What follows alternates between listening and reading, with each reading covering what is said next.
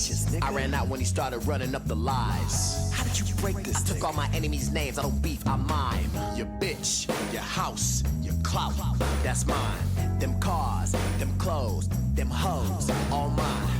I got these niggas doing cardio, El Generico, mask up and body hold. Don't flinch, don't move, don't breathe. He dying for Carl Price's funeral tea. Soma addictions grow more severe.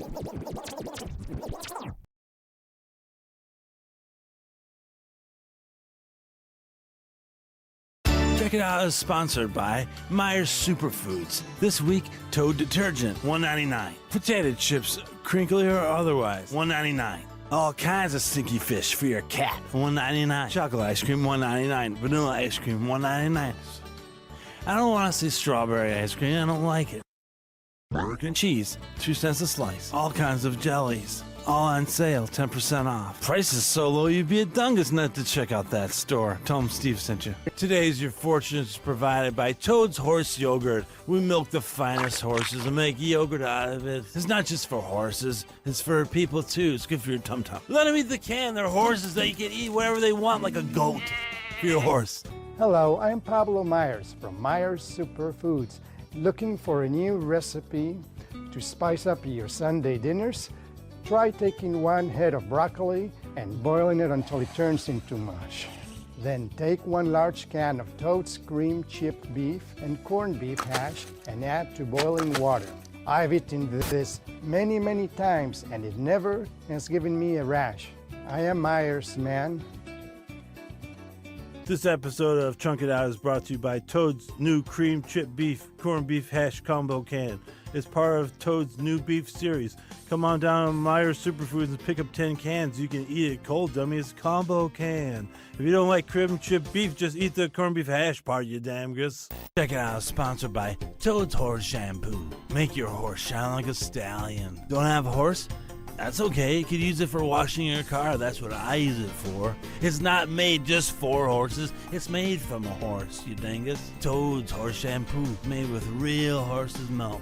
Hello, I'm Terry Bro Shiplow, and I just finished my first can of Toad's new cream chip beef, corned beef hash, combo can, part of Toad's new beef series. I can't tell you how full I am with salted meat. I'd eat 2 more cans if I could. I'm sure I'd be sick. There's a lot of beef in my stomach. I'm disappointed that my body will eventually digest and process all this meat, and I'll have to say goodbye to it forever. Thank God there's another can waiting for me. Thanks, Toads.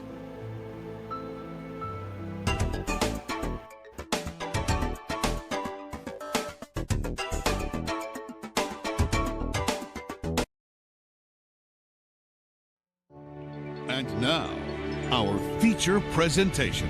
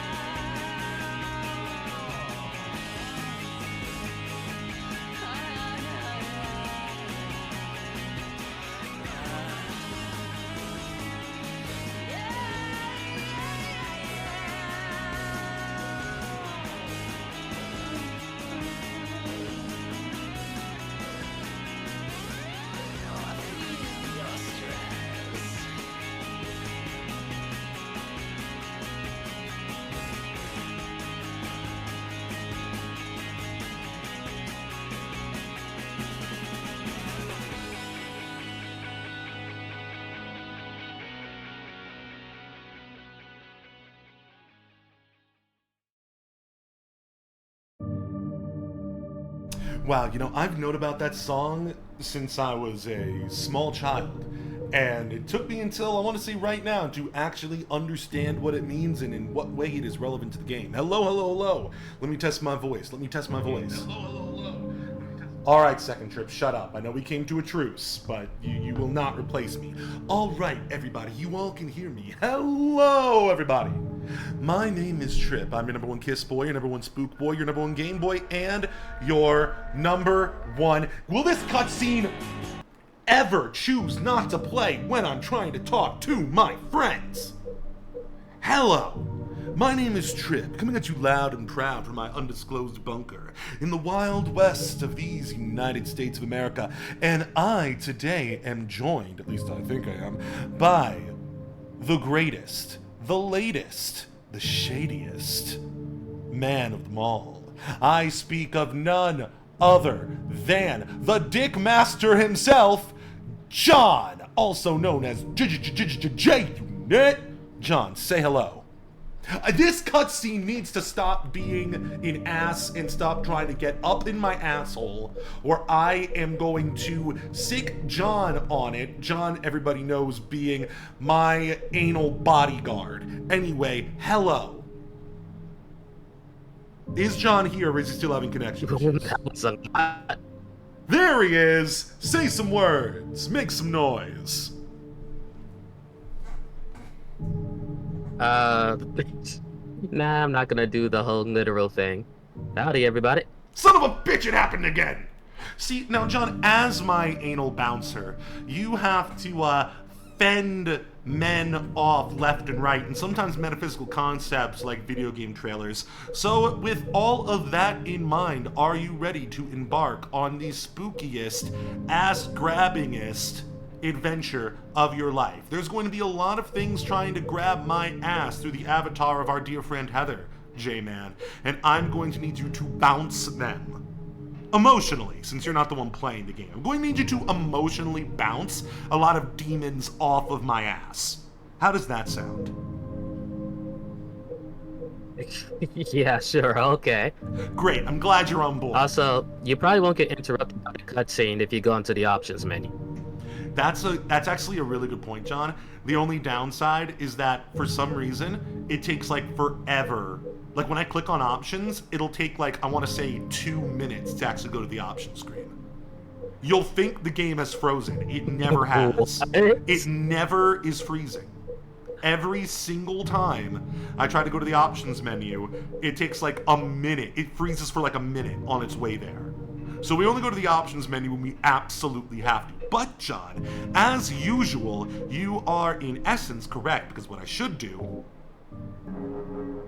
hit the loading screen. Now, J-Man, I want you to talk some more, because I want to make sure your voice is coming in loud and clear. It sounded a little choppy earlier. So, tell me what you know about Silent Hill, and see if you can try and recap what I was telling you about this game before we started. Yeah, I'm still dealing with these internet issues, so... My presence might be temporary, but most of what I know is what one typically absorbs from cultural osmosis. I hear there's this dude with a pyramid that people really like. I don't even think he's from this game. Nope. But he might still show up just because people like him that much. Nope. Good thoughts, though. Good thoughts. Also, John. Good. Also, John. It's I a have good to tell thing. you. I have to tell you, John. You have never auditorially, is that a word? From an auditory perspective, John, you have literally never sounded better on this stream. There is some clipping going on, but I think that's a connection issue that is not permanent. But in terms of your volume, you have never sounded better. Whatever you're doing, always do that. You sound amazing, J-Man. Everybody, give John a round of applause. Applause from the spooky clapping crowd. I don't know where they are. They're somewhere in my home, John, but I can never find them.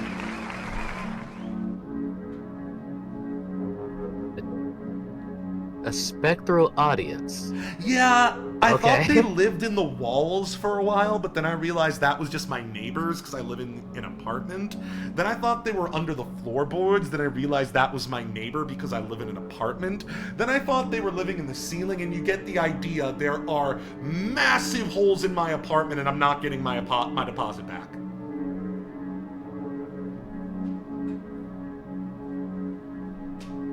Oh dear. I pulled up the floorboards trying to find the spectral audience. And I mean, I have a sledgehammer, so you think I'm not gonna knock down the walls to try and find them? My neighbor was just surprised as I was when I saw her instead of, you know, a studio audience. How about 6, 5 of your neighbors forgave you? Oh, it doesn't matter, John. They're all dead now. Anyway, let's get started.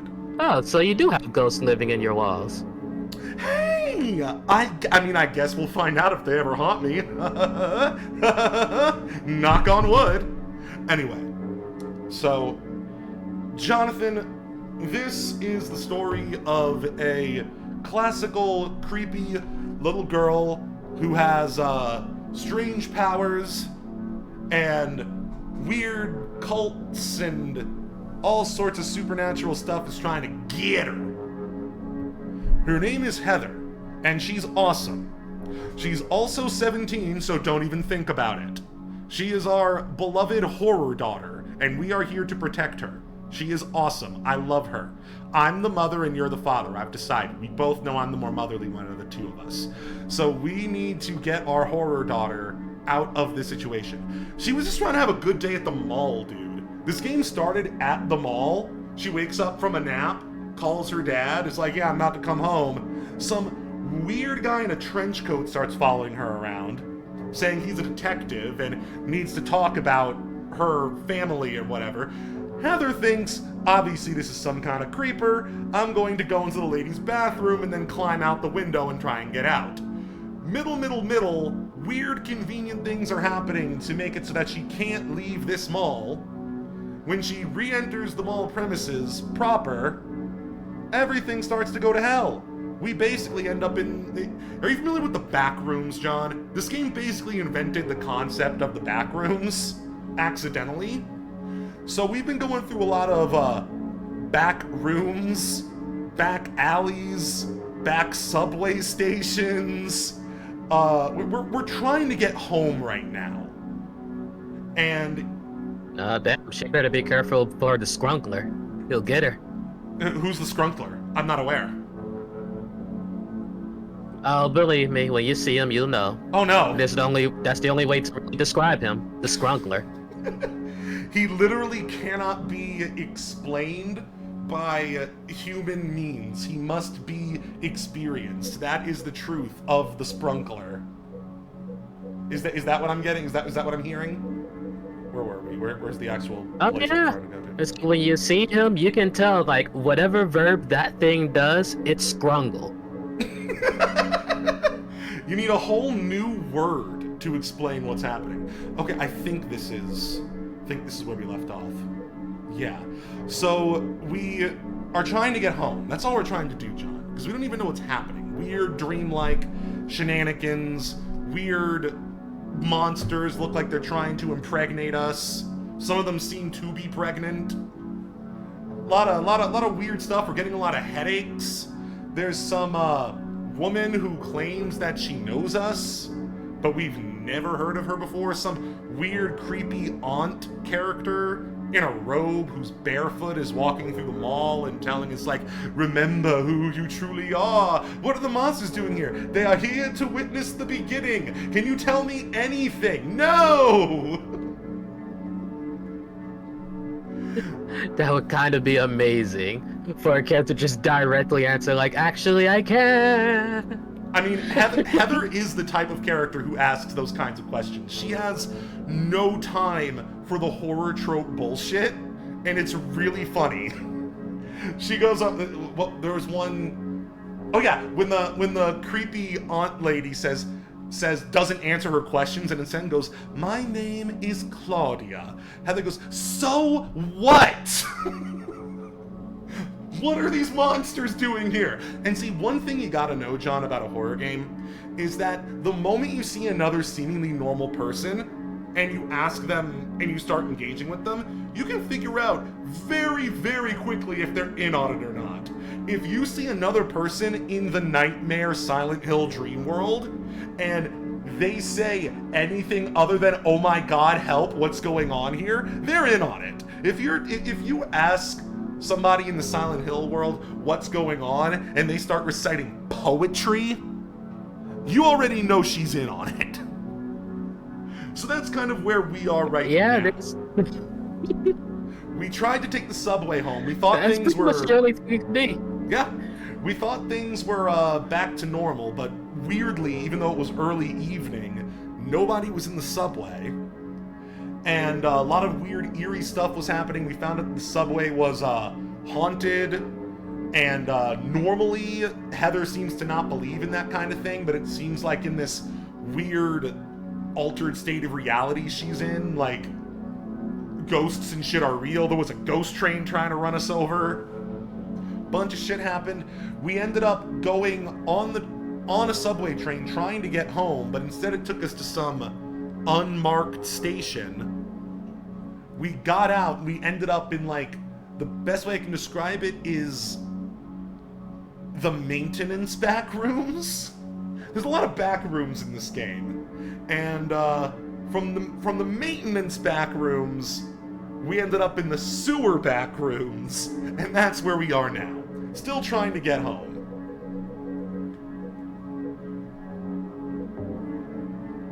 Okay, those sound like some classic backrooms locations. Also, how does a train specifically attempt to run someone over? Was she on the tracks? Did the train come off the tracks? So, it seems like the evil, and that's just what I call the vague, semi-sentient, supernatural, dreamlike force that's warping reality. I just call it the evil for short. It seems like the evil was trying to get us onto the train tracks and get us run over by a train. So it was happening as we were going through the subway station, but it started getting ridiculous when the fixed camera angle specifically pointed to a door that was on the train tracks, and we had nowhere else we could go. So we jumped onto the train track. Surprisingly, nothing attacks us this time. And then we try to open the door. The lock is broken. And then a bunch of monsters come out of nowhere, and then we start hearing the train coming. That's what I mean by the train is trying to kill us. Oh, so it was a trap. The evil set a trap for us, John. Sometimes it seems like the evil is just having fun. I gotta admit, that does sound just plain. The last word you said got cut off. I'm assuming you said just plain mean. I will say, John, in the first Silent Hill game, one of the first things you see is the aftermath of something trying to get an epic 3-point basketball shot with a severed head, and the blood being on the backboard and a head being on the ground. The evil in Silent Hill likes to have fun. I imagine it gets boring being evil and alone. You gotta have something to be evil. Gotta have something to be evil too. Very true. So, let's see what's going on here. Danger! Keep out! This is probably pasted on that door there. I can see where it fell off.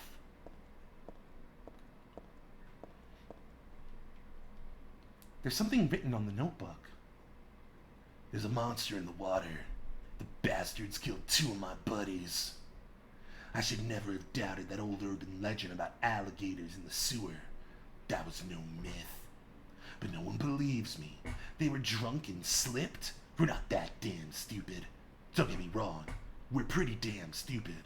But not that stupid. Even calling it a monster isn't quite right.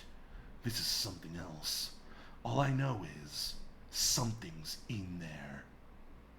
I'm going in now to beat that thing's head in. If you find this note, consider it my will. Revenge is futile, or so you may think reading this, but Jose and Jaime were my best buddies. Wish I knew how to do the deed. Guns won't work underwater. Even my famous knife work won't do much. If only I had a hand grenade.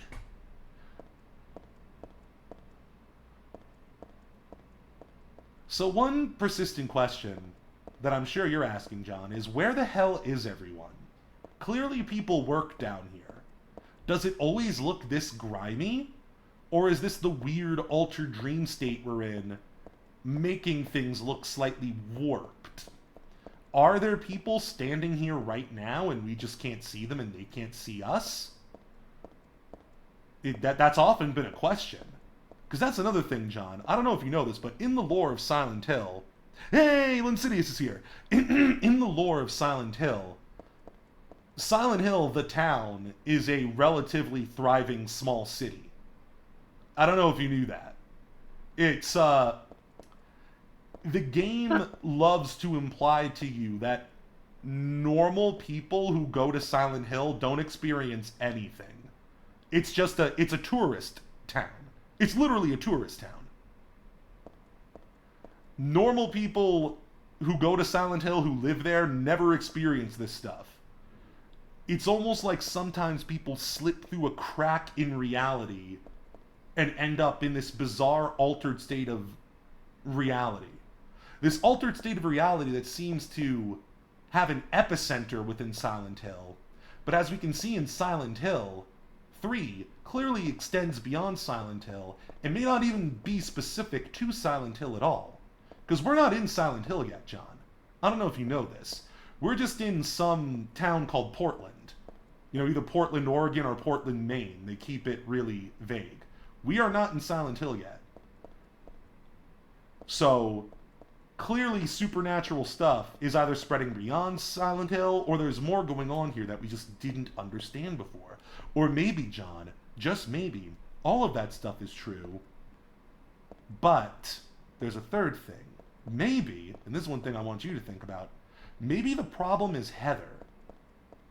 Maybe the evil is just following her around. Maybe she's causing all of this shit to happen around her. We don't know yet.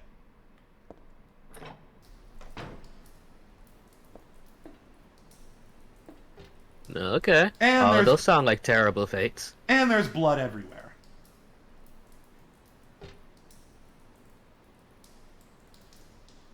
So, just for fun, I'm going to show you what happens when we do this wrong.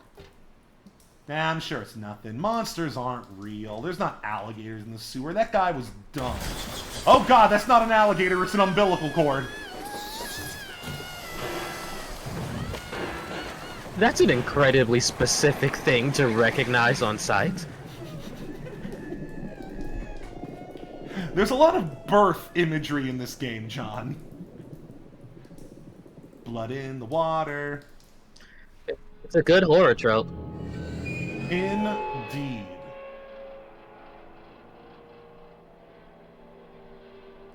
The shit. Oh, that was just game over. Yeah, like, game oh, over. you didn't read the note? Die. Well, you didn't read the note and you didn't see all of the blood smeared around the area coming from the water. So yeah, what we need is something that can kill this thing. The guy mentions a hand grenade. Where do we find a hand grenade, though? That doesn't make any sense. There is an outlet here, though. Interesting. Heather seems to have noted that. John, what if we throw a toaster in there and attached it and like plugged it in? What if we plugged in a toaster and we threw it down there? That would probably shock anything near the toaster. I think that's a good idea. Might also turn off all the lights in the place if they're even on. Weirdly, some of the lights are on, and I don't know which is creepier. When all the lights are off like this, or when the bright fluorescent lights are exposing you to anything that might see you. So yeah, John, imagine being lost in a place like this when there are no monsters around. Imagine you're trying to get home, you're on the subway, like you get on the MARTA or something, and the MARTA Fuck you. I have a knife.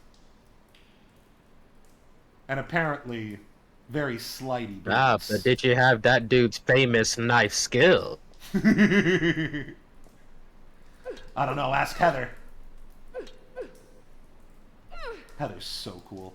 Heather, I've mentioned this before, Heather should be the main character of Silent Hill in the way Leon Kennedy is the main character of Resident Evil. Like, I don't think there should be another game starring Heather as the protagonist. Because, you know, like, once the horror adventure is over, the character, like... I feel like most horror characters are too OP by the end of a horror game to still be in a horror game, if that makes sense. But, like, I want to know that Heather is still out there, fighting the evil, wherever she goes with her sick-ass katana skills. Just you wait until we get the katana, John. That sounds like it would be wild.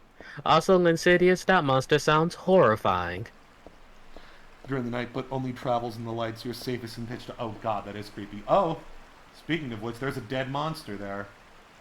That's a monster we actually haven't seen before in the game. It seems like, if you look closely, it looks like a shirtless man with an anteater head. And he crawls on all fours. And, yeah, he looks like he's wearing, like, a burlap. He looks like his skin is made out of burlap. But he's also wearing weird pants that just make him seem slightly more lewd than he would be if he was completely naked. I don't like those guys.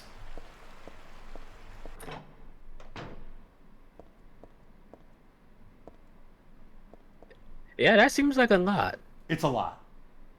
What kind of machine is this? It looks like it doesn't work anymore. Ooh. I got a hairdryer, John. It's no toaster, but you think this might do the trick? That could electrify. Ooh, and some poppers. Perfect.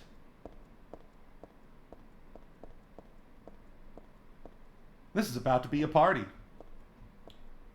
Now that's a lot of garbage. Fair enough. What are the poppers used for? Dilating the anus, mostly. Where the hell did it all come from? I guess this is all the stuff that gets tossed out into the sewers. If you're asking what the ampoules do, it's, it fully restores your health. But you snort it like a popper. Oh no, the guy's... Ah, dope. The Monstar's gone. Where'd he go? That's creepy.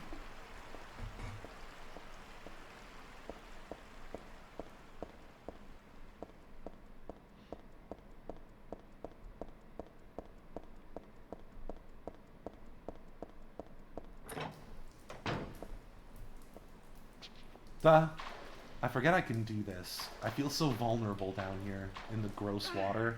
I guess that's why Heather has boots. You also feel super vulnerable when you're climbing stuff in this game. It's just very tense and uncomfortable.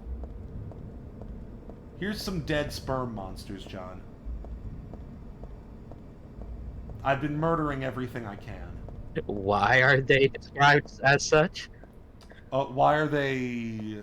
why are they evil? Why are they sperm? Or why are they monsters? You know what? Let's go with yes. Well, you know, Silent Hill, the threats are all symbolism. And it's actually completely unknown what the monsters really look like. It's heavily implied that everybody sees their own shit when they look at the monsters.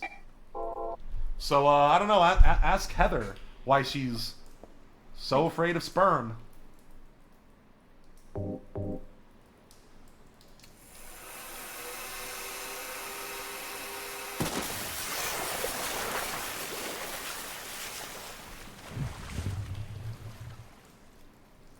Aborted.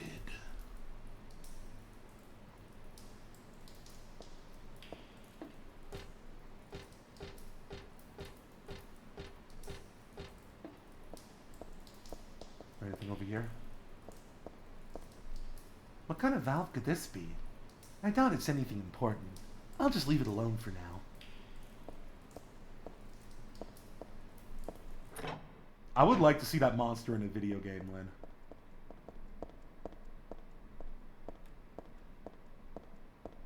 So yeah, John, just imagine being like you get on the MARTA, you're trying to get home, just your regular routine at the end of the day, and it stops you in an unmarked station that you've never seen before. You just now realize that everybody got off the subway already. You're the only one left. The train's not going anywhere. The only thing you can do is step out. Then the doors close. And the train goes away. And now you're here. Imagine how claustrophobic and paralyzing... Yeah, that'd be deeply concerning. How paralyzing that fear would be. You have nowhere to go but forward, and you have no way of knowing if going deeper into this situation will let you find some way out, or just lead you to a point of no return. Where you just, I don't know, like, starve to death down here.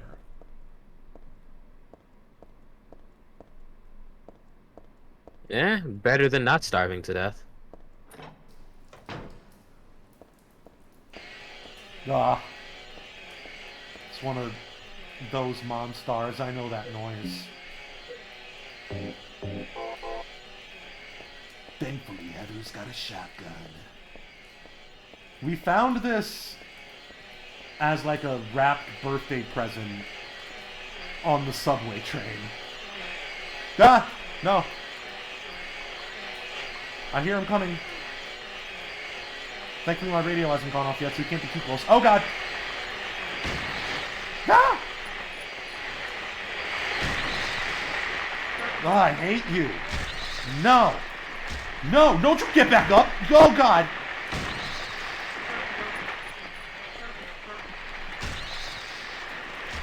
Oh, you really want to get up! These things have so much health. Again? Okay, you know what? We're not wasting more ammo.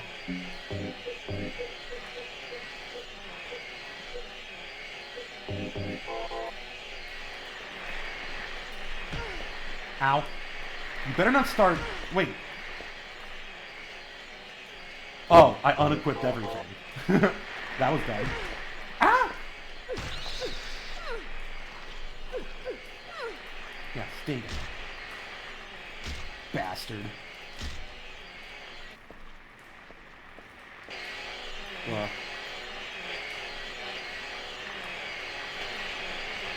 Look at those world famous knife skills. Damn straight. Thank you. I hear him. I'm gonna find that ass.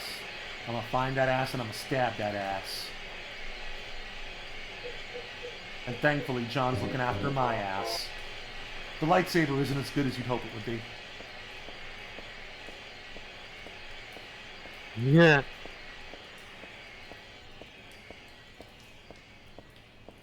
This where we came from?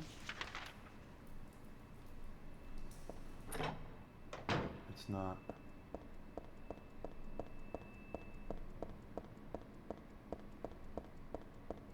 I hate when it's silent. Ah! Never mind, please be silent again.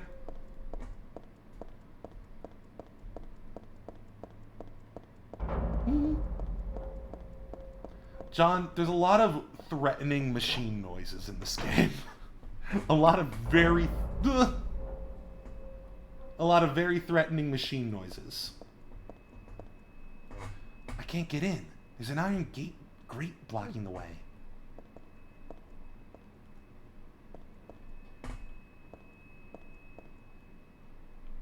There's stuff all over, but definitely nothing worth bringing along. Not a hard hat, Heather? Really? This woman specifically decides not to bring a hard hat with her at some point because it would look too nerdy. Heather. Priorities. I mean, literally, she says that at one point. I don't know if it's already happened or if we're gonna come into it now. Oh, we're outside. Why are there tarps over everything? John, we're outside now. This isn't your regular, average, everyday, ordinary darkness, John.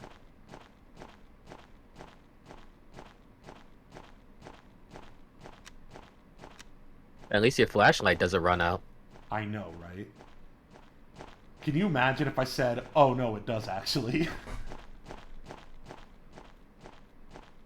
I mean, that would have been great timing. Right. It would have been. So there's tarps over everything, conveniently blocking my path. It's that symbol again. We keep seeing this symbol, Jonathan, and every single time Heather sees it, well, most of the time, she doesn't comment on every single one, but she normally brings up, like, I know I've seen this before, but where? And sometimes she'll be like, nah, I didn't read about it in a book. It's from the altar. Wait, what altar? Like, it's making her remember things, and there's something very familiar about it. And most importantly, when she looks at it, it gives her a huge headache for a few seconds, and then it's the save point.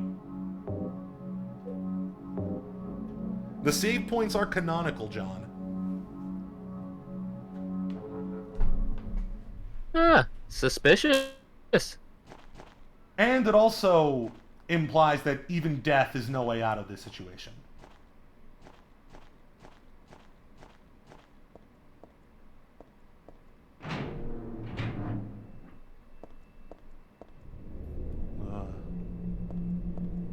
Seems like we're in a building under construction.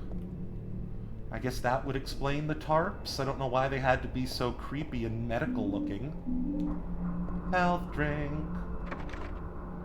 So one thing you'll notice is that much like the Half-Life games, Silent Hill loves doors you can't go through. It loves mocking you and just letting you know that there's something clearly, subtly, but obviously supernaturally wrong, that every single door, except the door that conveniently leads you to where you need to go next, is broken, or jammed, or, not locked. When it's locked, that means you can find a key.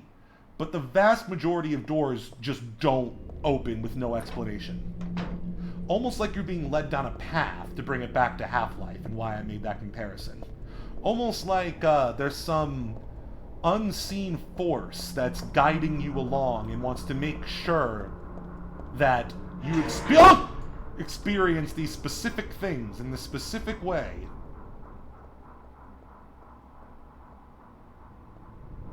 I have a shotgun. Heather has a shotgun. Don't you ever think Heather doesn't have a shotgun. Never not think that Heather has a shotgun. The third level ceiling is crumbled for safe. Has crumbled. But does she have bullets? They don't need to know how many bullets I have. The third level ceiling is crumbled. For safety's sake, entry is forbidden. The door's shut tight. It won't open at all. A toolbox, but there's nothing useful inside at all.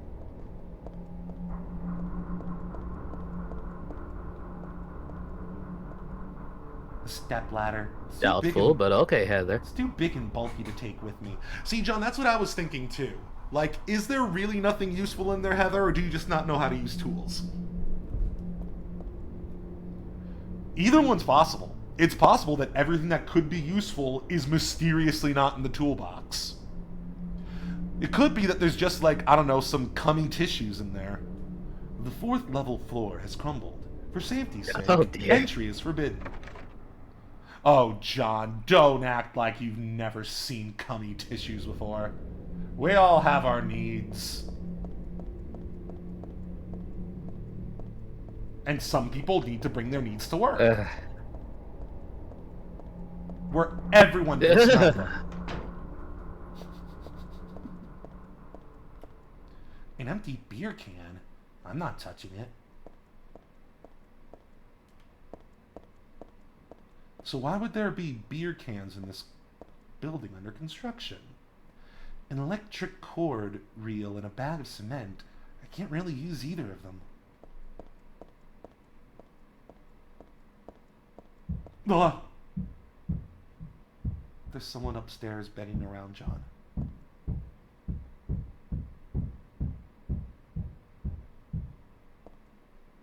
I don't like that.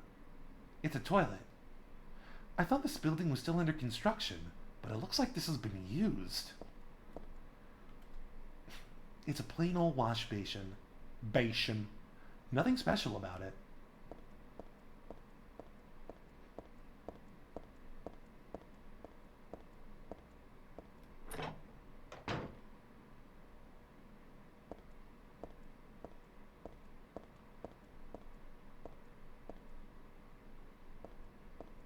Ah. Oh, I hear it again. I hate that. I hate it. There's somebody living here, John. Lots of empty bottles and cans. It looks like somebody was living here. So probably what happened is the 3rd and 4th floors caved in, and construction was halted. And the project's been stalled ever since, and somebody just started squatting in here. Which, you know, more power to them, but I don't know if I want to meet them, John. I bet rent's cheap. Also, wow, they were really bad at construction if it literally happened during the project. The 3rd and 4th floors crumbling. Is that what you're referring to? Shouldn't they be brand spanking new? That is a good point, John. That is a very good point. What were they building the floor with? Paper mache? The wall color looks a little different here, and the material is different too. It might break if it's hit hard enough. Oh, I heard. Sometimes the noises are quiet, but you still hear them. I'm hearing people bumping around. You see that animation? This is the one reason why the lightsaber isn't as good as you'd hope. Because it's super powerful, but you can get staggered out of this state, and then you're back to this, and you need to do this whole animation over again to start attacking. And those few seconds matter so much, John.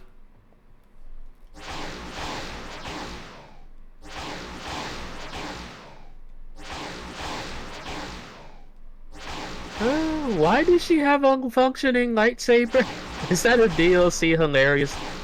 Nope, this was before the time of DLC. This is a, if you, I've beaten this game once before, right, John?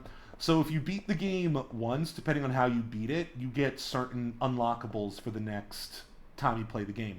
This game is weird in that it's really meant to be played a bunch of times over and over and over again. Like, the game, there's so much content and so much shit that it is encouraging you to play this game over and over and over again in a way that I've never seen a survival horror game try and do. It's like, it's almost like, sometimes it's like this game is like even encouraging like speed running strats and stuff. Oh look, a body in the walls. Wonder why there'd be a body in the walls, John. That's weird.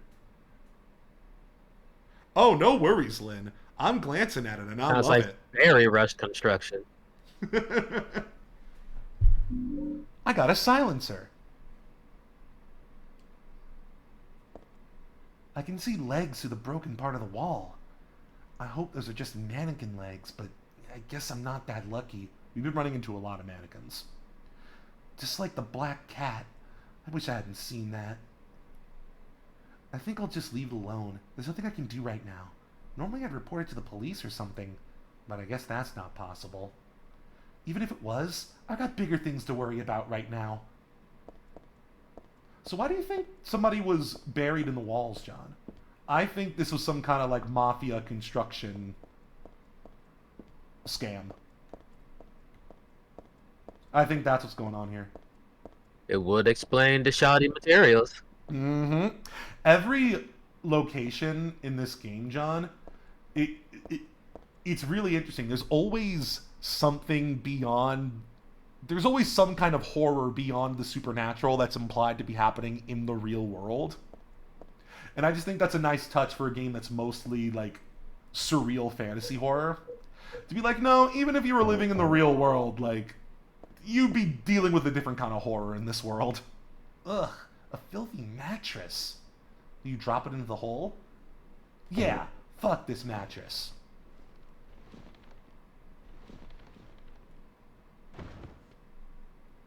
There. In the hole where it belongs. Into the trash hole. Time to jump into the trash hole. There comes a point in every young woman's life, John, where she has to jump into the trash hole.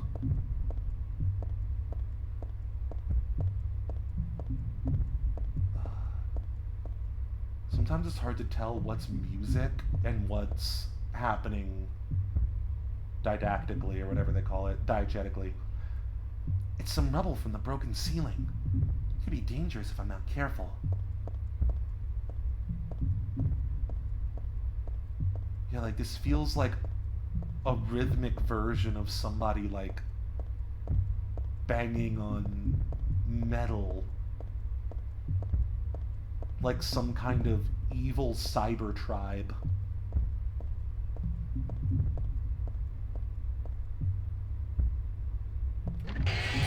Ah! Ah! Don't fall. Don't fall. Heather, if you fall, I'm gonna be right cross with you, young lady. This is so weird. How do you manage to make the outside look so claustrophobic? Okay, next building. This is what we need to do to get home, John. It's a mannequin catalog. Sounds like she has a hell of a commute. Normally she just takes the subway and she's like right outside. She's like right on her block. Shit is getting fucky-wucky up in here. It's a mannequin catalog. I guess this is the reception area for a mannequin company. Every now and again I can hear like quiet walking somewhere else. It's a thermal carafe. There's nothing inside. So we've gone from a building in construction to what seems like an active building. This is being called by family. Gotta go. no worries. This is the worst 2 hours Heather has ever had. The tabletop is covered with papers. I don't see any info that might come in handy, though. So for once, we're going to be avoiding monsters. And just for a few minutes, because there's something we need in here. Something we truly need to make Heather whole. This game hasn't really started yet. I'll tell you when the game actually starts. Don't worry. You're about to see the start of this game. You're about to see what happens when this game actually starts for real, for real.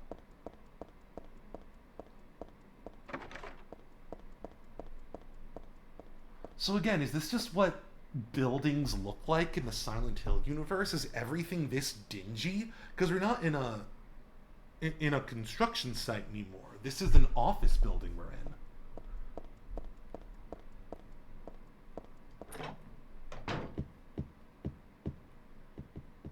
I vaguely remember where to go. Is it through the canyon? Auto parts. Here it is. Gallery of Fine Arts. Now, this is something that you wouldn't be able to notice unless you were playing the game on a really high resolution. The image in this Gallery of Fine Arts, if you look close, it looks like the loading screen animation.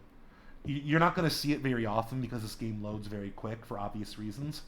But whenever we go from building to building and the screen turns black, if the game needs to load, the screen will slowly become like weirdly, not explicitly fleshy and bloody, but kind of evokes flesh and blood. It's a really weird animation and a weird way to, you'll know it when you see it, but I think that's what this is supposed to be.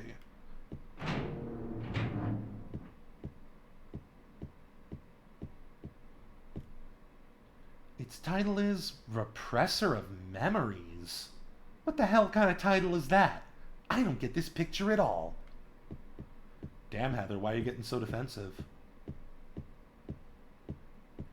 I'm sure you've never repressed anything in your life. Looks like there is a picture here before. Only the caption's still around. Flame purifies all. Flame, eh? I don't know what kind of picture used to be here, but I'm not too fond of fire. It's scary somehow. So, Heather is afraid of mirrors and fire. And probably pregnancy. There's a price written here. Let's see. 5,000? Man, what a world. Now this is a calm, relaxing picture. Mountain. Nice and simple. A ceramic pot. Not really my style. It's too big to use as a vase.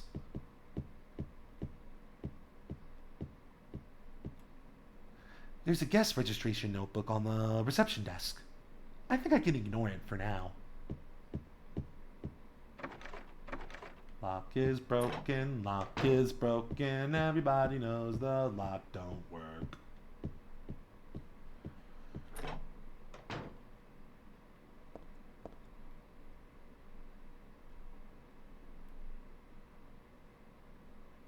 The game has finally begun.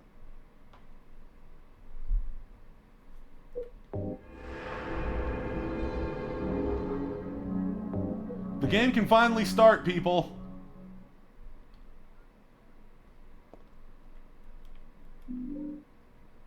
I got a katana.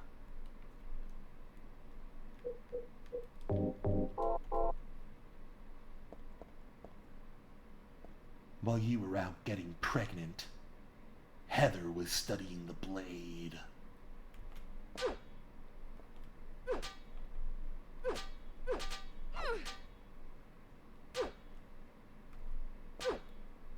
Three animation moveset. I can work with this. It's a poster for an upcoming exhibition. Not very interesting if you ask me.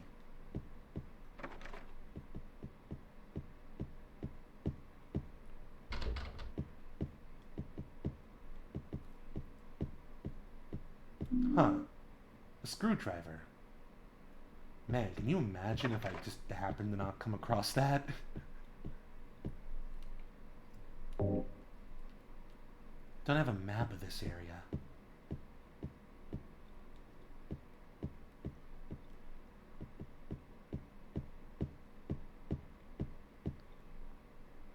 If Silent Hill didn't have weapons, you'd play it and love it.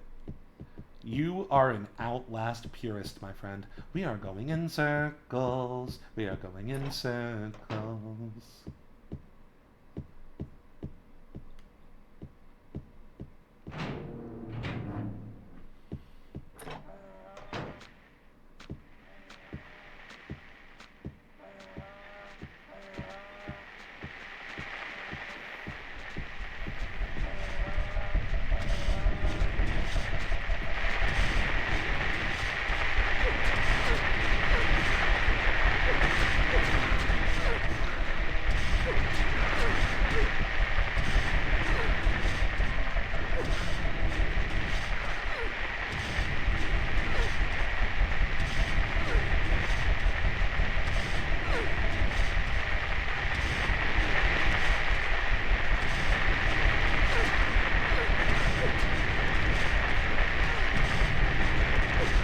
light up and sneak attack. Who's the monster now? Look at that Damascus steel on that ass. Look at that wavy shit.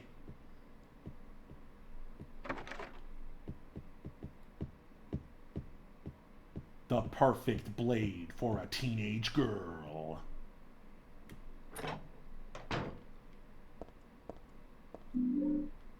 Some fathers give their children switchblades to defend themselves. That's not enough for Heather. She needs fine Japanese steel.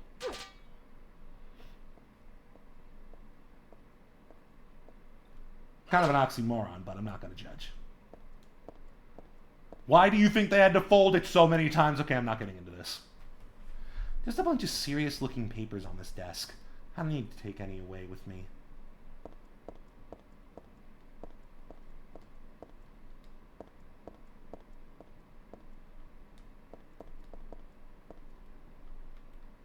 What'd you say about the phone? The phone doesn't work. What could be wrong with it?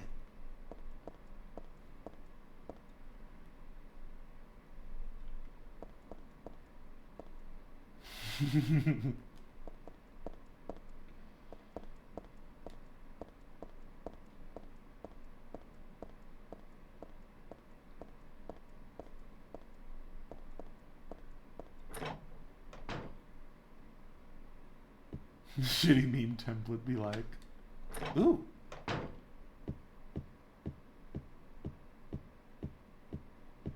I'm gonna stab you, I'm gonna stab you, I'm gonna stab you in the butt.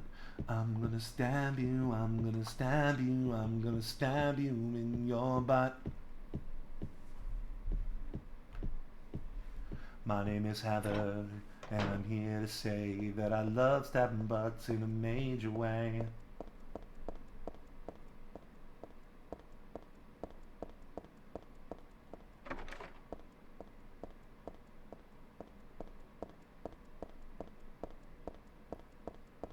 See, now that we have the katana, this is no longer a horror game. It's a reverse horror game.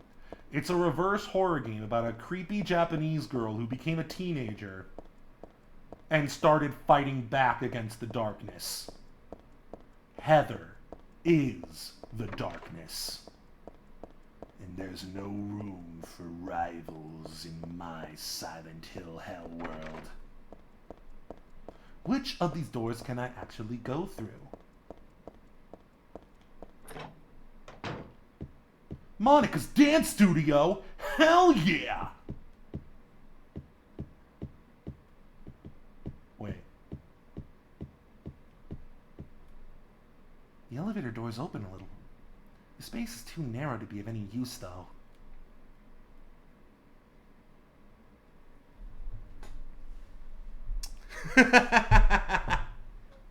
I can understand that, Lynn.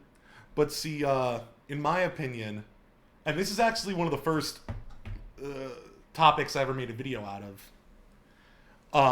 about why I like weapons in horror games, because in my opinion, the uncertainty of what you should do, whether you should run or fight, the fact that there's more options means more uncertainty, means more fear. Once I realize that all I need to do is run and hide, and that's like always the solution, that kind of loses some of the fear for me. But I mean, it's totally subjective. Ah, perfect timing. It is time for our first break. Hopefully the J-Man, the Jizzler, as I like to call him, as a ton of women and all the guys down at the gay bar love to call him the Jizzler. But anyway, hopefully the Jizzler will be back when I am back. But Lynn, what if the pistol isn't enough to stop the Monstars? Then all of a sudden you feel even more vulnerable, because you're like, oh my goodness, I have a gun and even guns aren't saving me. But anyway, BRB.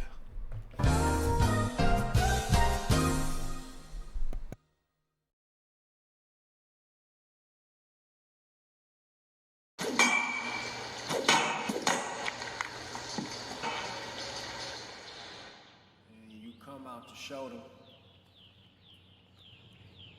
Like, open the bruise up and let some of the bruised blood come out to show them. Yeah,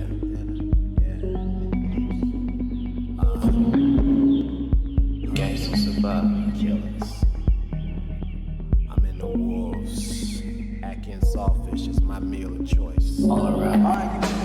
Till Polly came around. Polly. Took it all from me. Polly. Damn, Polly. Damn. Fuck you, Polly. Polly. And I stay with it.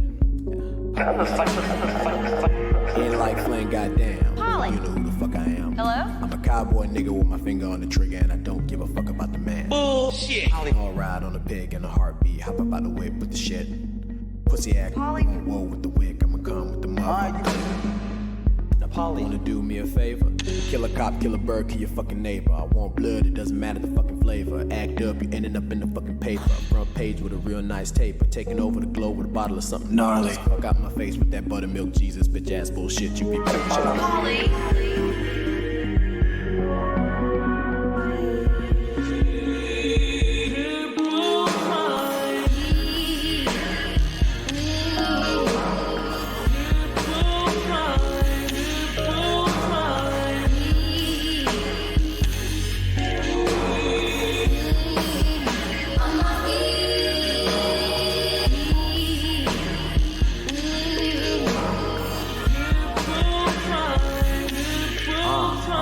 Straight from Jamaica, here comes the raider. Polly want a piece of the land he invaded. I never found the right girl in nightstands, and never in my life worked for a fucking white man. Straight up, this ain't your country. You are hostages, kill your invaders. I don't give two shits about crime. Barbecue Confederate flags in my spare time. 2 Glocks, 1 big 4/5. Put it to the neck of every governor in office. Fuck your democracy, this is a technocracy. One to have you in the ground. I'm a monster beast that don't get speed dialed. And motherfuck these trust fund kids think rap started with 8 Mile. Meet Rip the Jacker. Gun to your mouth, guys. Wanna crack up? Polly wants back up, admitted it. Polly wanna put me in the ground and push me out of the culture and claim that he invented it. Polly probably want a bigger dick. Polly scared cause his kid's been getting into this nigga shit. Polly really doesn't know what a victim is. Yeah, man. Polly. Top of the world and he still be playing that victim shit. And Polly. don't care. Polly. Wanna chill, wanna hang, wanna stare. Polly. Thinks racism is some kind of fucking Girl Scout badge that he never gets to wear. Polly. Colonized half of the fucking world. Polly. Gets mad when you banging out his girl. Polly. He brave as fuck on Reddit, but Polly. he would never step to my face with that bullshit. Polly.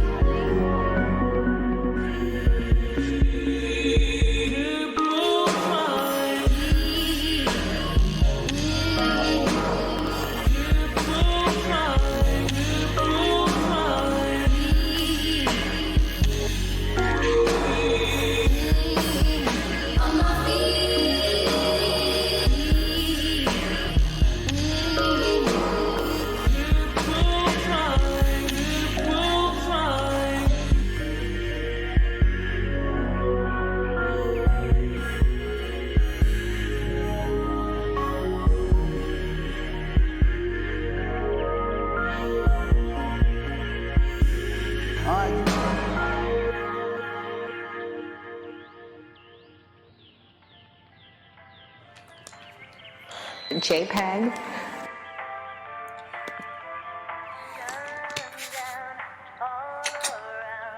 Because I like JPEGs.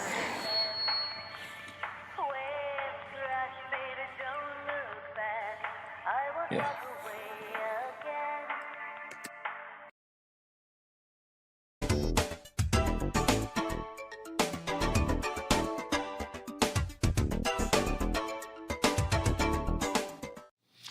Man, it's too bad we can't smoke in here. I know.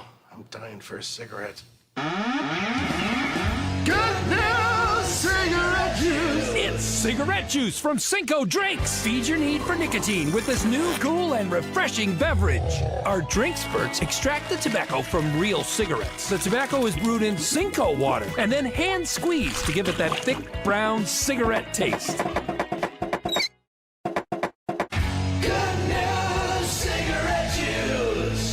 It's iJammer from Cinco Toys. It's fun! The first digital music box with 2 revolutionary dance tones, iJammer and E-Bumper. iJammer! iJammer's frequency tone is off the hook.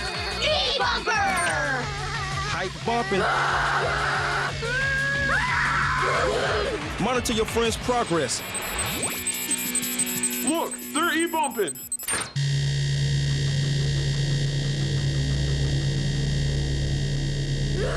Recharge and keep dancing with Old Hungy. Oh, Hungy! Goofy, Doofy! Oh, Hungy! Oh, Hungy! It's real food. I Jammer! Jizzle Jammer. Oh, Hungy! I don't need your dinner. I have Oh, Hungy. No parents allowed. E-Bumper!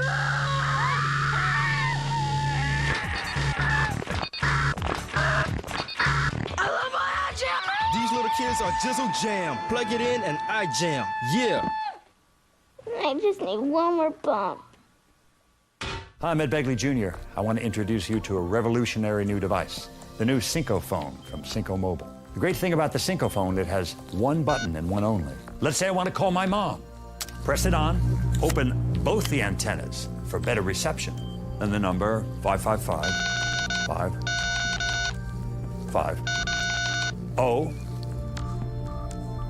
1, then 9,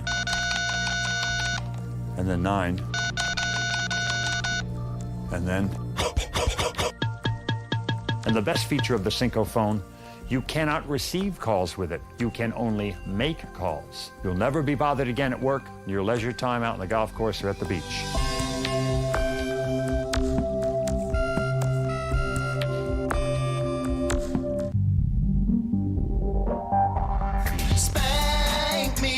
Spank me, oh yeah. Gonna spank your butt tonight. Spank me, oh yeah. Gonna spank your butt so right. Coming up, the spanking craze is sweeping the nation thanks to the Penis Brothers. They're the hottest spank pop group around. Get inside yourself.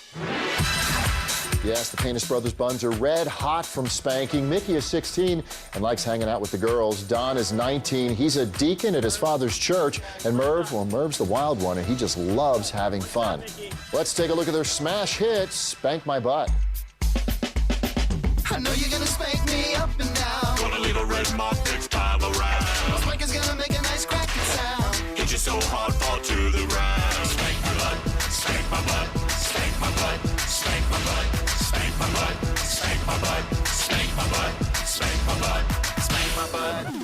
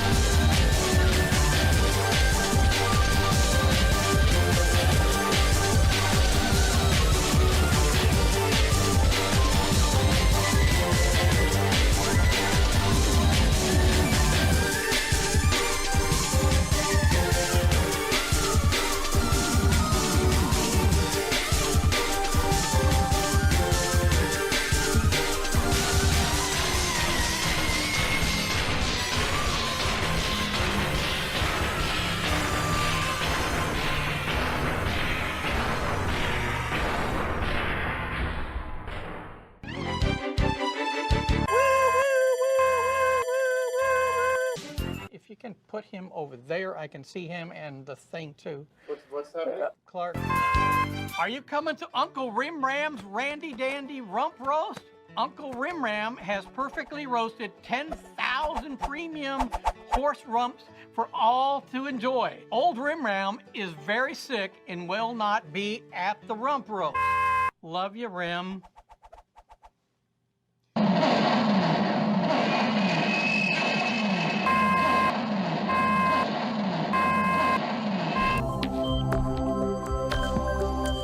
Heavy as hell, but that's a good thing. Some of these light phones can bounce out of your pocket. Come on. You kidding me? Get this wedged in there.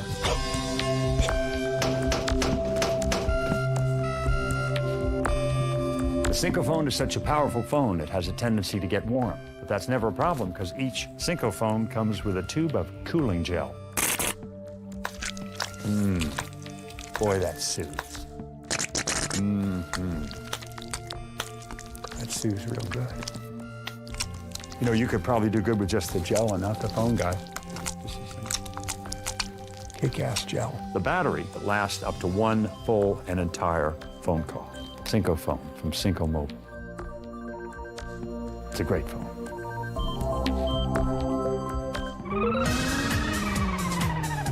So tell me, when did you guys first start singing?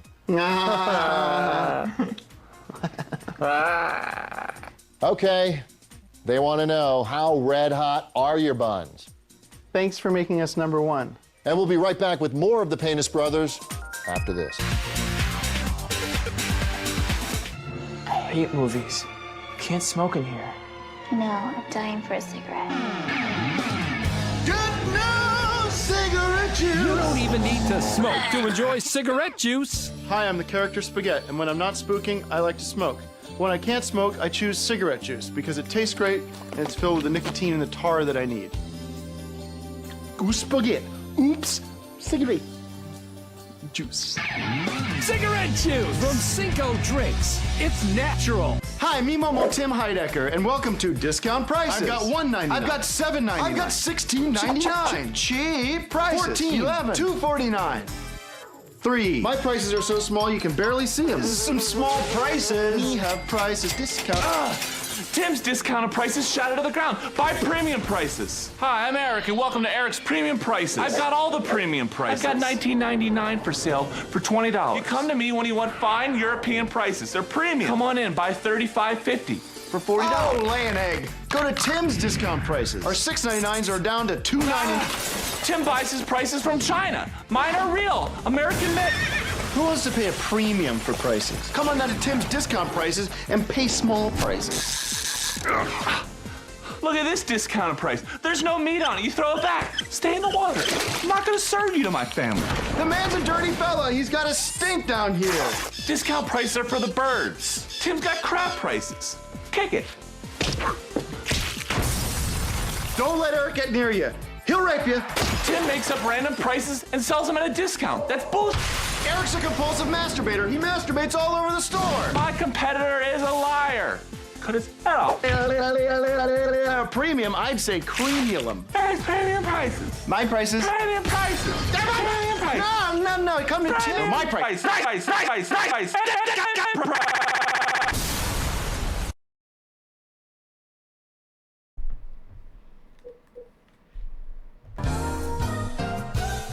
And your boy is back with more of this hit oldie known as Silent Hill 3. You've heard of creepy little girls in Japanese horror fiction. Well, today we're playing as the creepy little girl, but this time, she's armed to the teeth. Let's see, how do I sound? Am I coming in loud and proud? Seems like it. Quiet second trip. Perfect. So let's figure out what we can do with this elevator. I have no idea if John is still here or if his family called him away to the Darklands. That tends to happen sometimes.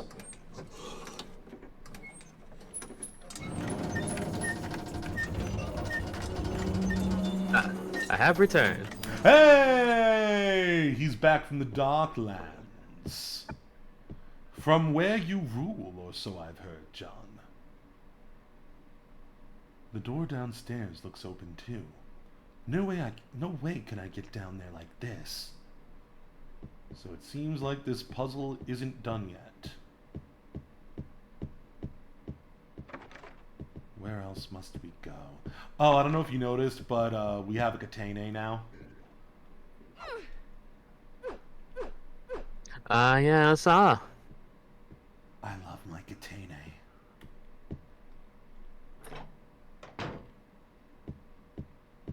So, like I was asking before, one thing I wonder is, are things always this dingy and grimy looking? Because we're not in a construction site or a sewer anymore. We're in an office building. That logically, oh god, that logically should have all just been here like a couple hours ago. This is the only mannequin with a head. There's something weird about the headless ones. Like, they can still see me or something. Ugh. Its head is the only noteworthy thing about it. It's just a mannequin. Here's a mannequin with no head or legs. I know it's just an inanimate object, but I'm still a little nervous. Afraid, maybe. She is... No one likes men. You every last word of both of those sentences got cut off.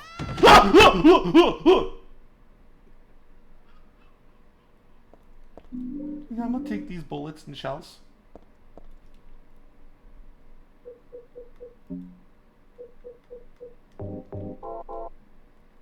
What you want, ho? What you want? Oh, okay.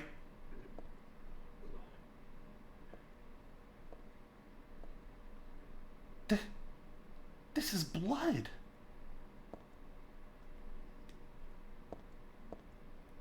Can I pick the head up, or is there anything else I can do?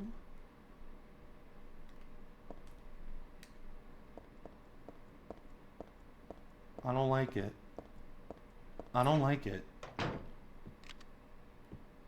I don't like it, and I have a shotgun. I don't like it, and I have a shotgun.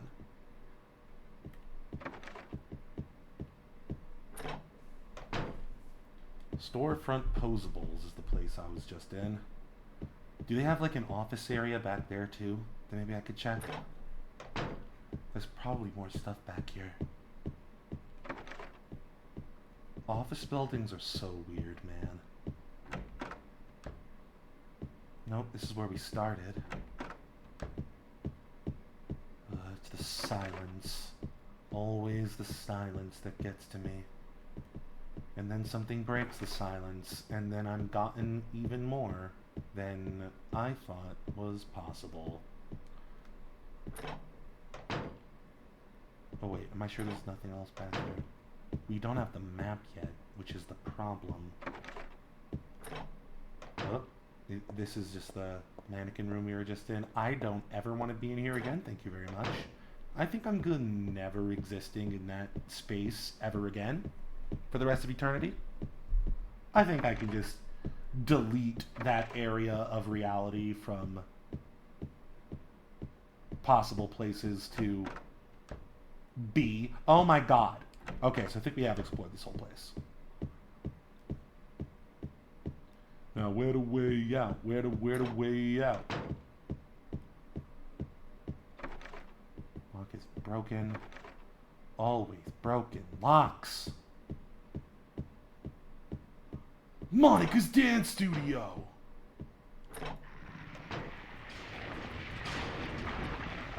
Am I late for the recital? Die, zebra dog with a split face that looks weirdly human.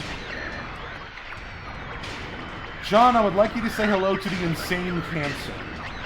This thing is meant to evoke fears of both a creepy, fat, naked man approaching you with unknown intentions and a pregnant woman. It's the worst kind of androgyny. I don't like it. Oh, look at those milky tits. That sounds horrible. Ah!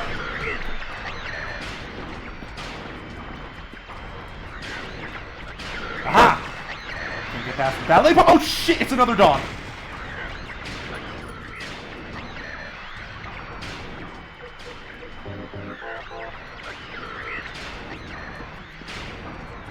Oh no, he wants to get back up. He wants to get back up. No!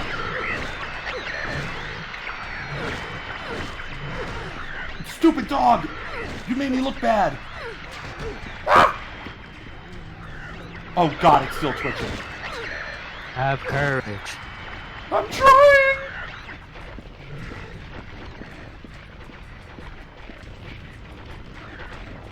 Where's the dog? Ah, it's distracted by weird, unknown meat on the ground. That'll happen.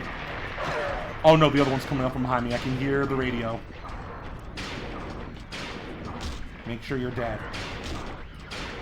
Weird meat that looks like it's been sewn together and weirdly rough and leathery. I don't like it. Oh god. He just lost interest.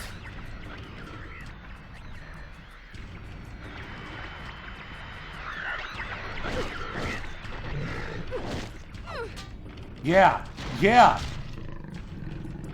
Now the way you know they're dead is because when the blood starts to seep out, they deflate. There we go. Oh, thank goodness. Okay.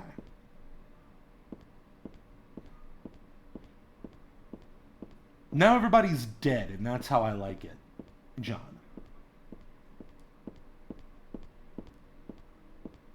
I mean, in this place, that sounds reasonable. Yeah. I think so.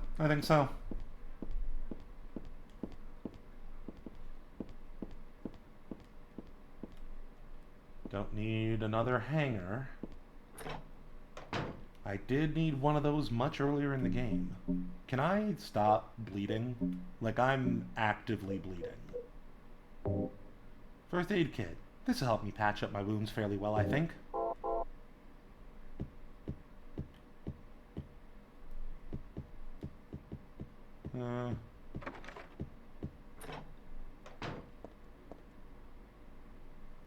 Huh.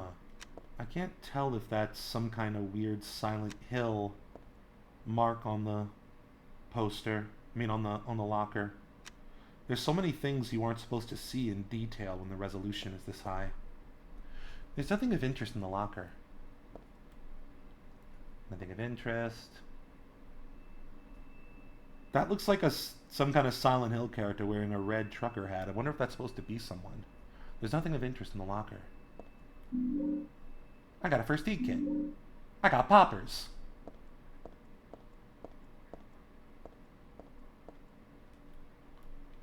Nothing of interest in the locker. No.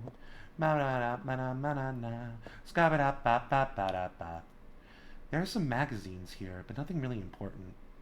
One of them I've already read, and the other just doesn't interest me. Fair enough.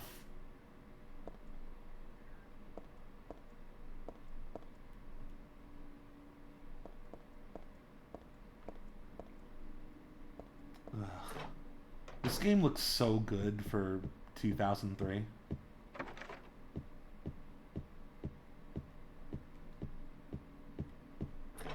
Like, when this game came out, the graphics were mind-blowing. All you youngins in the audience, there was a time when people didn't think games could ever look better than this.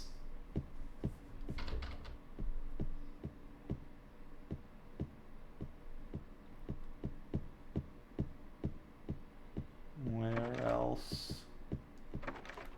Remember when Konami used to actually make video games?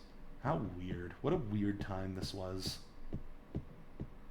Still haven't found... I guess we need a rope or something. I guess we're gonna... They got out of that business. Yeah, right. I guess we gotta rappel down here. Heather's gotta do some commando shit. Heather's already proven that she is a great amateur scientist. She's already made mustard gas to solve a problem. And, she's going to do some pyrotechnics soon, from what I understand.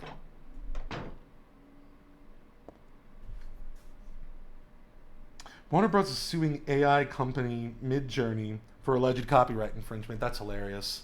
That's hilarious. I want all generative AI to continue stealing from corporations. I want that to be everything they steal from. This is a pro-theft stream. Let's make that clear. Psychotrip, pro-thievery, pro-copyright infringement. All day, every day. I love it. Linsidious says, Trip, one of my favorite game franchises, Bloody Roar, is stuck in Konami's IP tendrils.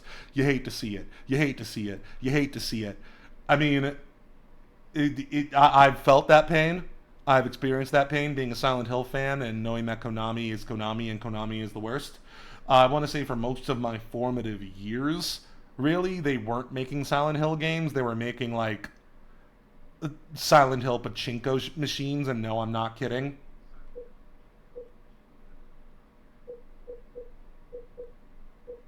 That's where we agree, Lynn. If the AI can keep stealing from corporations and keep it to that, then I'd be happy.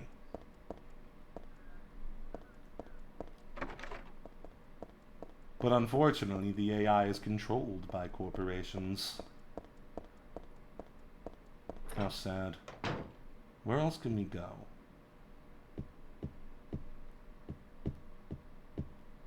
From what I remember, we need to find another office place. We still haven't used the screwdriver yet. We've already been in there. That's where we got the katana. There's an office in KMN Auto Parts. But, ugh, gross sperm with legs. Oh, here we go. Oh, God!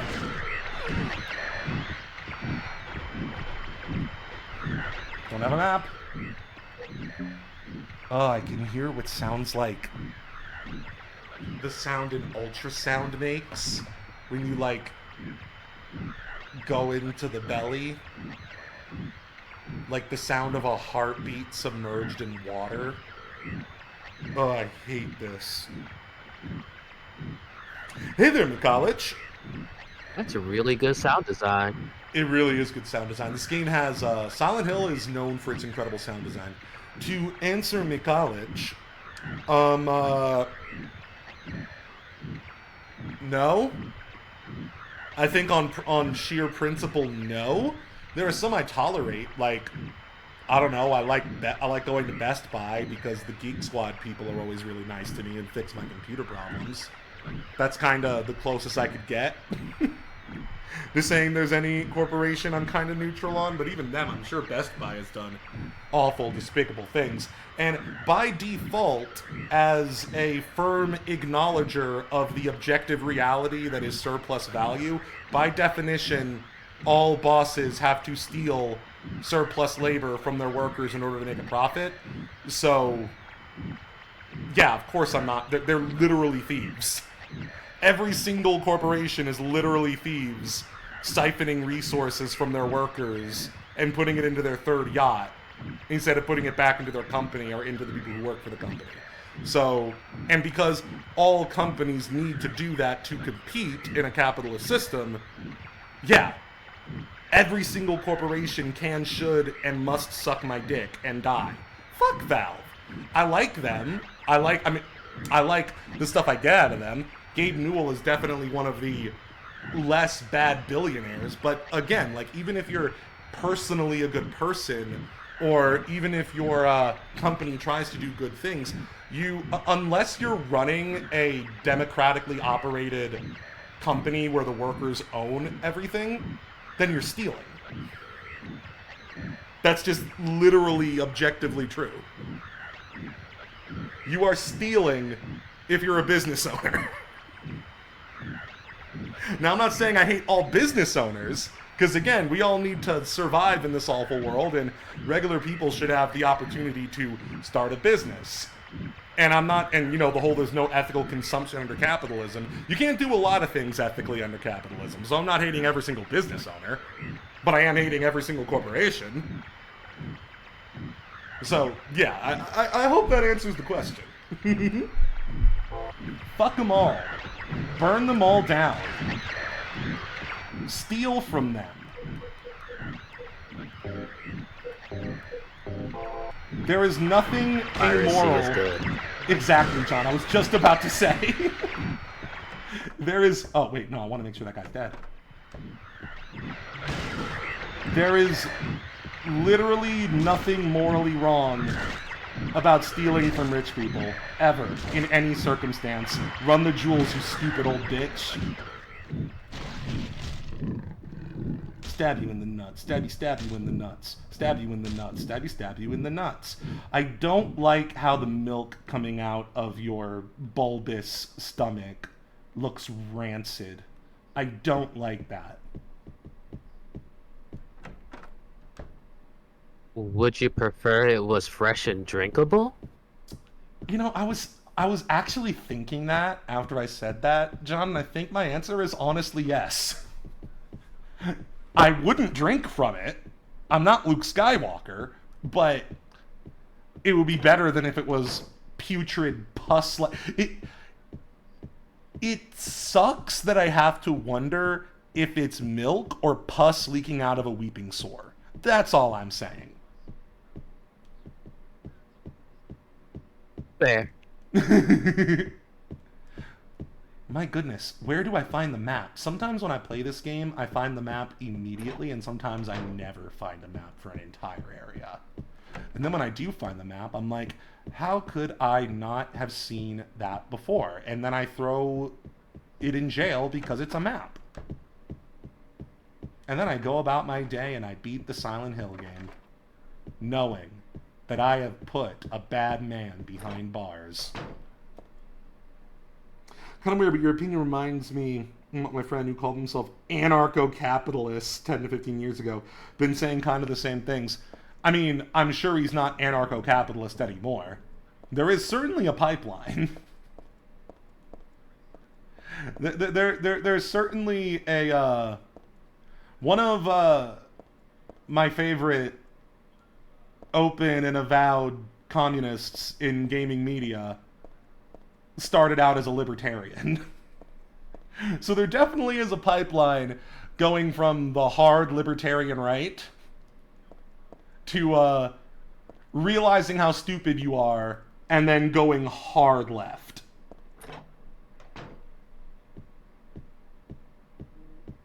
There's also an anarchism to Maoism pipeline, which is the pipeline that I found myself upon.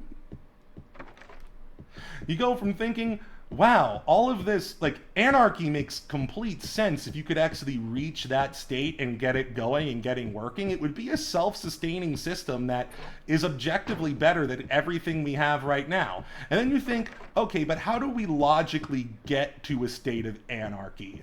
And then you either go crazy or you become a Maoist. That's pretty much my experience. It's like, oh, this stuff sounds cool, but there's no realistic way to get there that the actual anarchists are explaining. And then Mao starts waving his little red book at you and like, oh, this makes sense. And then, you know, you go crazy, change professions, and start streaming and making video content. And then you become me.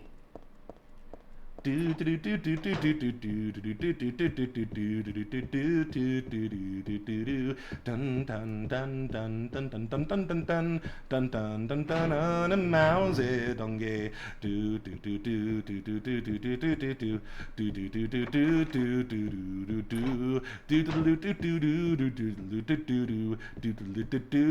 You can't vote.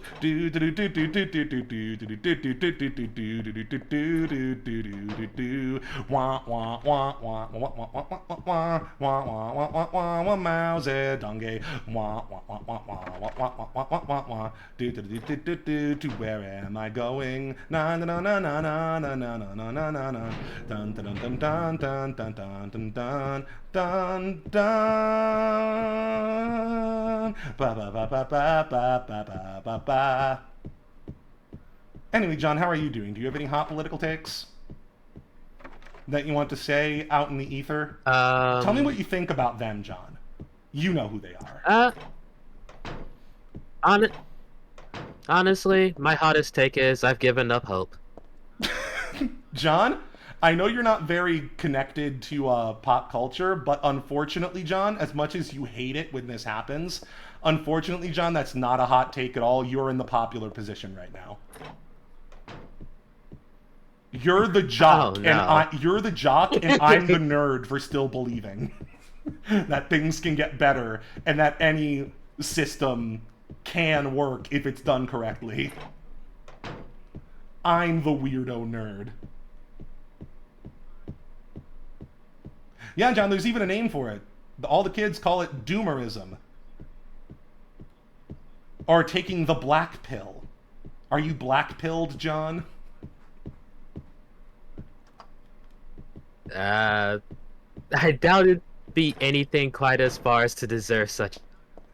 I don't know, John. I think you found your popular clique. I think you finally found where you land in the current cultural zeitgeist. I think you found your people. I think you found your calling. In fact, John, I think that you should Sorry, those are my own footsteps scaring me. Sorry, I had a whole plan about you dressing in all black. Somehow I was going to make you get naked in the middle of that, becoming like a cult of doomerism, kind of like the Frowning Friends from Smiling Friends. God, I would love you to be a frowning friend. That would be so fucking funny. Just spreading the message of hopelessness and depression and accepting that nothing can ever get better and you should just give up. That would be such a funny thing for you to do. I would love to see you join the Frowning Friends. The college says, ha ha ha, that opinion, the one that John holds, is the one my ex-anarcho-capitalist friend currently has. Yeah, that's the other pipeline for any kind of libertarian or anarcho-capitalist. I think that's where our good friend Vendetta is right now, who is also a... when they first started watching this, easily the most right-wing person who ever listened to me. I'm not sure where they are now, though. I think they might be... like you said, McCollich, where John is right now, but I also think they, I think I have moved them a bit further to the left, which is good. That's part of my job. I am a cool punk rabble-rouser who is indoctrinating your kids. Hide your kids, hide your wife. I'm going to teach them both about the strife of struggle.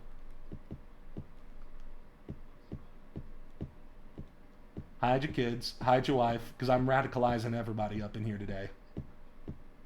Where do I go? Where do I go? How have I not found this one place? I have been through this level, like, so many times. See, John, I've only beaten this game once, but I play through the beginning of this game now and again when I just want, just some real horror injected into my veins. I have been through this office building, I want to say at least 6, maybe 7 times. Why have I not found, 1, the map, and 2, the thing to use the screwdriver for? Wait, this is a new room! This is a new room!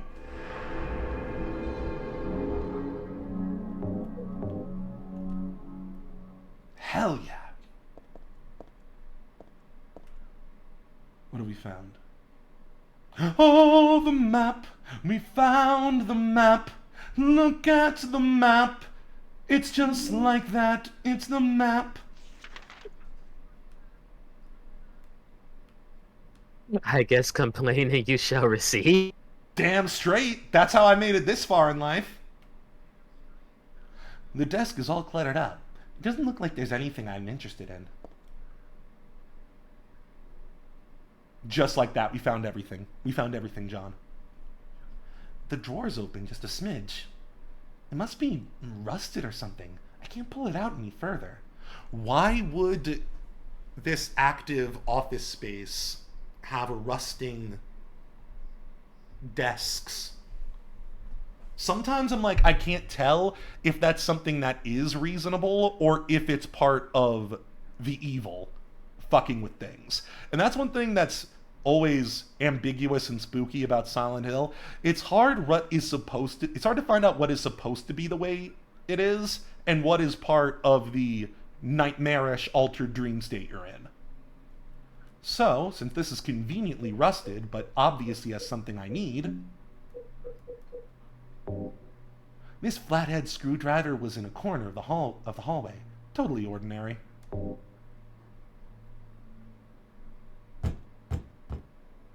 I don't understand how you can play the video game BioShock and still be anarcho-capitalist. I challenge anybody who is in ANCAP to play BioShock 1 and tell me how you would have fixed Rapture. Spoiler alert, you fucking can't. God, I love BioShock 1. People always talk about how they don't like the final boss of BioShock 1. You're pussies. You're stupid, and I'll tell you why. The whole point of BioShock 1 is that all of that grandiose, crazy, visionary, philosophical, radical ideals manifested into a city meant to test them out. The point is that all of that could be easily teared down by one con man. I love the fact that Frank Fontaine is the final antagonist of BioShock. All it takes is one disingenuous piece of shit to take your libertarian utopia and make it into a nightmare world. It's not an ideology that can work.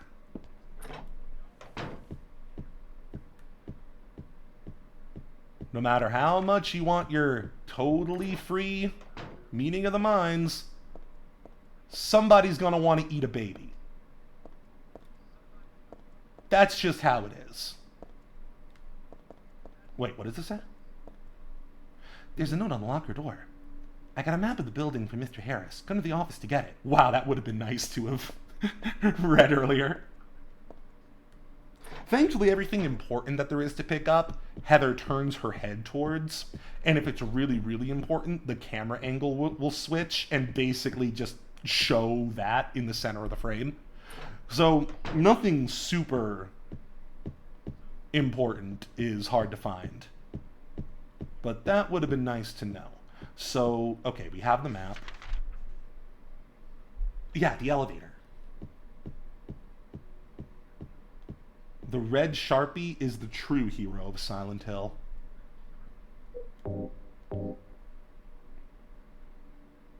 Why would there be a rope in an office drawer? Not even like in a storage area, like in somebody's desk. I use the rope. Heather, what have you fastened that rope to? I really wish I could see what she fastened the rope to, but you know what? I'm going to trust Heather's smart enough. It would have been really goofy if we actually saw the cutscene of her rappelling down. What the? That old familiar pattern is on a piece of paper stuck to the vending machine. Who the hell put it there? It's not like it's the latest fad or anything, right? Whoa! Savesies!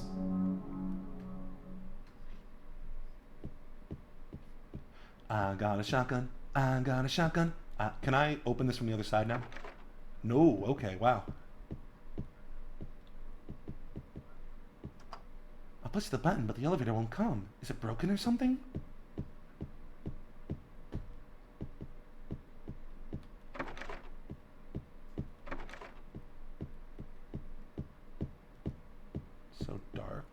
So dark and spoopy. Okay, we got a lot to explore.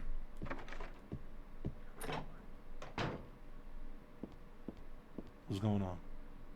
Is this the reception area? There are catalogs scattered around. There's a sofa here. It's really beaten up.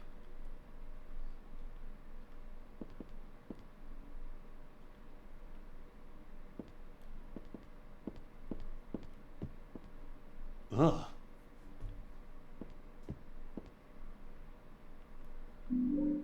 I got beef jerky. The dog figurine looks real enough to bite. It's just a bed. Nobody's hiding under the covers. So where are we now? Some kind of furniture store? Again, why is everything so busted.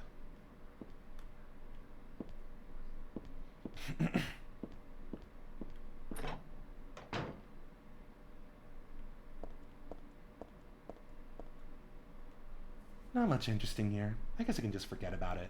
So we're in a different building than the construction project?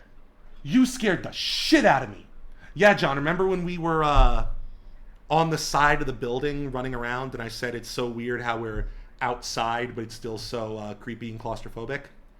There was a window that we went through to the building next door. So we've been out of the construction building for since before the last break, but you were there when we went to the other building.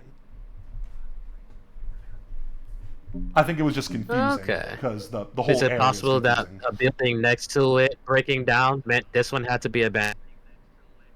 John, I love the way you think, but the way everything is abandoned looks like people just left an hour ago. Like all the papers still, everybody are still there. People still have stuff in their lockers. I mean, unless the place was like had a gas leak or something, in which case we're in trouble. But nah, everything here's totally normal. Heather's totally not seeing things. Oh God. This is what I mean when I say the game will tell you what's important. For some reason, Heather's really getting the urge to turn this valve to this bathroom that clearly does nothing. It's not attached to anything. Heather, what are you thinking?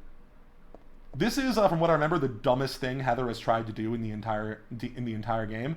But I can only figure that the reason why she decides to do this is because there's no other options left. Like, she's been wandering through here for like 30 minutes. There's no way out.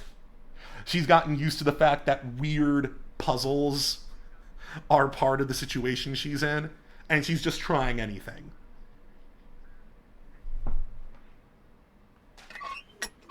Just random thought. Ah, maybe the water is on. I knew it. It's on That's cinder. where she's at. It's on cinder blocks.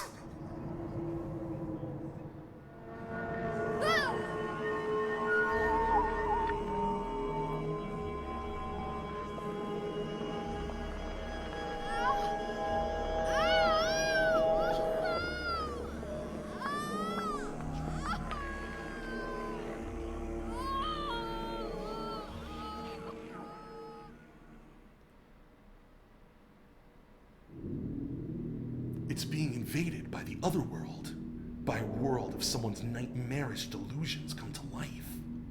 Who said that, I wonder?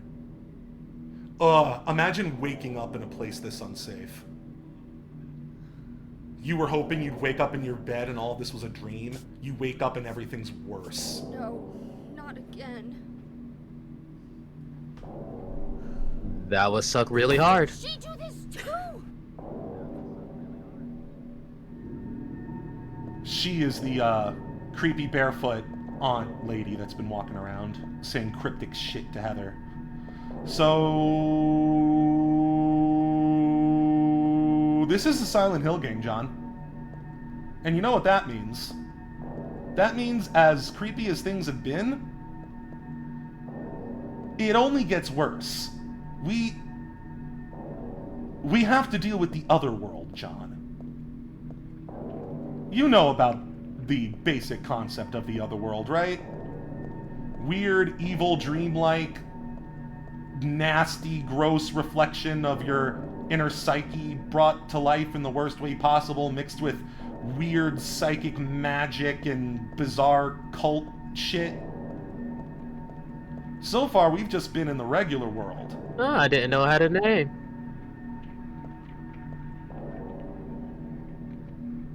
What do I even say about this? How do I even describe what I'm looking at? That's the motto of my country too, McCollege. John, how would you describe this?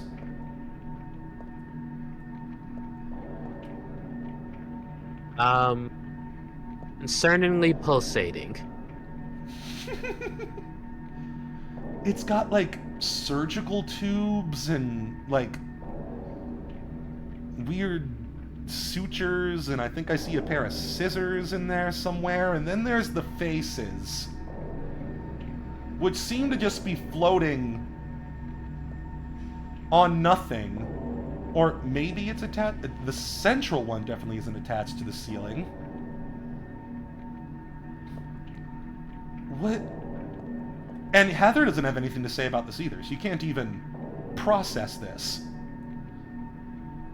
Ugh. I love how it looks like it's being blurred. Like your mind, almost like you're looking at something Lovecraftian. Like looking into like the face of an angel, your mind can't comprehend it and it's just blurred. It adds to the unsettling nature of it too, I think. The fact that you literally can't fully make out what you're looking at.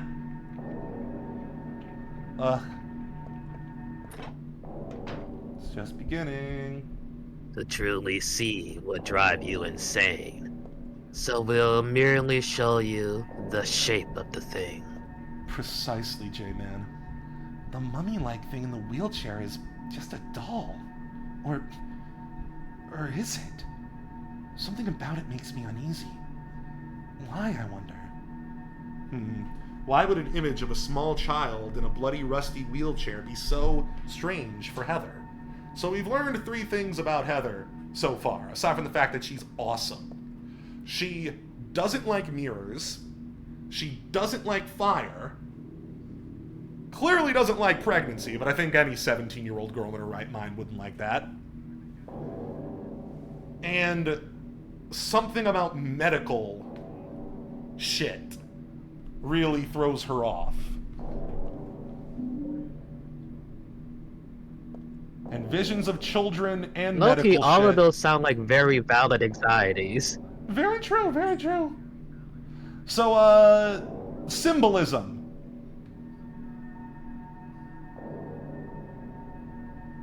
A creepy cult-like man holding a child precariously, seeming like it might slip through his fingers and fall into the abyss below.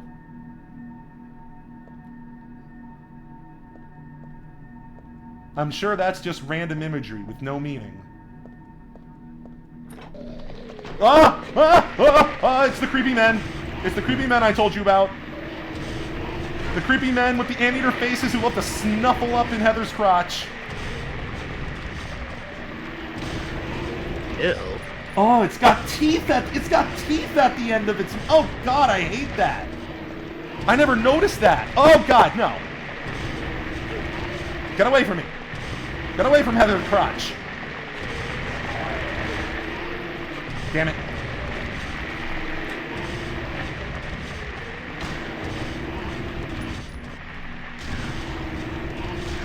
Stop twitching. Stop twitching. Stop it. Stop. No, don't get back up.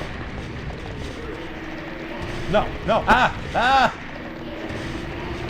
What is it even doing to hurt me? Is it biting me with that weird mouthy mouth? Don't like it.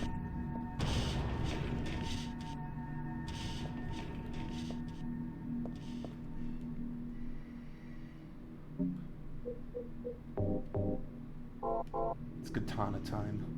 You can't waste too much ammo.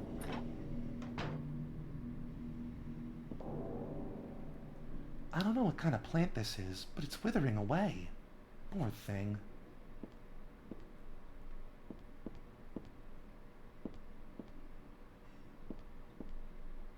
Oh, there's something here. Find the Holy One. Kill her? Question mark? Wonder who the Holy One is. Oh, okay. That's me. Who could have taken this photo? That's really creepy. Honestly, something about the teeth being all white and intact on that monster makes it even more unsettling. The fact that that's the only clean thing on it, like it's specifically like the teeth are the only part that matter. Ugh. Yeah. We're about to meet. I also like how it follows a very classic beginner artist mistake of drawing each and every individual tooth. It's always creepy. Yeah. You saw that too? You saw that too? Do not like it. Do not like it. Don't like it. So we're about to meet my favorite character in the game. I'm not making a value judgment on him. Just him as a character in a horror game is very well done, especially as it relates to Heather.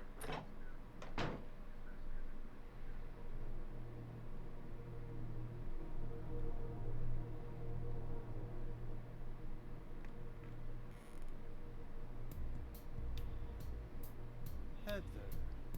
That's what you're called now, isn't it? And who are you? The name's Vincent. Don't forget it, okay? I'm on your side. So you say. But how do I know you're not with her? Her? You mean Claudia? Please don't lump me together with her. She was totally brainwashed by that crazy old hag. I guess crazy old hag is a bit harsh. She is your mother, after all. My mother? What do you mean? You don't remember? So Harry didn't tell you anything. I guess he hid the truth to keep you on his side. Eh? That figures. He's a pretty sneaky guy. Don't talk about my dad like that! Sorry. I apologize. Please, calm down. How do you know my father anyway? I know everything. I know about your past, too. Then tell me what's going on. You don't know even that? That's why I'm asking.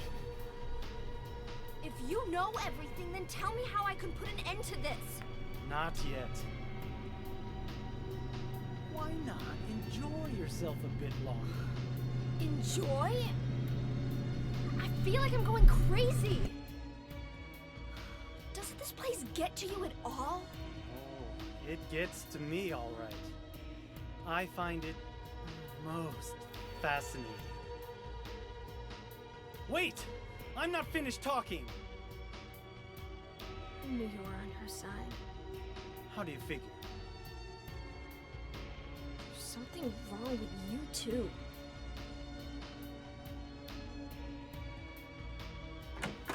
So first off, great example of Heather not taking shit, not wanting to deal with the typical horror tropes, which is an aspect of why I love her so much. But let's talk about Vincent. So Vincent is meant to be, how do I put this? Vincent is, on one hand, he looks very charismatic. Under certain lights, he looks very handsome. Under other lights and in other circumstances, he looks like the creepiest man who's ever creeped a creep in his life.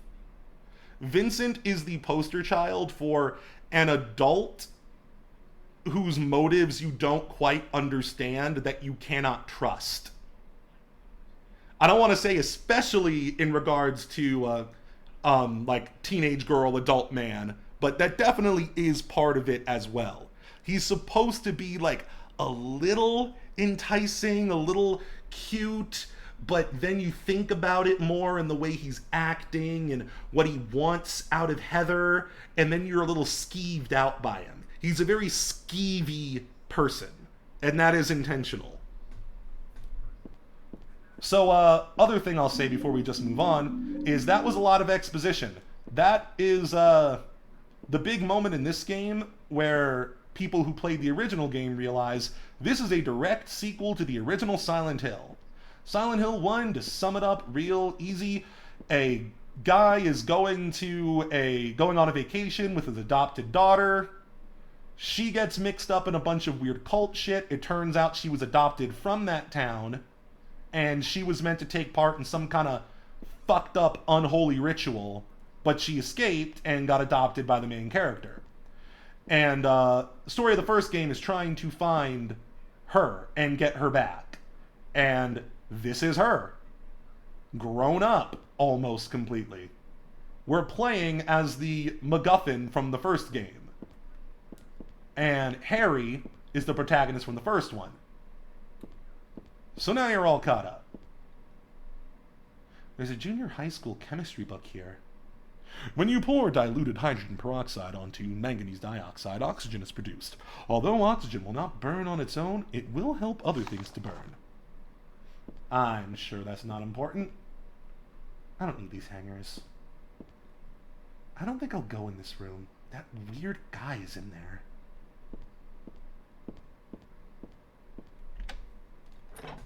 So he clearly knows about the monsters. But he also implies that he actually likes it here. Which leads to so many questions. And everything Vincent says, like every scene Vincent is in, he casually reveals some kind of major aspect about Silent Hill lore that was always implied but never fully explained at that point. So Vincent is implying that, I mean, what do you think it implies? It's very vague. Is he saying that he is seeing this place differently? Does it look fine and great to him? Are the monsters still attacking him? Do they just look different but they're still attacking him? Is he just confident and able to beat ass and isn't afraid of any of this horror shit? What does he mean when he says, why not enjoy yourself a little longer? This place seems to be his element, is what I'm getting at.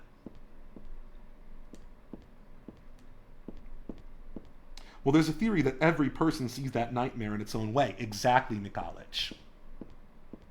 But the question is always, how different is it? Like, is it even still scary? Is it a different kind of scary? In Silent Hill 2, you,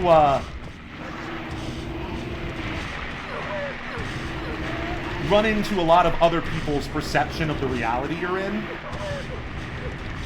Like, every now and again, you'll meet another character who's going through their own psychological nonsense in the town. You walk into a room that they happen to be in, and that room looks completely different from the kind of horror you're seeing. But it's still horror. It's just like their personal horror. So is Vincent also seeing scary things? Has he just mastered this place, and it doesn't bother him anymore? There's so many questions. I mean, I guess don't know, if he John. knows it's his own personal hell, maybe he could just be curious. That's, like, what does that mean? Yeah, that could be part of it too. But John, do you think you could get used to a place like this?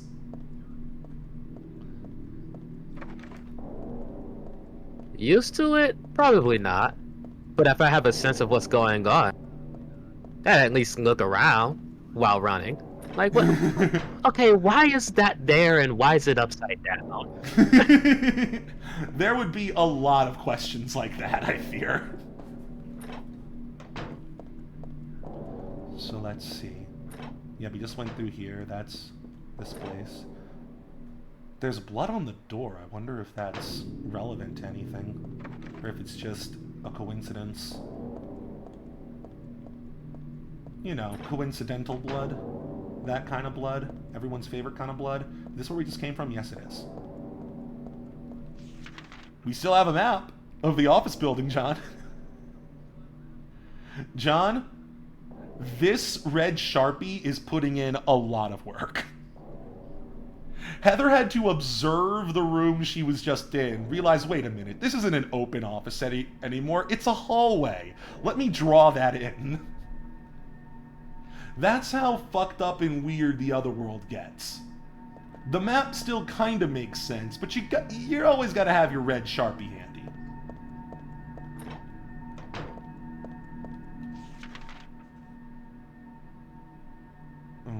Okay. That's a genuinely cool mechanic. It is. It's really cool, because it would be one thing if you were just in a completely different world when you were in the other world, or if it was the exact same layout, just spookier. But no, the in-between is so much more compelling to me.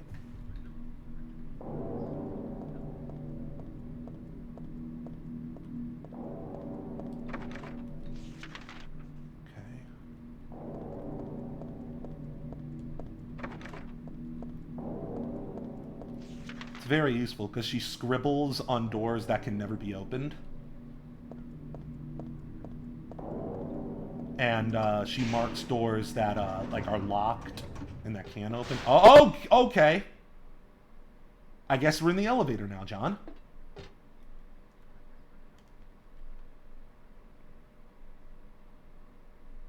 Okay, well, this could only mean good things. I guess the logical thing to do is try to leave out the front door. I'm sure this will work.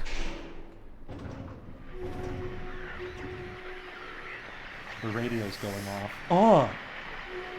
The sound of somebody breathing. Like a hissing breath. Ah, slightly wheezing.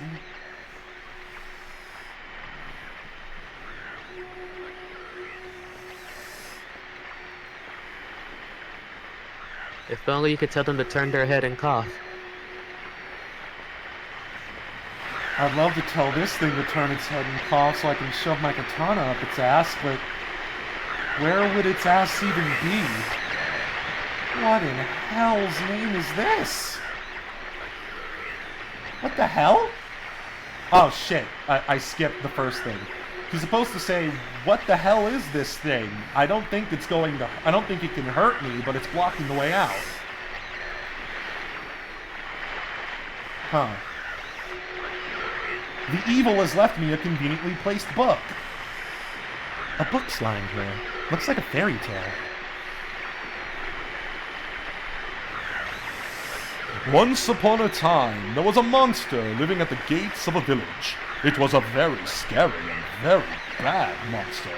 It would catch people and crunch them up in its big teeth. The villagers were afraid of the monster, and no one would dare approach the gates. Everyone was stuck inside the village. When the king heard about this, he summoned his knights. The knights eagerly rode out to defeat the monster. Ha! Take that! Their swords slashed and their spears flashed, but the monster would not die. The monster tossed the knights into its mouth, and one by one, ate them one by one, horses and all. What was the king to do? He fretted and fussed and paced the floor, but could think of no solution. Soon after, the village priestess came to the castle. She was a very kind and good person. The king asked her to defeat the monster guarding the gates. The book's torn. The rest is missing. I remember reading this a long time ago. I think I borrowed it from someone. I don't remember how it ended, though. Didn't I read the story through to the end? It does sound like someone breathing through a straw. Ugh.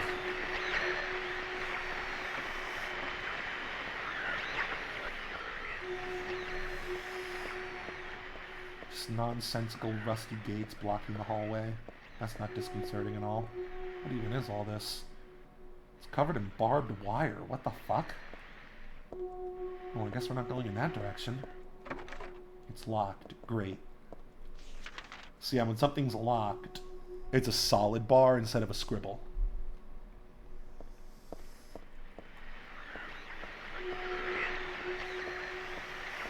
Okay, so we're not... The first floor is a no-go so far. It's a no-go zone. We'll figure it out. Gosh, damn it, I want some African food right now. I'm gonna have to go to that African bar and grill I like. I want some oxtail. I want some apapransa. I want some plantains. Maybe the kelewele. Maybe some fufu. Oh, I want some African food. I'm surprised they have so many different good kinds of food around here. Where you are, John, I mean, it's obvious that place is good food. By the way, J-Man, am I allowed to say the city you're in? People know where people know what city I was in before this one. And they probably know that you're there too via me. Is it okay to say the name of the city? Yeah, at this point, sure. After all, you were referencing Marta before. That is true, but nobody would know that. Unless, John, could you imagine somebody being that mad at you specifically and having such a low life that they would do that kind of reverse engineering, like social engineering to figure that out. It's Atlanta, people. Y'all know my stomping ground is Atlanta. ATLian over here. I wasn't born there, but I became a man there. They have good food. Great music, great food. Hell yes. It's one of the best cities in America. And warm winters. God, Jesus Christ, warm winters. don't talk about the summers. Where do we go? Okay, no, the other... Oh god, we turned the light off by accident. You may not want to visit during the summer. You may not want to visit during the summer. Okay. Summer's almost over for you, though, so... I mean, and for me, too. So it's probably starting to cool off a little bit, is it? Where else can we go? Yeah. Okay. That's good to know. Let's see. Okay, through here. Wait, no, that's where Vincent is. We already went through there. Where to next? Well, oh, other floors. There's more floors to explore. God, why did the floor become bloody checkerboard tile? I can't even tell if it's checkerboard. Oh, it is. I wasn't sure. I couldn't tell if it was checkerboard or if that was just, like, blood soaking in.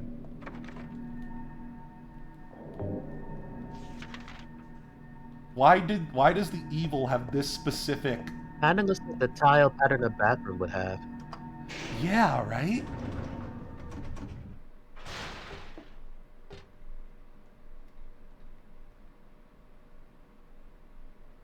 So we tried floor 2.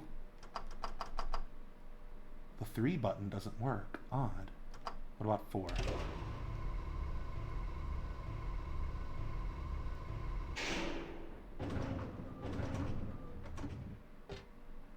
What the hell do you even call this decor? Wood panels and... This looks like a metal fence that's on the floor. And that is the floor. A rusty metal fence through which only darkness is underneath. Oh, what am I looking at? It's some kind of art exhibit? It looks like a butcher's shop. It does! There's also weirdly humanoid bodies hanging behind the main meat as well. You can see their arms are like up on their chests. That's freaking weird. Is someone planning to cook and eat our protagonist? I think someone might be planning to cook and eat Heather. And let me tell you, she's pretty scrawny. I don't know if you're gonna get much good meat or any good marbling going on. Great, it's locked.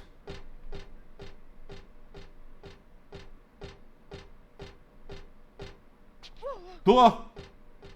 Okay, so we're definitely not going in that elevator. Ugh. I hate it. I hate it, John. I hate it. So is the 3rd floor just a void in reality right now? And like, if I fall through the 4th floor, I'll just fall into nothingness? Oh, why did that sound happen? Okay, let's see what else is here before we move on. Have we tried all the doors? Okay, we've tried all the doors on this floor. Let's get the hell out of here. A bulletin board's fallen down here. There's nothing useful written on it. Next floor.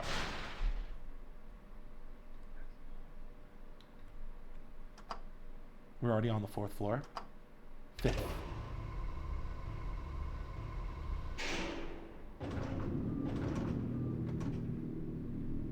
The music started.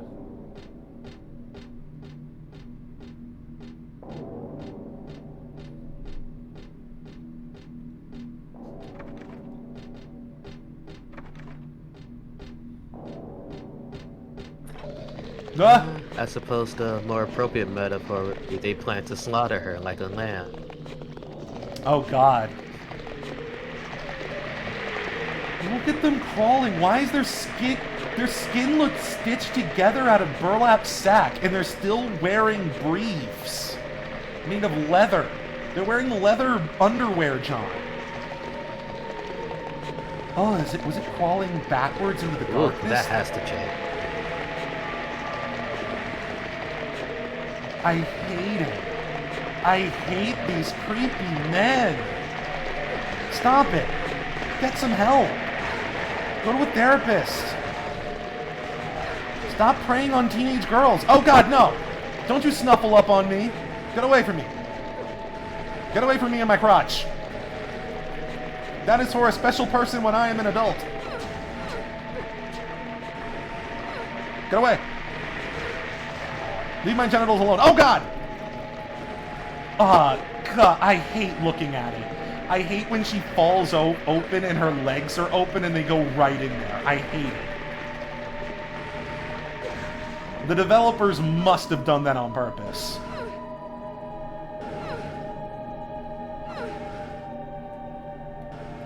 Okay, we need to heal. Yeah, we're doing pretty bad. Have you figured out what the health is, John?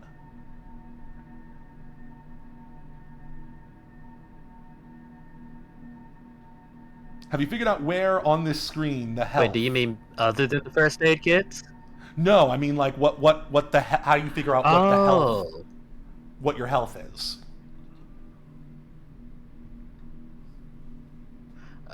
Yeah, I thought it was the flashing little red cross symbol in the bottom right. That's what it is when you're low on health. It'll show that.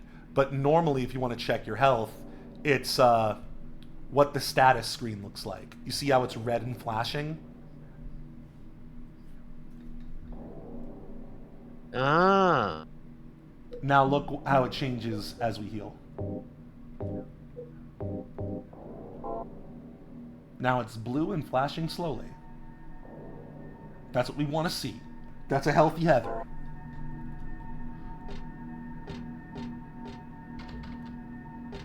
She's blue. Abba-dee-abba-da. If I don't pee, I will die. Da-ba-dee-da-ba-die. I'm in need of a guy. Da-ba-dee-da-ba-die. There's a big sheet of glass in the way. It doesn't break when I hit it, so maybe it's not glass after all. I don't know why, but the world on the other side is calling me. That doesn't seem like a world I want to go into. I don't want to know what that light is that the wheelchair is going into. I don't want to know what happens when that wheelchair goes through the threshold with whoever's in it is supposed to be in it.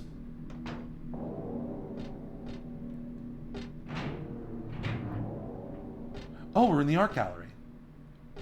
Interesting. So, John, in the, for lack of a better term, the fog world, which is what they call the altered Silent Hill state of consciousness, where, like, you're basically just in the back rooms and nobody's around, the place we've been in for your entire time watching this so far. When we were in that version of The Office, the fog world version of the art gallery, I don't know what I was saying. This was a painting called Repressor of Memories. And when Heather clicked on it, she's like, what the hell kind of name is that? I don't get this painting at all. Hint, hint, wink, wink. Now in the other world, it's a save point. Ah, concerning. Very concerning. You know what's even more concerning, John? You're going to notice that all the paintings that were here in the fog world are now gone. But, what does that mean for the painting that was gone in the fog world? Oh, it's here. This leads to so many questions. What is this cult burning of what looks to be the Virgin Mary with some kind of godlike figure behind her in this art gallery in Portland, let's say Oregon or Maine? What was this doing at a random art gallery? Why did it happen to be here? And also, why was it missing in the fog world Did they, like, move it into the other world? What is happening here? Why is this here? Why would it be here? It's almost like it's here specifically for Heather to find. There's a caption under the picture. Flame purifies all. By these remains may a person find the road to paradise. Oh, paradise is capitalized. You hate to see it. They're getting into some religious stuff. I've seen this picture before. No, wait. I've never seen it. But I do know it somehow.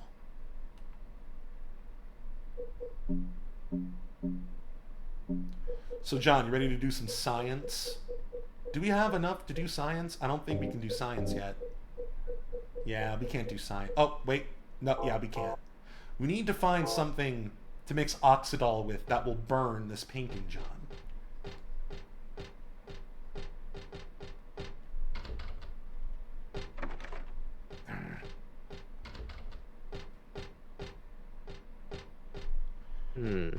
I remember the note saying hydrogen peroxide, but I thought you needed like methyl something. Yeah, it did say that, and it mentioned something about how that chemical can be found in some common things, even edible things, John. Apparently, it's even in just regular liver. I am not one of those haters. Ah, good thing you're in the butcher's hut. Good thing I'm apparently in the office building's butcher hut. Now this is back in here. So there's more stuff we need to find. Ugh, this music is oppressive! Don't fall. Also, it's time for our next break. Are you ready for a break, John? Yeah? Sounds good to me.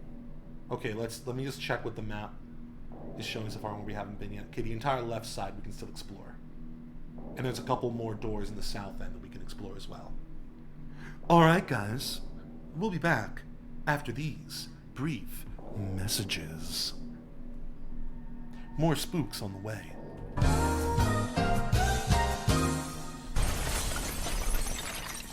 It's Jaxie and Fruit Pound. Yes, we got the back seat. Awesome! Whoa, check it out! Oh man, I love the back seat. Yeah, the back seat's the balls. Do you want to throw firecrackers out the window? Yeah.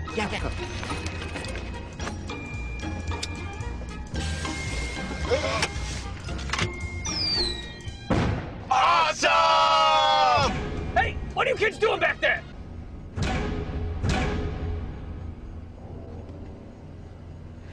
Hey, do you want to throw some of my lunch out the window? Abso-queefly. Whatever, come on.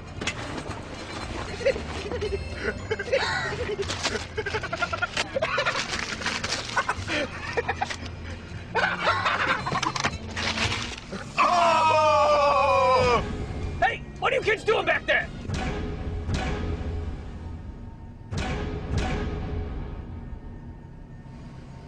Oh man, that was awesome.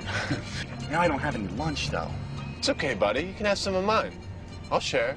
Thanks, dude. My food is your food. You sound like a communist.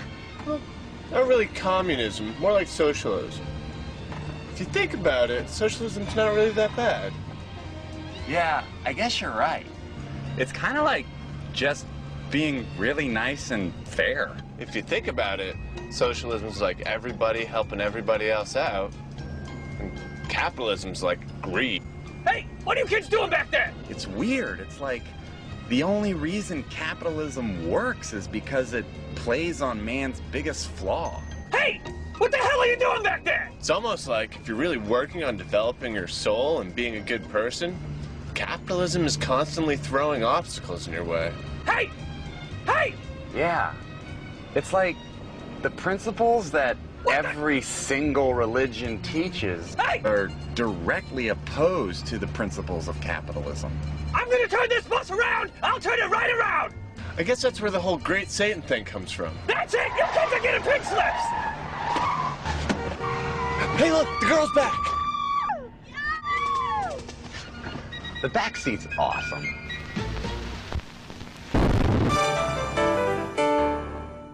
Good morning. This is a Channel 5 news break. I'm Terry Broge Hiplo. Somebody keeps vandalizing the back wall at Myers Superfoods. Please, if you have any information on the criminal, call Sheriff Ram with the details. And a personal message to the assailant. My children can see the wall from my yard, and you are making large penises, and I am sick of explaining it's a whale throwing up.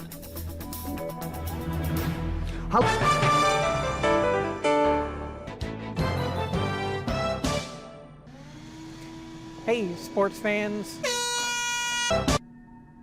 Hi, sports fans. I'm Doug Prish-Preed. Left-hander Spruce Mouthman has announced that he'll be competing in the annual Deuces Dairy Outdoor Decathlon. There will be 7 other dopes involved. So make sure you stretch your muscles. It's going to be one heck of a dairy race. And now, yesterday's weather. Yesterday was a cool and moist high in the 90s. I had to clean little Richie's teeth with some steel wool. He's been getting into the shed again and sipping on floor wax. I told him to stay out of that damn.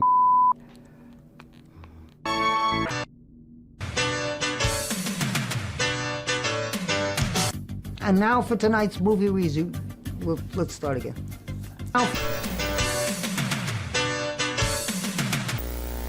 Tonight's movie review, Dumpster's Children, directed by Rim Hardingen. This is a hot, hot movie. I didn't see the ending because I was crying too much. I give it 3 hot, wet kisses. This is Terry Broge Hiplo saying good day. Hello, I am Ron Don Valente with this entertainment news update. Have you or your family checked out the Deep Soul group Bottoms Up? Free MP3s are available on the web as well as live pics. Ron Don Valente is discreet, I guarantee it. Call me Dave. And now, Your Fortune with Carol Kravitz. Expect to feel several bone tremors and be perceived by all around you to be a disgrace. You will be in an accident involving a screen door and a randy man. Good night. Today's Your Fortune is provided by Toad's Horse Yogurt. We milk the finest horses and make yogurt out of it. It's not just for horses, it's for people too. It's good for your tum-tum. Let them eat the can. They're horses that you can eat whatever they want, like a goat for your horse.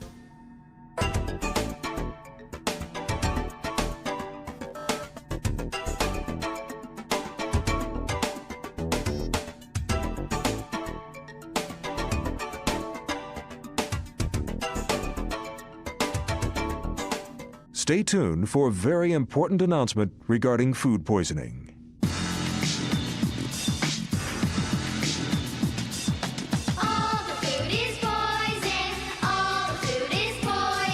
The carrots, the peas, the celery sticks, the meat and the fish will make you sick.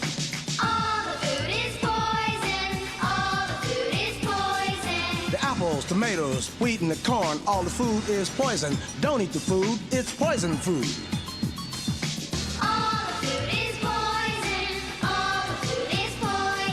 The onions, pickles, and the melons too. Even the pasta and the turkey are contaminated food. Don't eat the food. All the food is poison. All the food is poison. Chicken. Poison. Barley. Poison. White rice. Baked beans. Duck l'orange. Poison. Sunflower seeds. Poison. Radicchio. Hummus. Oranges. Poison. Pasta avocado. Poison. Your dad's barbecue brisket. Poison. Horse meat. Poison. Snout. Little babies. Poison. Fingernails. Cigarette burn. Poison. Scabs.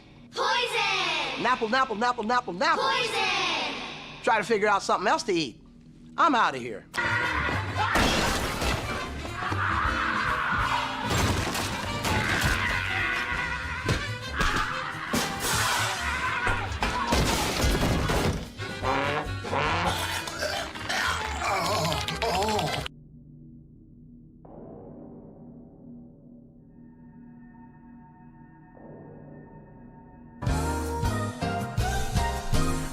to the fear.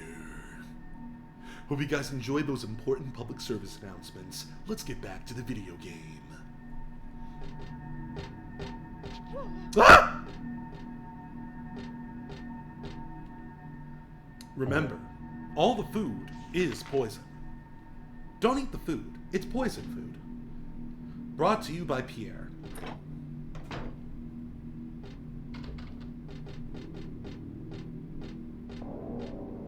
Try and think of some food that's not poisoned. I'll tell you whether it's poisoned or not.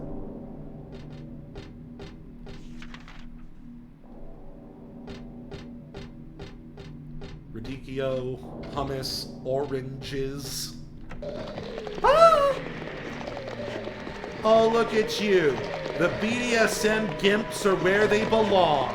In the cage. Okay, I saw them turn around. Please tell me there isn't blood caked between their legs. Okay, it's hard to tell. It's definitely darker between the legs. I don't like that. I don't like that.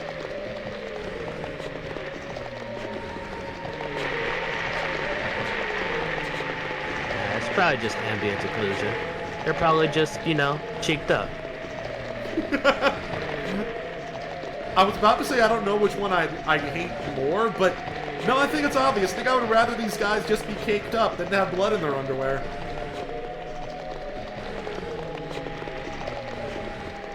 Can't do anything with this. We could shoot them. You know what? Now's a good time to use our unlimited submachine gun that I try not to use too much because it's too overpowered. Let's put the silencer on it first.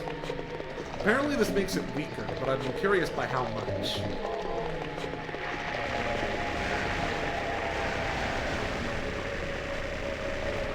The lightsaber was balanced.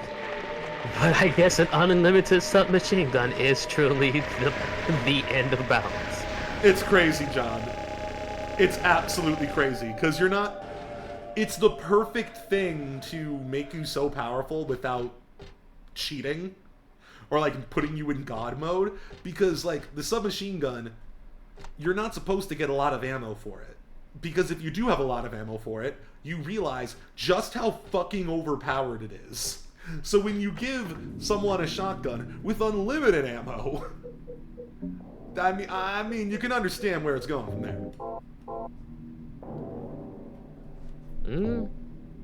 You could write whole novels with that Chicago typer. More spooky time. Ooh, guns. Okay, why is there a freshly, like a fresh Siggy in there? Someone was just here. I hate when that happens. That always happens in this game. It's these little implications that somebody was just here right before you got here, and they could be lurking around somewhere. Do you think this might be Vincent? Does he even smoke? I don't know. If it is, it seems like he's having a great old time. Yeah, he seems to be living the life right now in the other world, just straight chilling. If you guys want to help me live the life in the underworld and just be straight chilling, hit that donate button. Buy John a bag of marijuana. Just like the biggest bag. How's that sound? How's that sound, John? Would you like a big bag of marijuana sent to you straight from my beloved viewers? In the state of Georgia, I think I legally have to say no. There we go, smart man. So instead, send it to me, because it is legal where I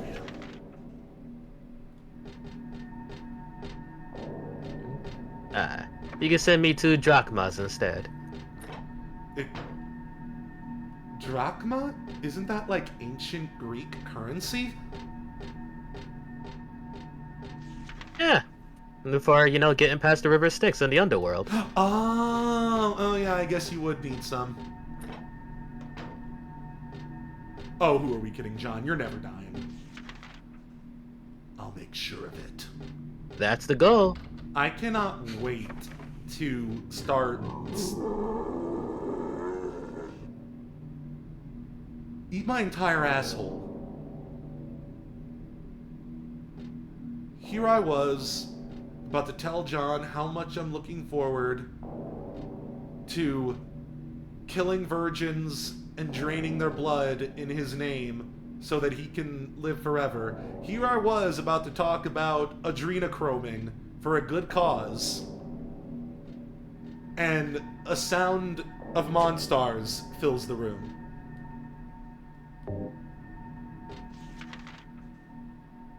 Adrenochroming. Well, you are literally playing one of your hypothetical victims.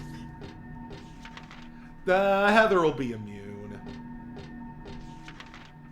Heather's not going on the... I'm not sacrificing Heather for you, John. I'm sacrificing probably all her friends. Man, adrenochroming is one of my favorite conspiracies, because it's both... It's hilarious, it's terrifying if it was true, and it's actually something that I think some rich people actually do believe in, which makes it even slightly scarier and funnier. Are you aware with the concept of adrenochroming, John? I don't believe I know what it is. I've merely heard of it in the context of... Let's see. Yes, I do believe it was corrupted Chaos Marines doing so in Warhammer 40k. You know what, John? I don't think you're right, but that is exactly the kind of thing certain Chaos Space Marines would do. John, the act of adrenochroming, and I guess I should preface this by saying, I don't actually believe this. You all know I believe in a lot of conspiracies, but not this one. Don't worry. So basically it's when you really scare the shit out of a child and then drain their blood, and that's supposed to make you youthful. It's what all the super crazy conspiracy theorists like QAnon people think all rich people, mostly rich Democrats, are doing. Like going to the basements of pizza parlors and like torturing kids, then draining their blood and drinking it as part of some kind of like, oh god, the game was glitching. We were getting close to the truth, John. Konami doesn't want us to know. Yeah.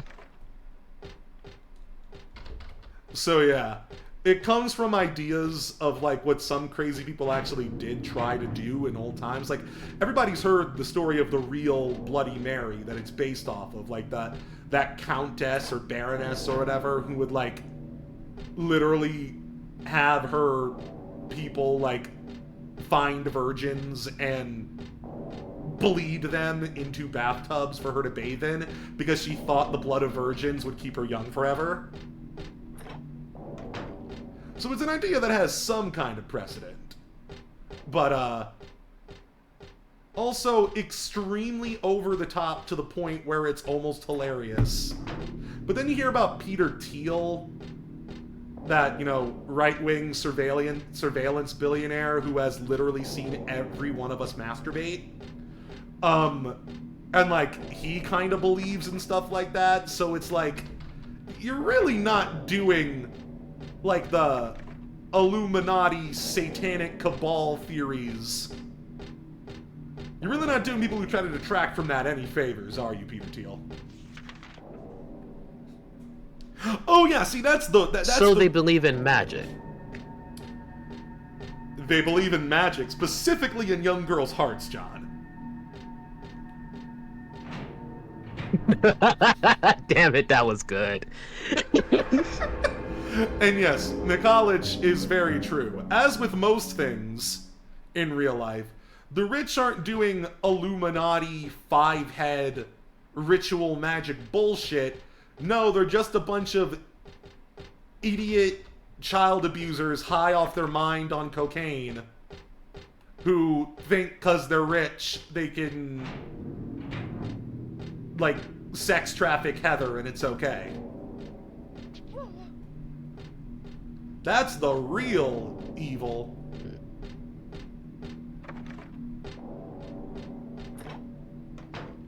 I would hope they're not so deluded as to think it's okay. Merely that no one can and will stop them.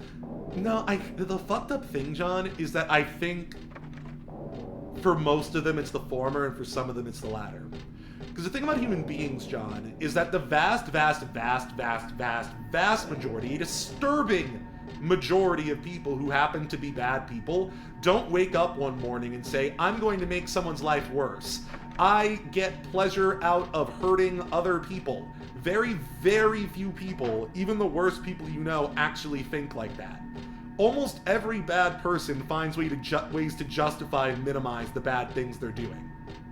So these people are probably the kind of people who, I don't even like getting into this headspace, but the kind of people who think, oh, it's not that bad. They know what they're doing. I'm sure they're having fun. It's great. There's nothing that bad here. We know what we're doing. We're not like those crazy monsters you hear about in like other countries and stuff. No, we're civilized. We're treating everybody fine. And then the Epstein stuff happens. That's what I think is the actual reality of shit like that.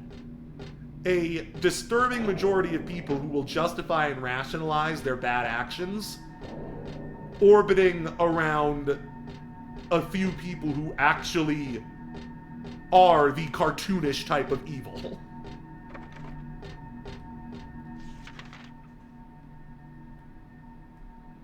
So what they need is like a little Fallout message in the top right corner of their site that says everyone disliked that.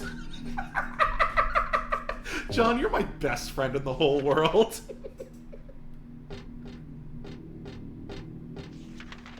Oh, I love this man. Okay, where do we need to go?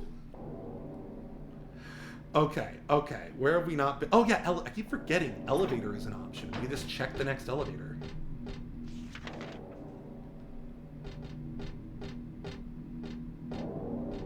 Or check the next floor within the elevator. Okay, do we have any new... Okay, we have the Oxidol, but we don't have any usable meat. Do we have the map? Okay, so we did find something here, the matchbook. This is in some company's conference room. Looks like it was used to light someone's cigarette. We use this to disinfect cuts and stuff. It foams when you put it on. So we just need one more thing. Okay. The jerky doesn't count as usable meat. Unfortunately not. And also, even if it could be, the memo specifically mentioned either using the actual chemical or I think the specific kind of meat they mentioned was liver. So I don't think all meat has this stuff in it. So we're on the 6th floor now? That is fair. 5. Livers are big important. Very true.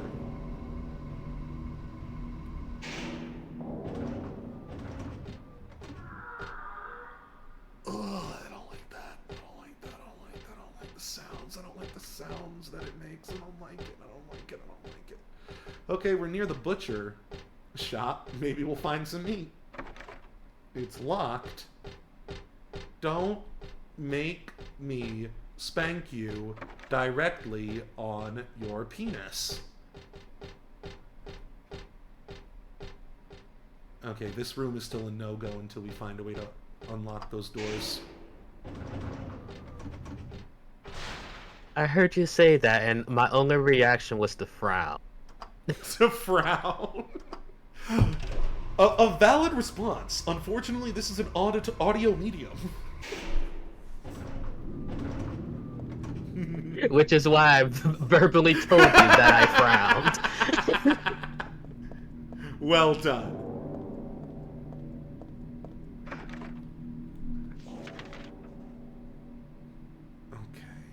Anywhere else we can try around here? We've been in the mental health clinic, I'm sure. Oh yeah, that's where Vincent is. Interesting that he would choose to be there. Just chilling. Okay, so is there anywhere else on this floor we can go? Haven't been to yet. I don't believe so. I mean, technically we haven't been through... Oh, something was banging around. Haven't been on the other side of here, but this is where we started. I'm twisting the handle, but nothing's coming out. She's trying to undo what she did. Don't worry, Heather. There's no logic to any of this. There's the friend again.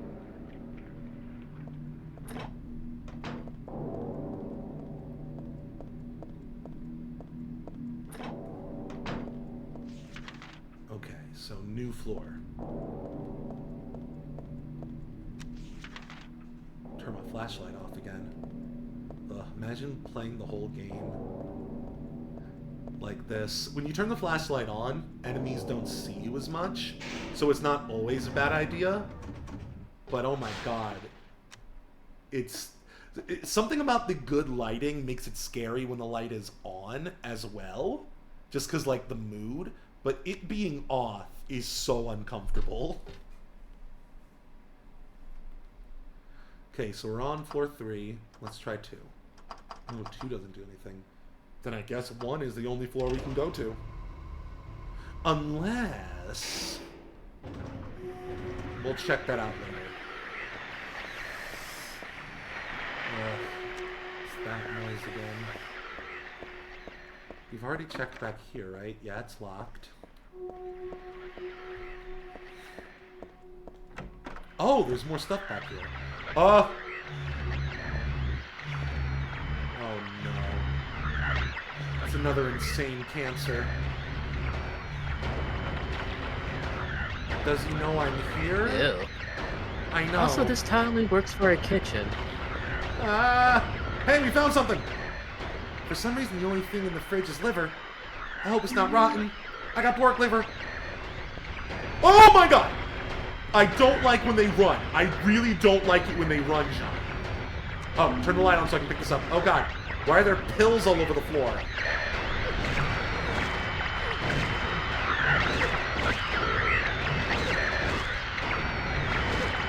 Oh god! You just turned around and...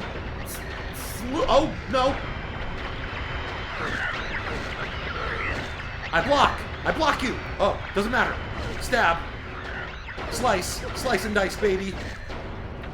Yeah, take that. Take that. Take it. Take it. Take it. Take it all, daddy. Yeah, deflate. Deflate as your blood seeps out. Your blood and your weird putrid... whatever it is coming out of your stomach tits.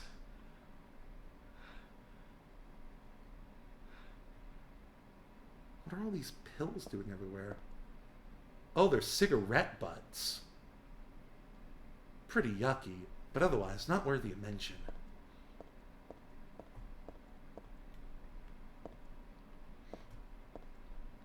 That's a syringe. That's a straight up syringe. What has been going on here?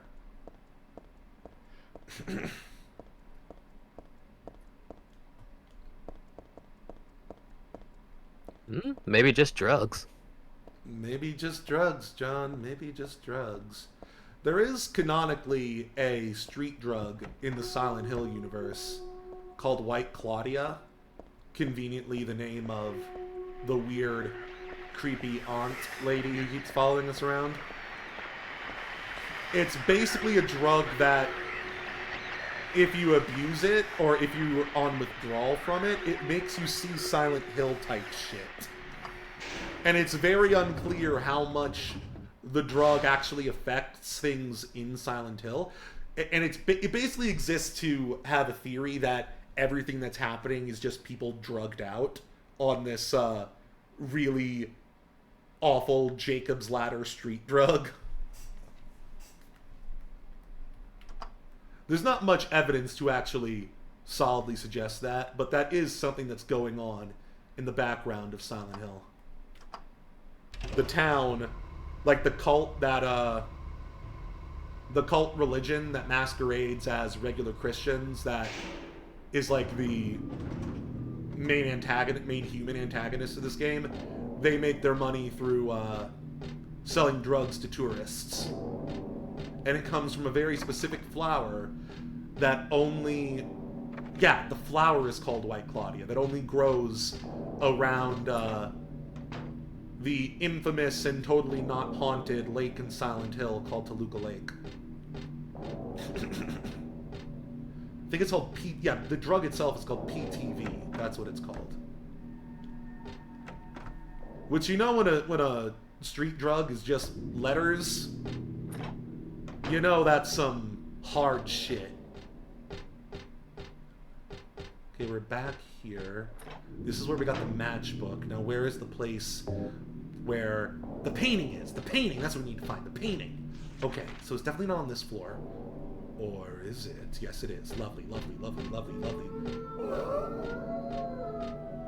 Stop making noises.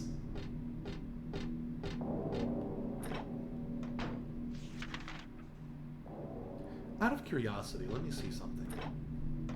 This isn't going to advance anything, but just bear with me here.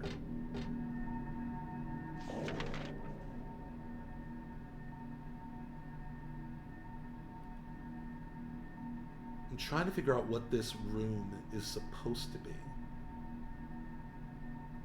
There's definitely not any other way back there.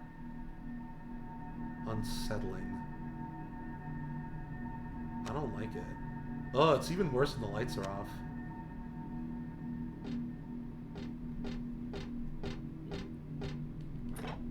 Kinda just looks like a big old corner office. That's what it should be, I think. Okay, here we are.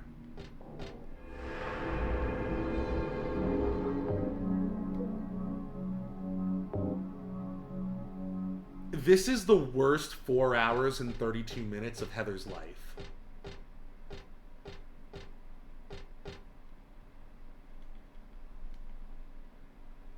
Imagine that you were... Dude, this kid just wanted to go to the mall.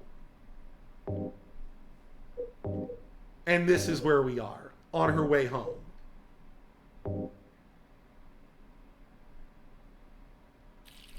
Science girl does it again. What will she make this time?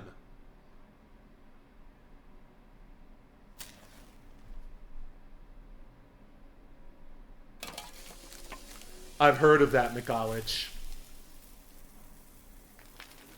She made fire! Heather Mason does it again. Ugh. So this is what's behind the painting. You ready to crawl through the crawl space? Oh, okay.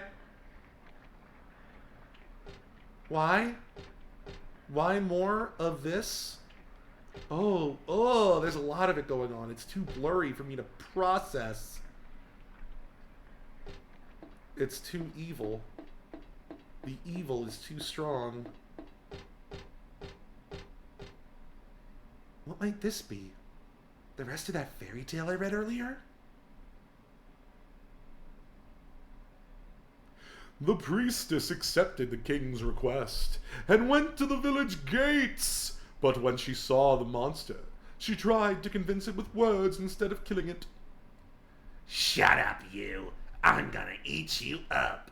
The monster didn't listen to a word the priestess said. Oh! But she kept trying to convince the monster to give up. It's wrong to eat people, you know. The monster grew very angry at this and attacked her, killing her with a single mighty blow. Well, that's anticlimactic. Let's hope there's more to the story, because he still doesn't tell me how to— Oh my god! I hear you. I hear you scuttling around, you fucking anteater predator. Back to Epstein Island! I banish you to Little St. James!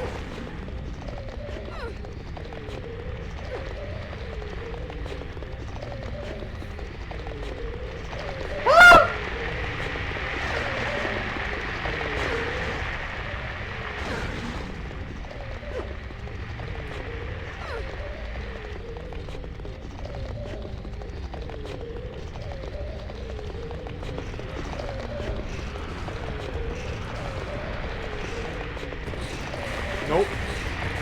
You will not. Ah! Get away from me! I'm very vulnerable in this position, you bastard. By the way, when you're on the ground, and in a situation like this, you're supposed to button mash and wiggle the analog sticks to get out of it faster.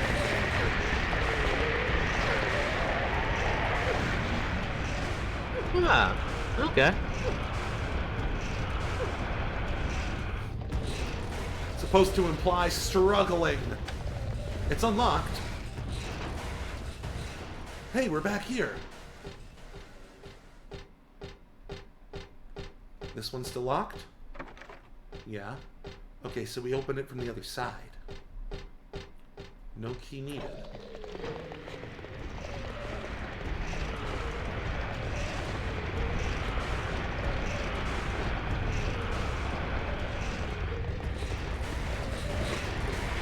Die! Ah! Oh, those teeth. I hate it, I hate it, I hate it.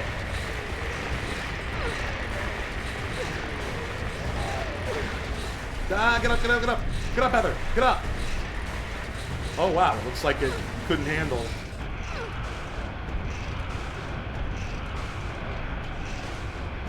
Heather's badassery. No, you were just here. Katanas will help with that. The what will help with that? Katanas. Oh, yeah, I suppose that is true. Your audio is so good today, John.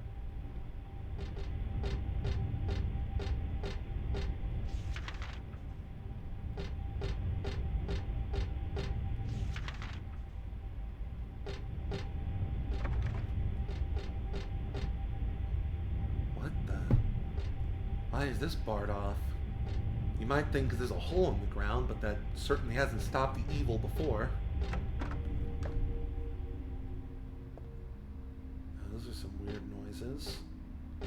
Is this a shower? Why? What is this place supposed to be? Okay. Okay, do you see what the map is doing now, John?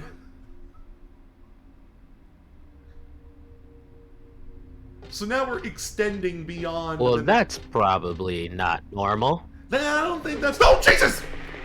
Are you kidding me? Are you kidding me? I swear on all that is holy, this did not happen last time I was here. I remember going through this area thinking, I could have sworn someone attacks you from under the bed, and it not happening. And then when I come through here thinking, oh, I guess I was wrong. No, he's right there. I didn't know this game did shit like that. Who else knows what changes with each playthrough?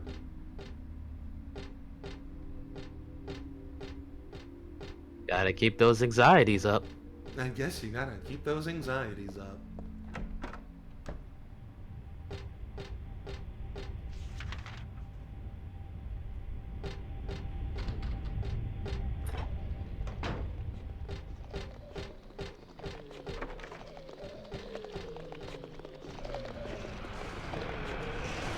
Are they through the window or are they coming to me? I don't know. Ah! Yeah, try it, bitch. Try it.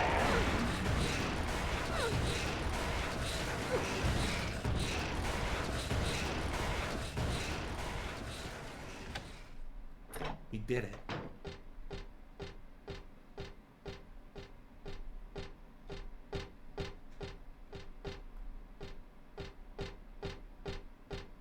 So I have both sides unlocked.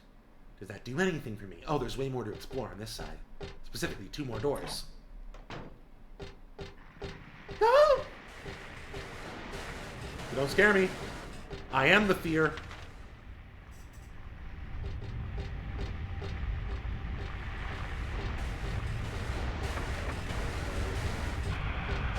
I don't need you.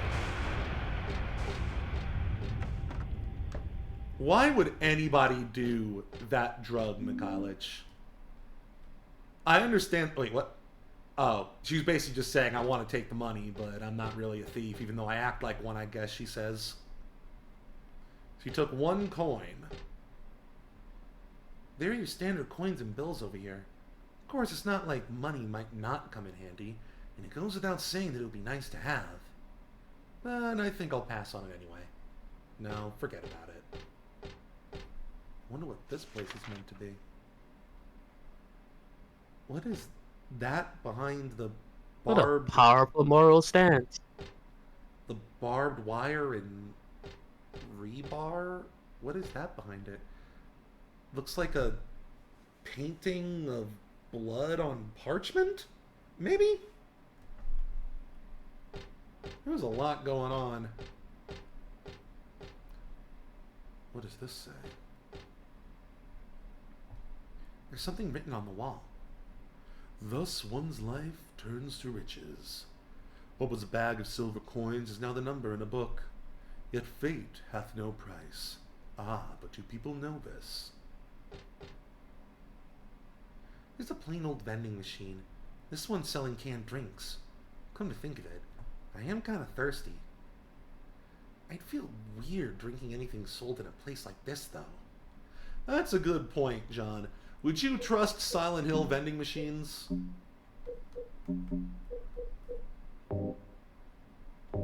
No. Probably about as much as I trust anything edible or potable around here.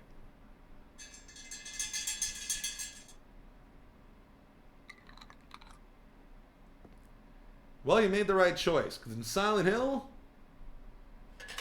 the sodas are full of keys. I got a life insurance key.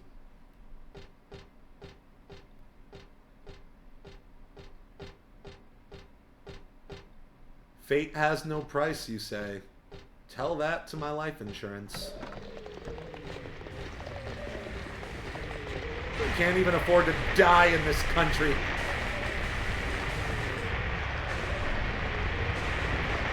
Yo, funerals are expensive. Damn straight they are. Get out of my lady parts. You are not allowed there. No one is. Not even me.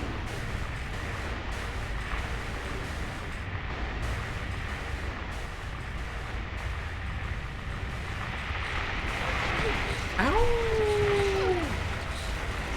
Gross ass split face zebra dog. Oh my goodness, I got him in midair. Did you see that sick ass midair stab? Stabbed right in its split throat.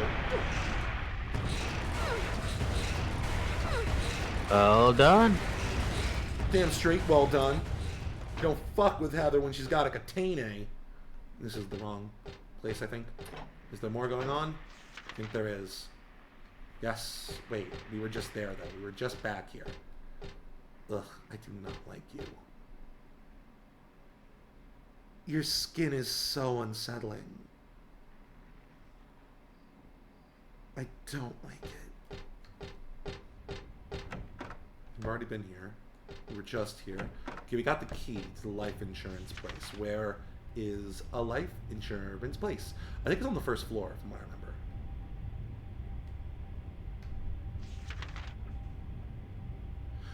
Yep, first floor. Blah, blah, blah, blah, blah. Let's go to the elevator. Let's go. I hear someone who needs dying. I hear the sound of somebody who craves death. I think somebody's craving death over here. You know, they say in survival horror games, you're mostly supposed to run away from enemies and use your weapons as a last resort. To that I say, fuck you, and fuck that.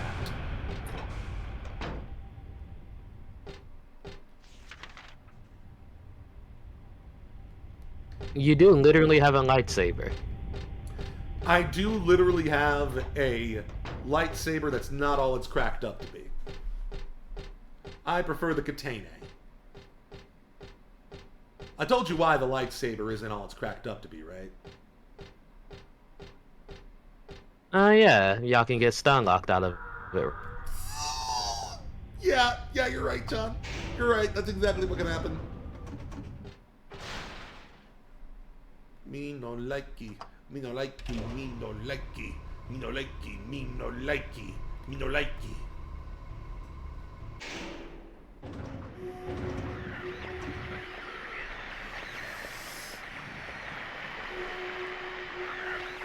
I just really don't like looking at you.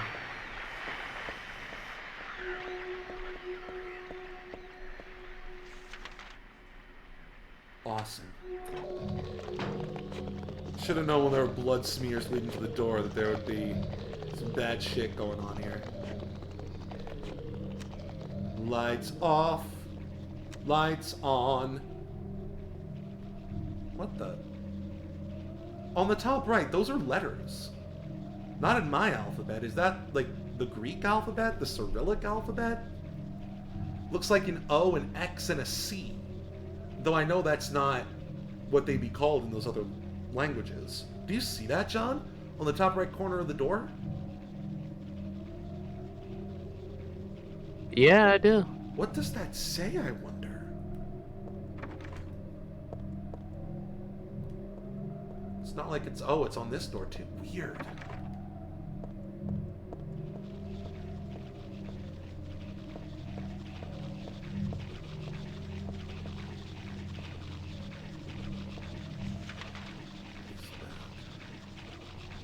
I don't like that noise. Is that the sound of the monster from the other side of the walls? Am I hearing it through the walls? Or is it around the corner? I think it might be around the corner. What's happening?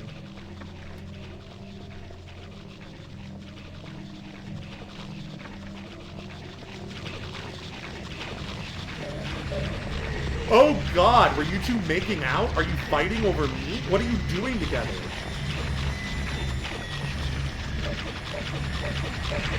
Yeah, they're fighting over meat.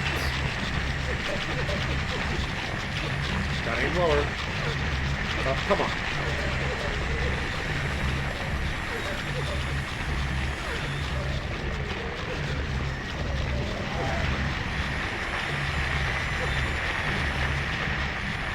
He hasn't even noticed me yet.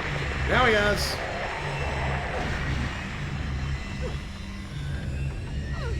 Everybody die. There's a bunch of junk blocking the way. Really having you can't squeeze through there? Like you ain't skinny as hell. Oh! Some kind of life insurance office.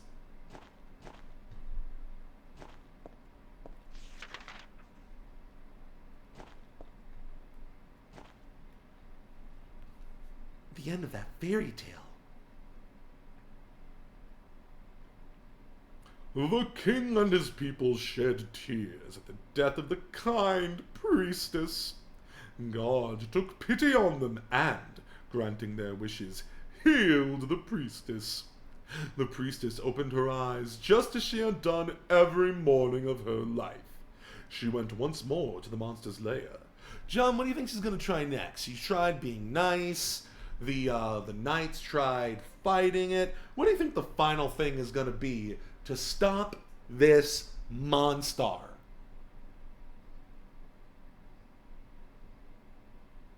She calls down a tactical nuke from the sun? No. I'm going to give you two more guesses.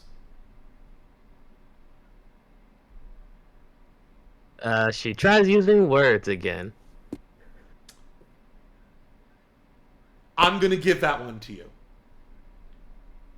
Fool, you wish to die again? No, this time it's your turn. The priestess had come to defeat the monster once and for all. And the priestess was very, very kind. She felt sad about this task, but it had to be done. Swords and spears won't... Oh wait, it's the monster. Swords and spears won't work. Arrows and bullets will just bounce off. You can't kill me. There are bullets in this universe? The monster laughed. But the priestess used neither sword nor spear. She chanted but a single spell. So yeah, if you were guessing that complete Deus Ex Machina out of nowhere, she was going to say some magic words that would instantly kill it, you're right! Two Fui Ego Eris. That was effectively my first guess. I was referencing Sunstrike as a spell. Ah! Great, nice. So I'm going to give you 2 points for that. You make it to 10 points, you get a gentle kiss. Do you know what happened then? The monster let out a huge cry and then died and vanished. Thus, the villagers were able to use their gates once more. Everyone lavished their gratitude upon the priestess, and they all lived happily ever after. What's the lesson here? Tu fui ego eris. Weird writing. What was that? Seems like Heather just cast a magic spell. Why is this place so creepy and gross? How could you casually read something in a place like this? Casually or otherwise, really. Is there anything I can pick up? Doesn't seem What else like is it. there to do other than wander? I guess that's true. See, John, if you found yourself in a world like this, like, okay, so after you turned the faucet, after you were trying to get home, you went through, got on the wrong, the subway took you to the wrong place, you ended up in a dilapidated building, you go to another building, you turn a faucet and you wake up here. What are you doing? And how long is it going to take you to get out of the fetal position, stand up, and start moving?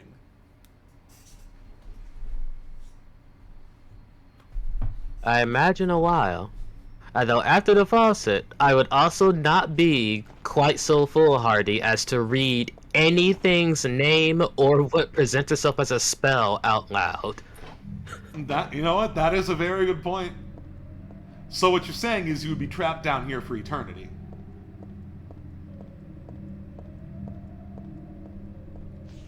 I mean, eventually, after enough time, you try anything. Like, fine, fuck it. What's the spell do?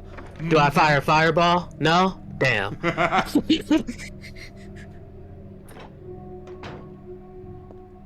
Well, I don't hear my radio going off. John, it seems like it worked.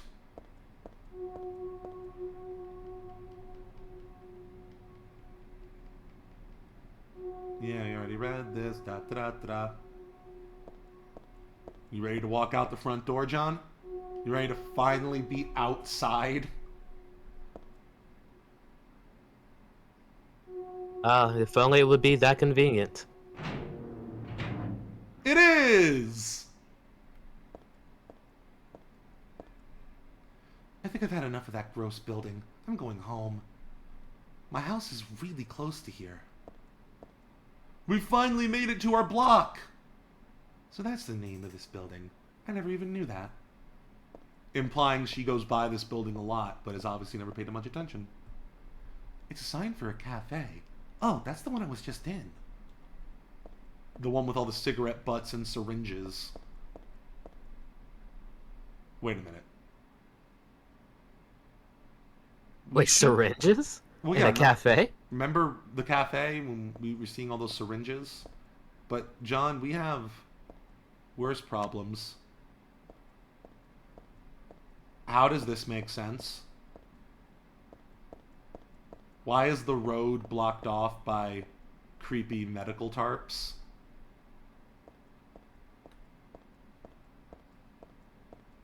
Hey, I've seen those tarps before, in a previous game. My apartment is the other way.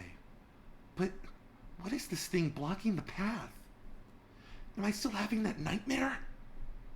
So close to my home. My home. My dad! Is he okay? I'm sure he is. He must be. Go, go, go. Find your daddy. Find your daddy. It is unnaturally dark. This is not what cities look like at night. I live in the city. This is not normal.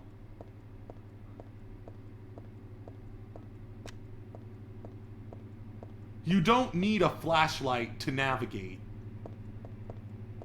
when you're outside in the city. Yeah, you're right. If you did, night business would not happen. Very true. McCullough says, I wish it could be something realistic that would end the monster. Taxes! Hardy har har, topical jokes. I don't have anything else to do in this building.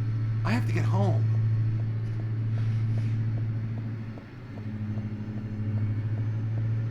I don't know if you guys can hear a train in the background. It really does sound like Silent Hill noises, but I assure you it's not. It is simply the sound of train.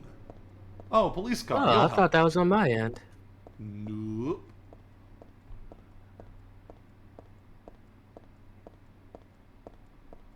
This is so weird.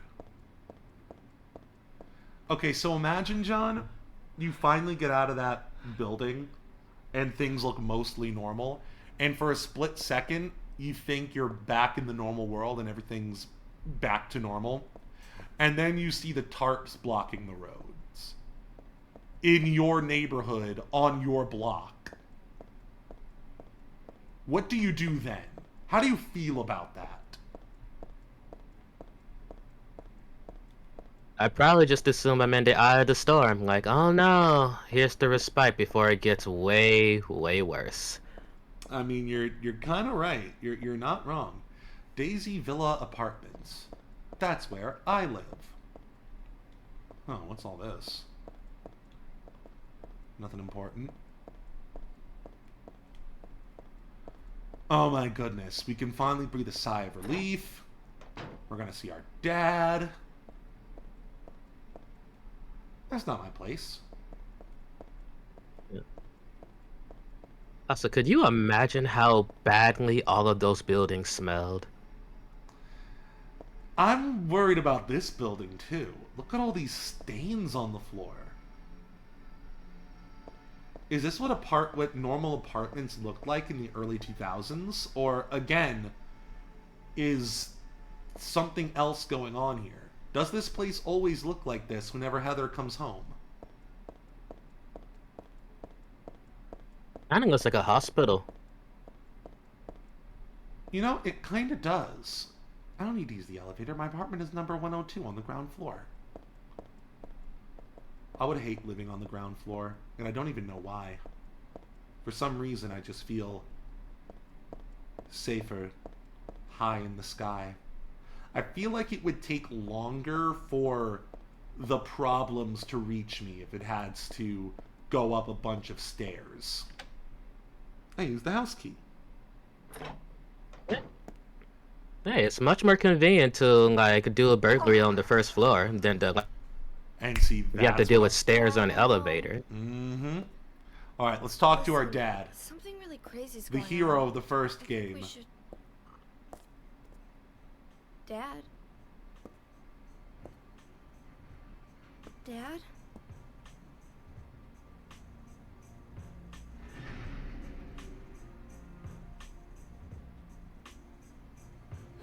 You bastards. You robbed us of the Silent Hill Man.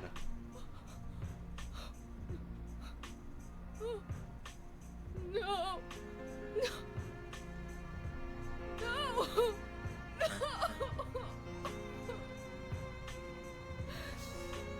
No! Her adopted dad literally went through hell and back to get her out of Silent Hill. But now Silent Hill's come for them.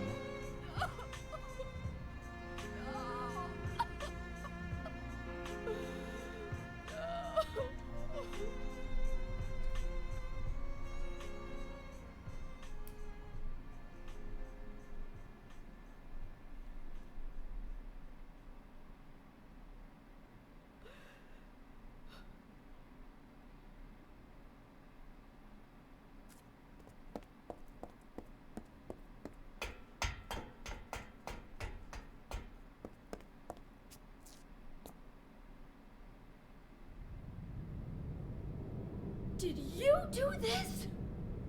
You're late. But why? Why? Revenge for 17 years ago, for one thing.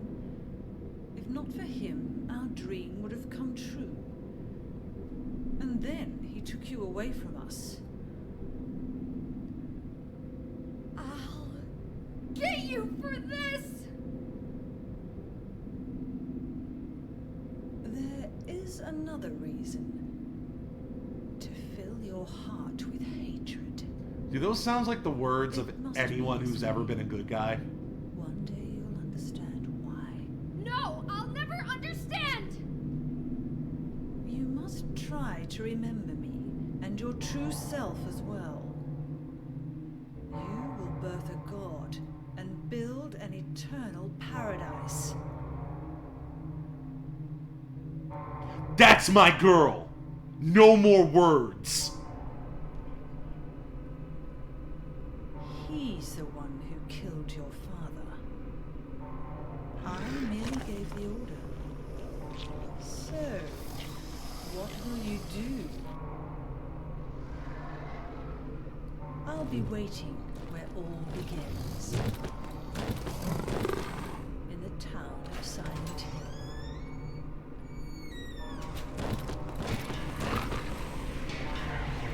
One of the most enduring questions in this game. Is this monster Heather is fighting a monster? Or is this just a guy that she's seeing as a monster because he killed her father? It's never made clear. We're not using guns. This is a battle of honor, John.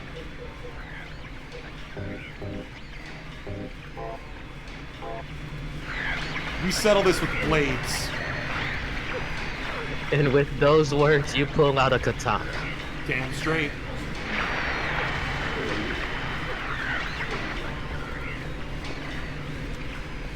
If you turn the light off, you'll lose track of you sometimes. Oh, God! Loves guerrilla fighting. Coming my way? Sure is.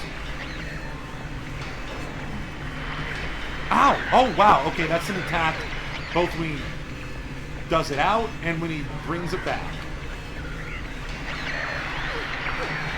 Ow! No. I'm not taking any of your nonsense. You killed my father. Now it's time to die. Yep. No, don't get back up. Don't do that. Don't ever do that.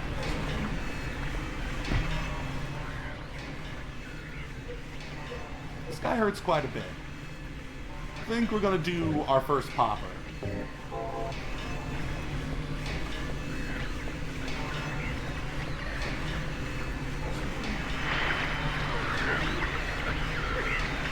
Don't you backstep me.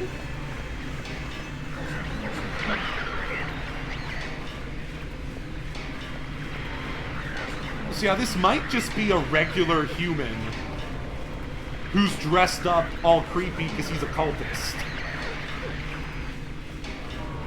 It's never made clear. I mean, at this point, does it matter? I don't know. Death. Death. So remember earlier when the guy who claimed he had the sick knife fighting skills was mentioning how people say revenge isn't worth it, but it's actually really fucking rad?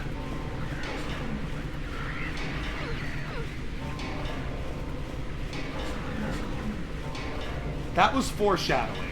I don't think I remember that, but...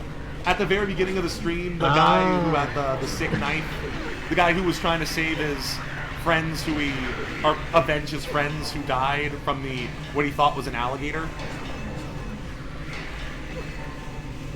At the very beginning of the stream. Right. Right, yeah. Yeah. Foreshadowing. Talking about the themes of this actual story. That's good writing. God, her legs are so pale. It's the creepy detective man.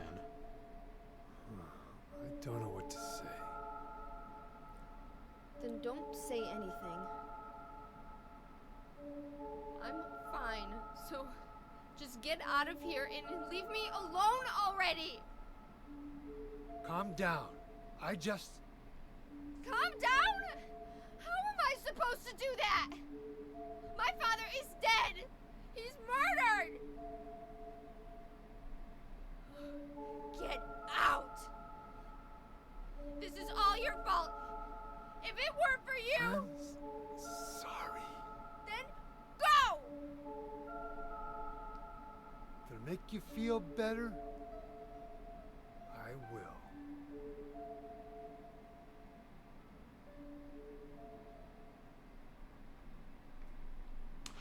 If I recall correctly, says Mikhailych. Oh, no, still more. Is he okay like this? What else can I do? There's no one here to give him a decent burial.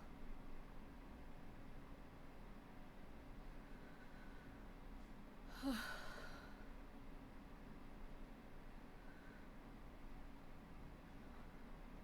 sorry, Dad.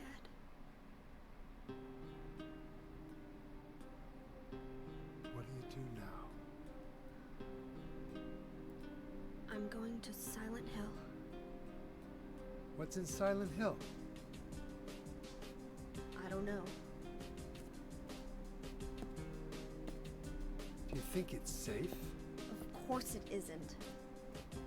I don't know what kind of hell is waiting for me there, but I've got no other choice.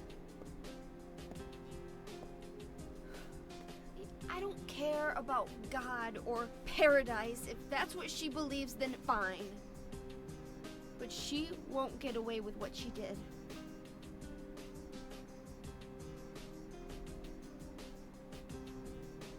When I find her, I'll kill her myself. That's my girl. Revenge doesn't solve anything. Sounds like a Maybe pussy. not, but that's what I'm going to do. That sounds like pussy talk to me. How you gonna get there? None of your business. I'll give you a ride. I don't need your help. Yeah, but it's too far to walk. Besides, I'm partly responsible for this. He's a private investigator who was hired to find her. That's what I'll bring the started car all around this. Back. Come by and we'll finish saying goodbye. You know, you might die too. That's fine. Nobody's gonna cry over my grave.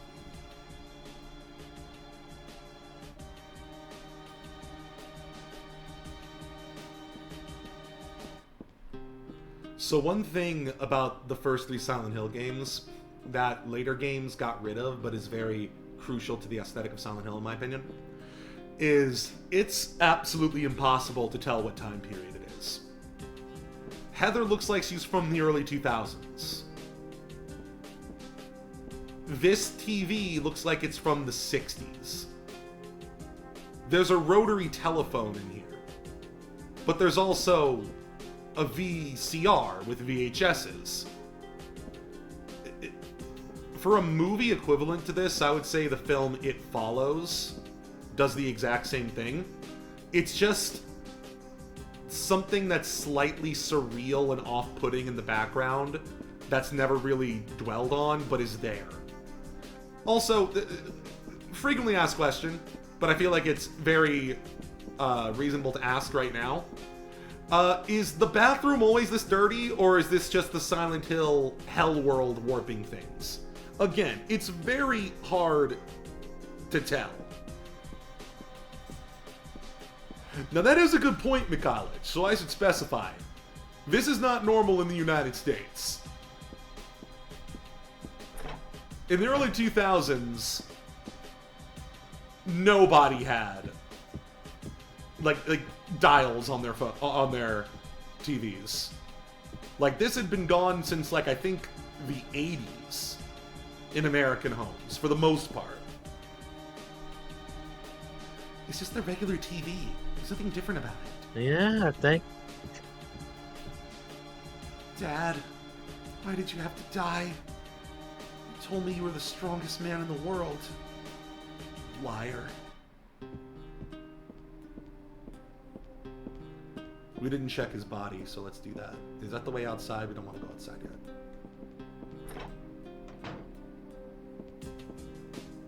Oh yeah, and you'll notice there's blood on her vest now. That wasn't there before. That's from when she was crying in his lap. And that blood never goes away for the rest of the game. Symbolism! find that woman and make her pay. I promise I will. I wonder if my dad would be mad at me for thinking that way. I'll be back, Dad. I promise I'll come home soon. So everything up until this point was just the prologue. There's nothing odd about the TV or the VCR. Now we really have the plot.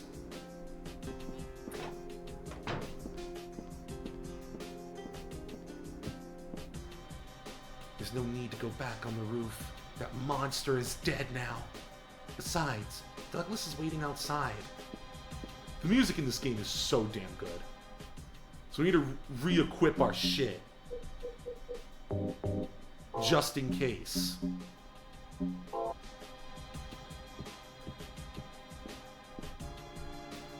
Photos and pictures, they aren't particularly meaningful.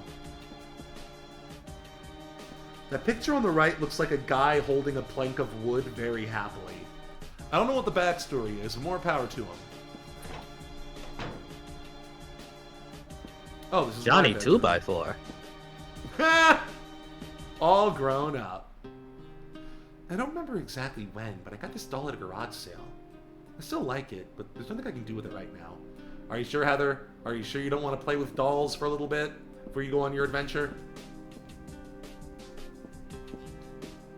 Talk about a shitty day for Heather, right?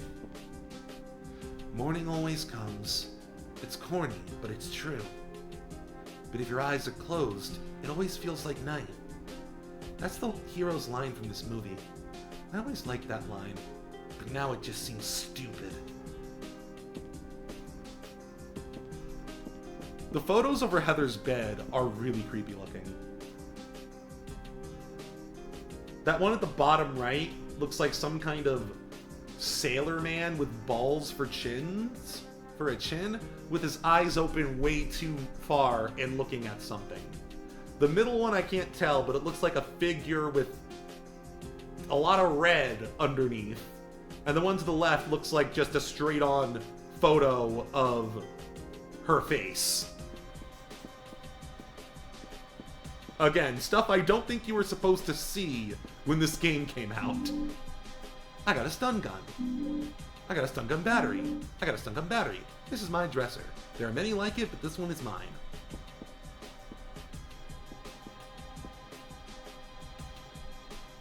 Notice her makeup, like, what do girls call these, like, mirror things with, like, where they put their makeup and stuff? Regardless, the mirror's closed. Heather does not like mirrors. Not a mirror in her bathroom either, that's just the medicine cabinet.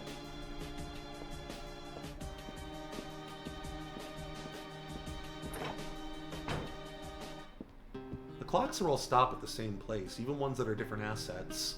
Wonder if there's any meaning there. Probably not. It's like, what, 10:10 almost? 10:08?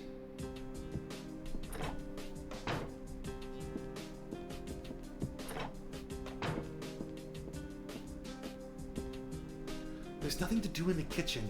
I'm not hungry at all. Who can eat something in a situation like this?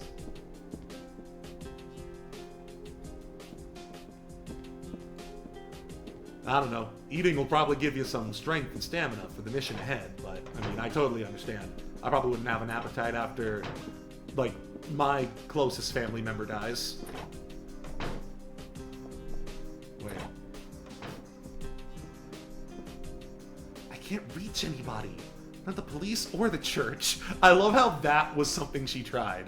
I love that Heather tried calling the church. Which, I don't know, John. Wouldn't you do the same thing in a situation like this? Like, there are certain horror situations where you want to call the cops. There are certain horror situations where you want to call a scientist. This is one of the horror situations where you want to call the clergy. And let them sort this shit out. Yeah, that makes... It makes sense, also right? help to arrange funerary rites. Oh, yeah, very true. And now this thing is in our own home. or our own apartment, which, I mean, I basically consider my entire apartment building to be my home, much to the chagrin of all my neighbors.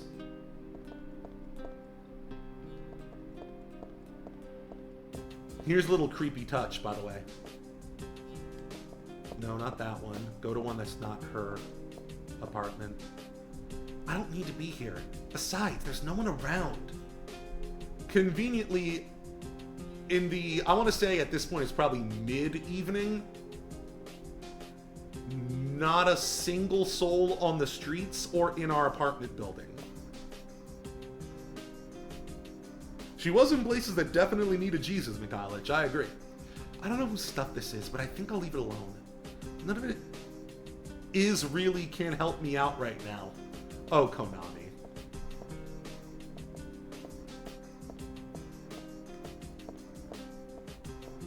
I really like this game, John. It's really good. The way everything looks, the music is incredible, the sound design, the fact that it's not super duper clunky despite being a retro style survival horror game. The way the map is good. The fact that this game has a good map is very important to me, but just everything about this game, the way it looks so good for what it is at the time.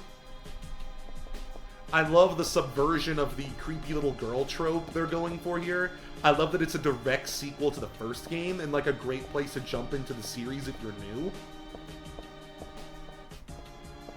It's just a really good horror game, in my opinion. Yeah, the game's got style.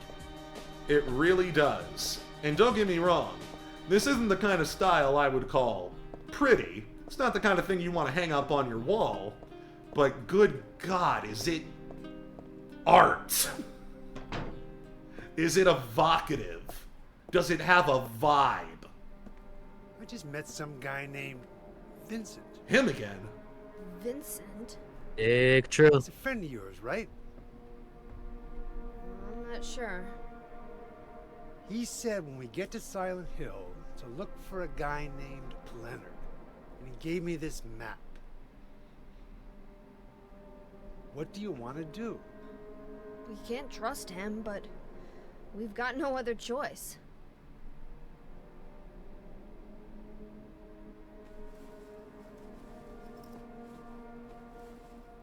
Here, take this too. What's this?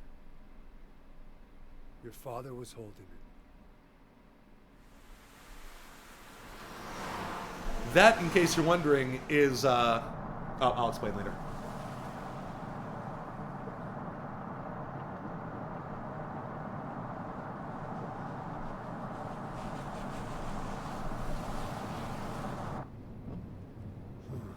Started raining.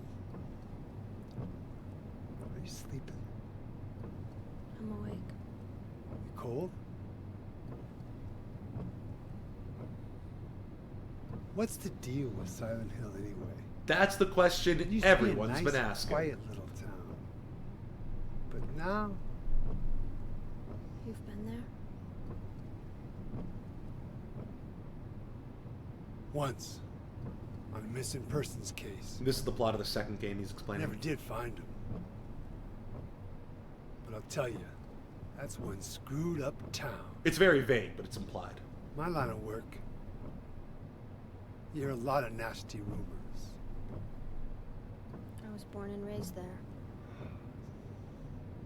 Sorry. I didn't mean to offend you. No offense taken. She's starting to remember things about her actual childhood.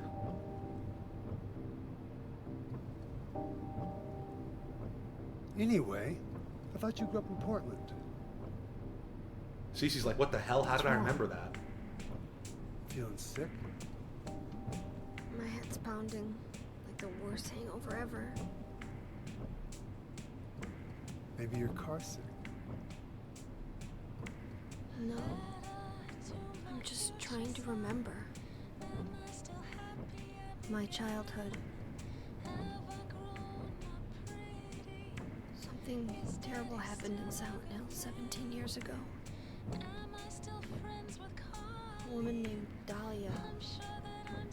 She tried tried to summon the ancient god of the town. She offered up her very own daughter.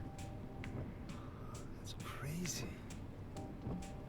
Maybe so, but it worked. The girl gave birth to a god. You see, that girl had special powers. Powers? Her classmates called her a witch. She could make things happen with her mind. She could kill people just by wishing for it. But in the end, that god was killed by a single person. My father, Harry Mason. I guess it wasn't much of a god if it could be killed by a human being.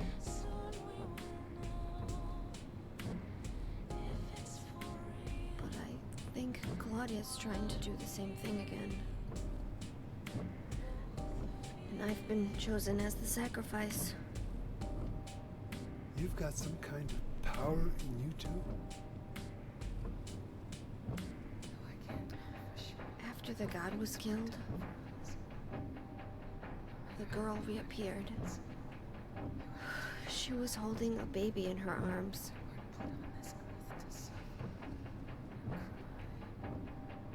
Before she died, she gave the baby to my father.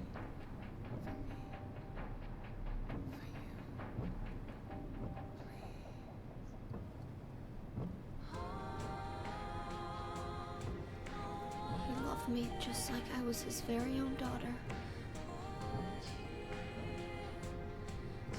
Even though he didn't know who or what I was.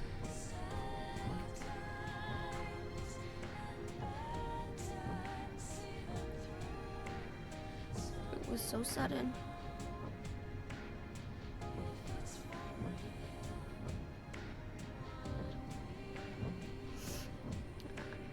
I never had a chance to tell you how happy you made me.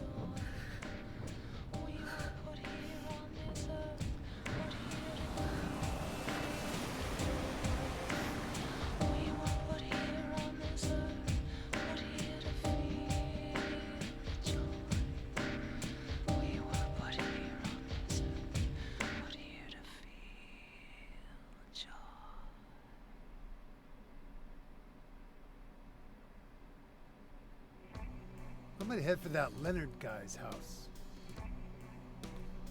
You check out the hospital. You got the map, right? Yeah. You gonna be okay alone? I'm not a child, you know. Are you sure it's not you who's afraid to be alone? You're right. I am afraid. I'm 50-something years old. I've never seen nothing like this. I still feel like I'm dreaming. More like a nightmare, I'd say. Yeah. I want to wake up and have a smoke already. Meet me back here when you're finished looking around the hospital. Okay? Roger. Notice how the smile goes away the moment he's gone.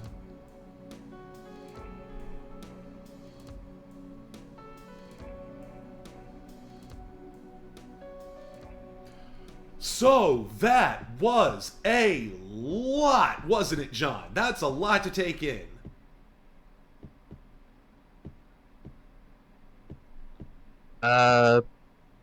Welcome to the other side of the eye. What does that mean? That sounded clever. My question, before you answer, is... Eye of the storm. Oh, I gotcha. My question is... Did they check in to this place? Was this a normal town when they entered it? Did they actually pay for this room? I'm tired, but it's no time to sleep. I'm gonna head for the I hospital. imagine they paid for a room.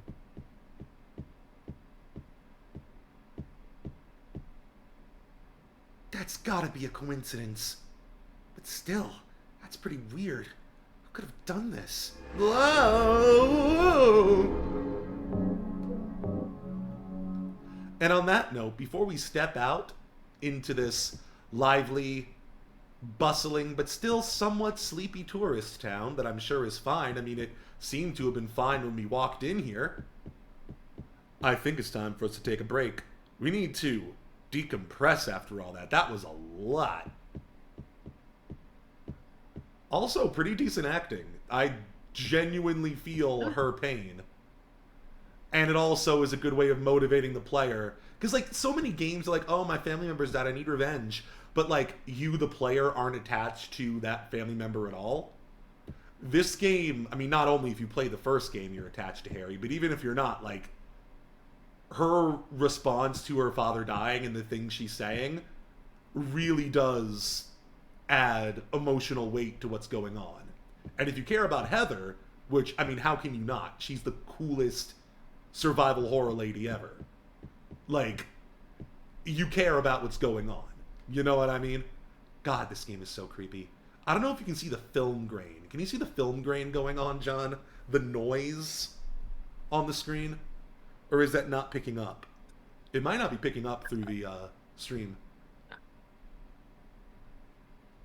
I cannot see that. But Yeah, I've also got the stream rather small. There is a constant, unsettling noise filter, like TV static, all the time in this game. Constantly. No matter where you are. And it just gives you the sense that things are just a little bit fuzzy, a little bit dreamlike, that you're not quite here.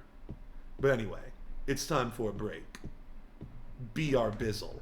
I don't know why I said it like that. That's fair enough. BRB.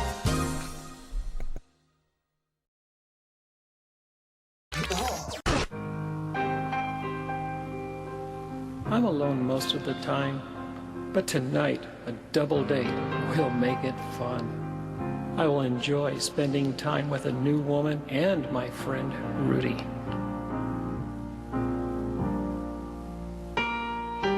Oh look, Rudy's here.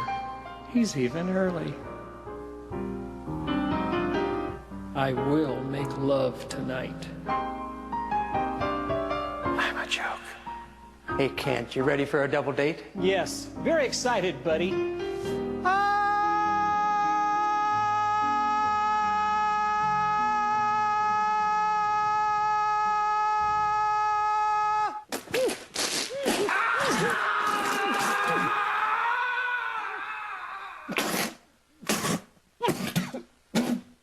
Kent, are you all right? What's the matter? Your shirt. It's so plain. It's making me sick. And you're not wearing a brooch. A brooch? But aren't they for women? No, a brooch from Cinco Men. Jazz up any plain shirt with the man brooch from Cinco Men. Here's how it works. First, your skin is lubed with a relaxing, cooling gel. This also slightly numbs your shoulder where the brooch will be adhered. Then your teeth are removed. You don't want to bite your tongue off from the pain. Next, a 4-foot reaming hole is drilled into the skin and bone. And now you're ready to screw on that beautiful male brooch.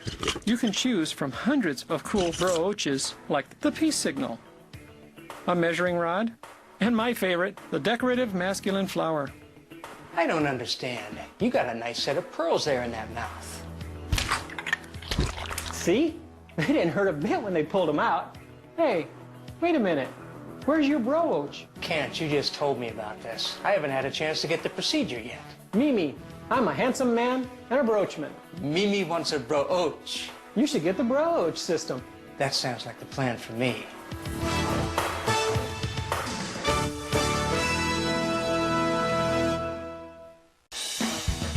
Well, you wipe it and you spank it and you put some clothes on it and watch it turn red.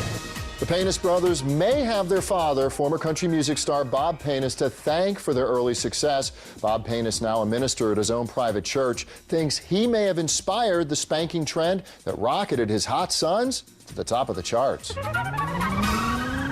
You should spank your wife, you should spank your children, you should spank your aunts and uncles and cousins, and Jesus knows that. I taught my boys the value of a good spanking early. And I suppose that might have influenced their music. And if you think the kids are the only fans of the Paynes brothers, check out this exclusive interview with my friend's mom and dad. What do you think of the Paynes brothers? The Paynes brothers have been great because they make spanking fun, right. which makes it easier for us. And here's an exclusive world premiere first look at their new single, Spank Me in Heaven. And when my homies cry out from the street, all I can say to you is they'll be spanking your butt in heaven.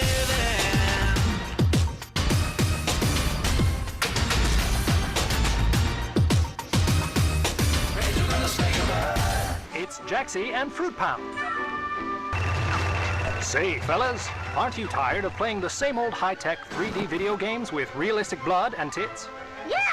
Why not try playing Dr. Tran's Peanut Butter Square Hula Quest? It's new from GameCack. What is it? It's a brand new board game for the whole family. Wow! Real peanut butter squares! Now you've got it. Just roll the dice, spin 100, and win a hand job from Jerry Mathers. I win! Dr. Tran's Peanut Butter Square Hula Quest comes with everything you see here. Ages 5 and up. And it says Dr. Tran on it, so you know it's good. Comrade Peter, what's that class thing you're always talking about? I'm talking about social classes, Stewie. There are two main classes, bourgeoisie and proletariat. Bourgeoisie are the owner of the means of production. They own factories, businesses, land, and so on. And proletariat is the opposite. They don't own these, and they have to sell their work constantly to survive. So it's like rich and poor people? Not exactly. Bourgeoisie doesn't need to work. They make profit by exploiting the proletariat. For example, if a worker creates $10 of value in a day, bourgeois takes $7 of it because he owns the factory. But there are good bosses, too. Just working somewhere who pays good. It's not about being good or bad, Stewie. Every boss has to exploit their workers in order to survive the competition. That's how capitalism works. But you can always start your own business and become a bourgeois, right? It only works in the paper, Stewie. In reality, a worker cannot compete with multi-billion-dollar companies. And this is the reality of capitalism. If you are a proletarian, you have to spend your life working for the bosses. So what should we proletarians do? We will only be free when the bourgeoisie is gone. There were oppressors, and the oppressed and the history of all existed societies is the history of class struggles. It's time we put an end to this by abolishing the classes and liberating ourselves from the exploitation.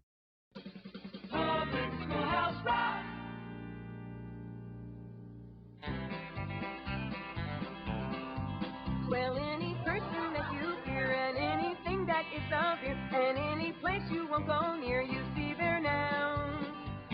A noun is something that you need, so by 12th grade you'll learn to read. Don't make me get up into your face. A noun's a person, thing, or place. Oh, I went to a public school. I thought the kids in classes and the teachers would be real cool. But the hallways were filled with gangs. They were packing guns and knives and chains. Oh, I went to a public school. Well, any person that you fear, Like a gangbanger or a crackhead. and anything that is severe, Like a gun or a teacher's union. and any place you won't go near, Like a hallway or a bathroom. you see their nouns, you see their nouns. I walked down the hall and I thought that I would slip. So much graffiti, it looked like an acid trip. I went to complain to Principal Krupp, but he's out sick and he never shows up. Oh, I walked down the hall and thought that I would flip.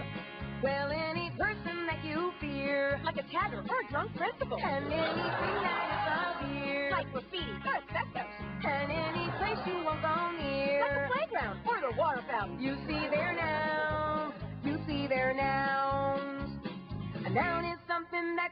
So by 12th grade you'll learn to read. Don't make me get up into your face. A noun's a person, thing, or place. A noun's a person, thing, or place. My school is all messed up. Thanks.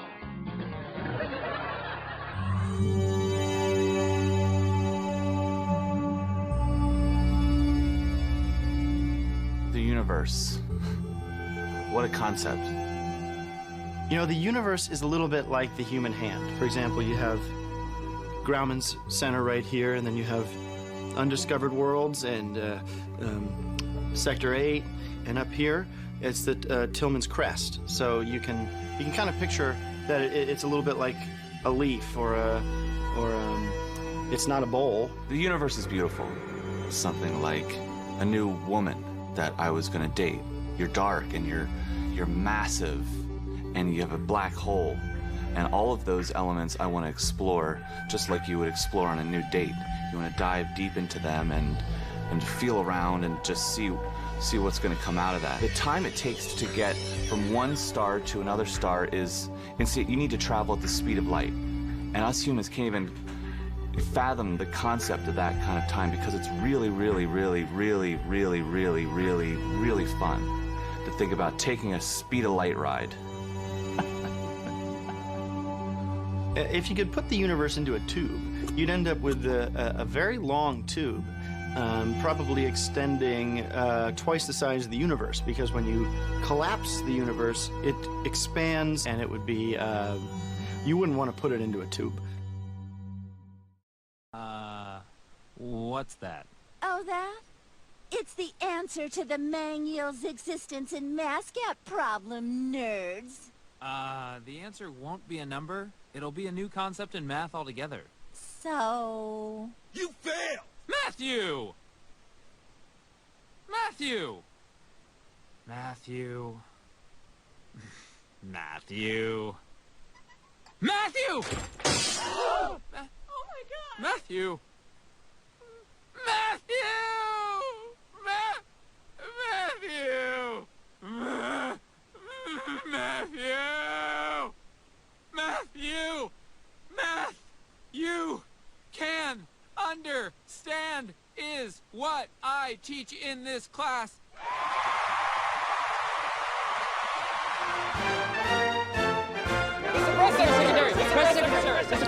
Okay, thank you for waiting. The president has asked me to come out and make a brief statement about the wire that just went out a couple minutes ago. To make things short, I will just confirm that yes, we do have a moon base, and yes, we are currently experiencing some bear problems. Now, I will open it up if there are any questions. Mr. Press Secretary! Mr. Press Secretary! Mr. Press Secretary! New York Times. Yes. I have a 11-part question. I'm sorry, I only have time for 2. All right, let me get this straight. So, the United States government is admitting that we do have a moon base, and that there is a bear problem on said moon base. Yes, that is correct. All right, follow-up question. Are you with us? That's a really good question. No, we are not, and I would like to remind everyone to keep the language civilized. This is the White House. Excuse me, Mr. Secretary, Bob Daniels, Newsweek. Mr. Daniels. How long have we had the moon base? And are these bears Earth bears, or are they from the moon? I'm sorry, I'm not at liberty to disclose how long we have had this moon base at this time. We do believe these to be Earth bears. We have no reason to believe these to be lunar bears or even Saturn bears. Todd Albright, PBS. There's Saturn bears? I am also not at liberty to go into the various types of woodland life forms on Saturn or any of the other 12 planets. 9 planets. Right. I've said too much already. What I can show you is the images that have been beamed down to us from the Odyssey satellite system just a couple hours ago. This is the view out of the front door of the United States Secret Moon Base. This was taken yesterday before we discovered the bear problem. And this one was taken just a couple hours ago. So, as you can see, bears everywhere. Mr. Press Secretary! Mr. Press Secretary! Mr. Press Secretary! Mr. Jackson. Yeah, those bears appear to have guns and motorcycles. We believe they may be involved in some sort of intergalactic drug cartel, perhaps affiliated with one of the interstellar wizard alliances. Wizard alliances? Yes, next question. Just a thought, more of a shot in the dark, but we wouldn't happen to be invading Iran today, would we?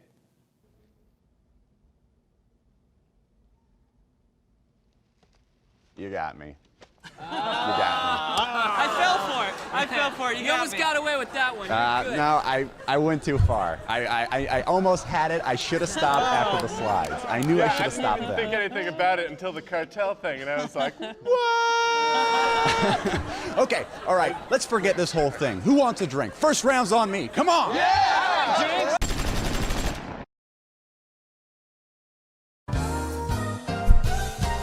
I am back and sexier than ever, if that's even possible. Many say it's not.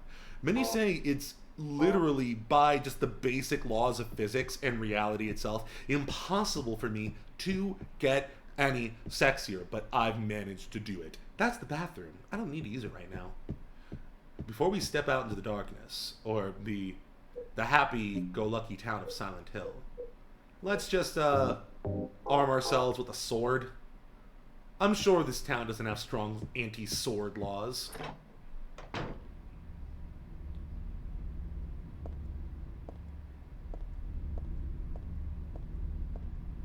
So what do you think?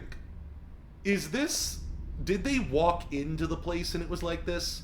Or was everything normal during that entire car ride during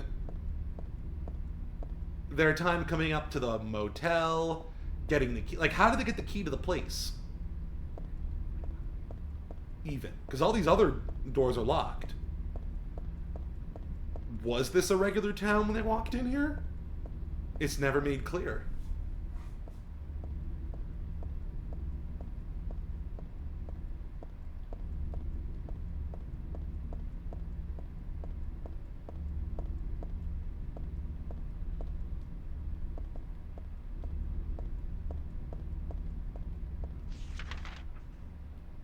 And here we are.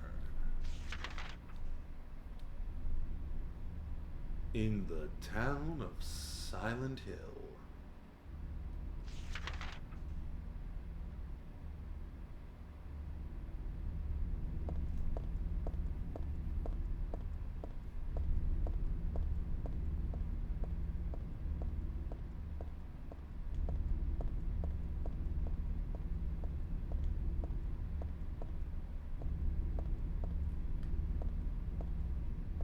Phones don't work, of course. Why would they? I hear something. I saw something crawl into the fog.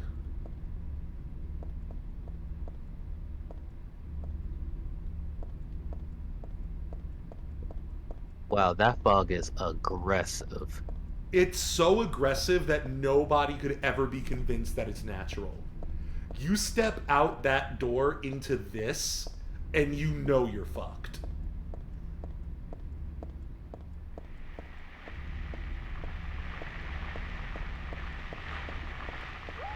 Murder!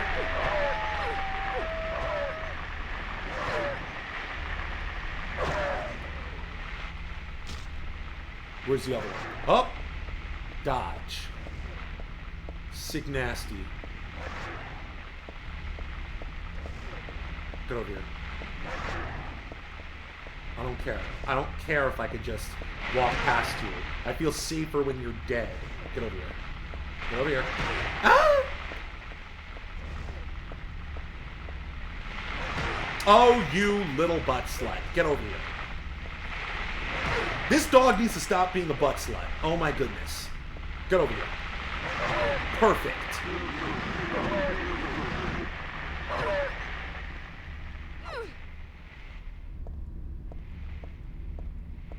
At this point, who's the real monster? The dog. It's the dog.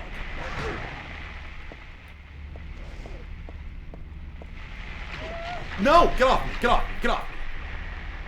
Harlot.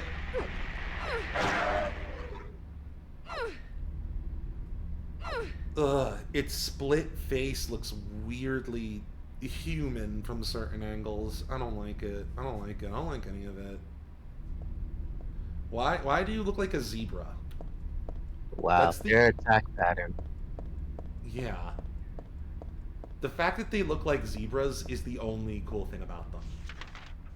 Also, I think we're going to the edge of the map, which is fine. Maybe there's something over here.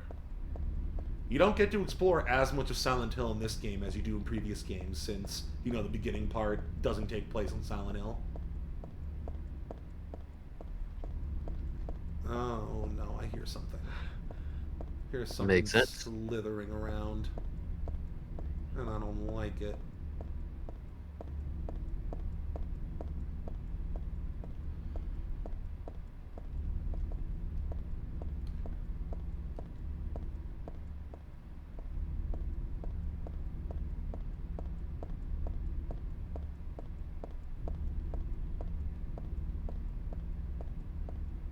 Maximum grip. That's what they call me. Down at the gay bar. Oh no. Not this noise.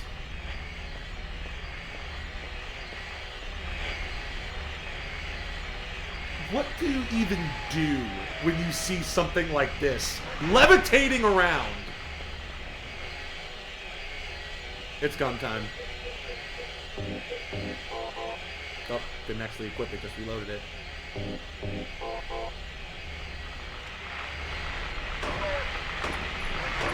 So try me if you really wanna. No, serious. Try me if you really wanna.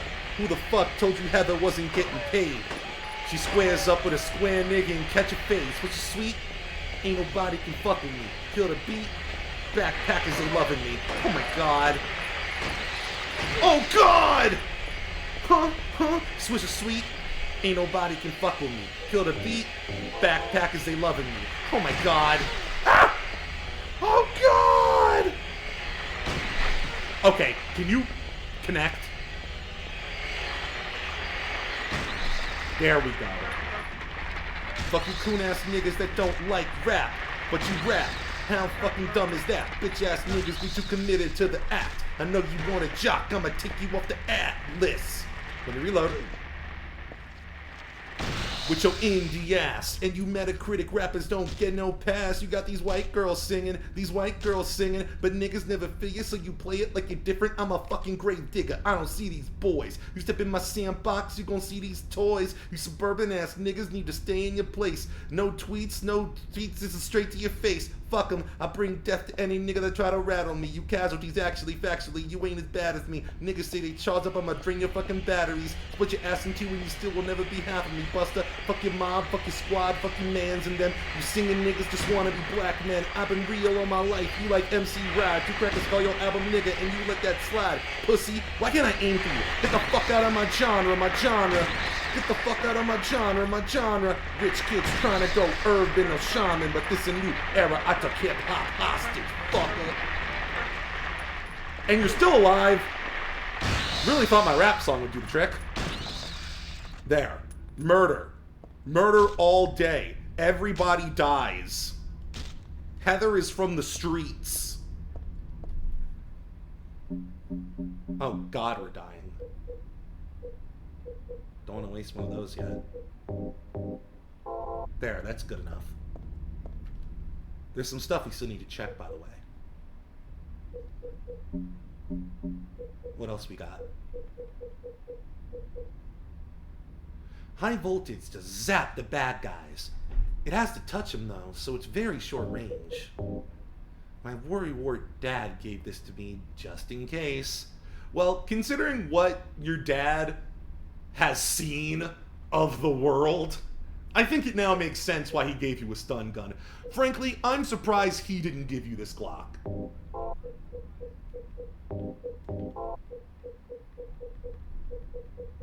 Okay, what else we got? Ah, yeah, the pendant. We've had this since the beginning of the game. Dad gave me this pendant on my birthday. It's one of my treasured belongings. Interesting animation. There's a jewel inside, like a little red tablet. When I asked Dad what it was, he said, just a lucky charm.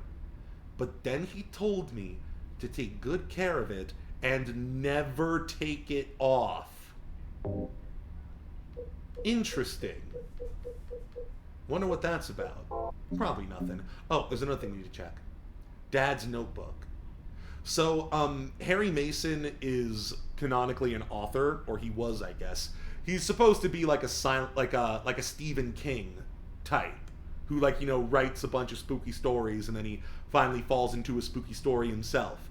So, in the first game, the way you would save was by writing in notebooks.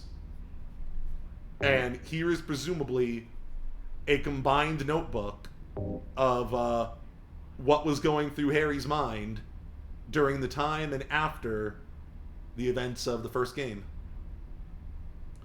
I hope this will never come to any use. Maybe it's better if you never know.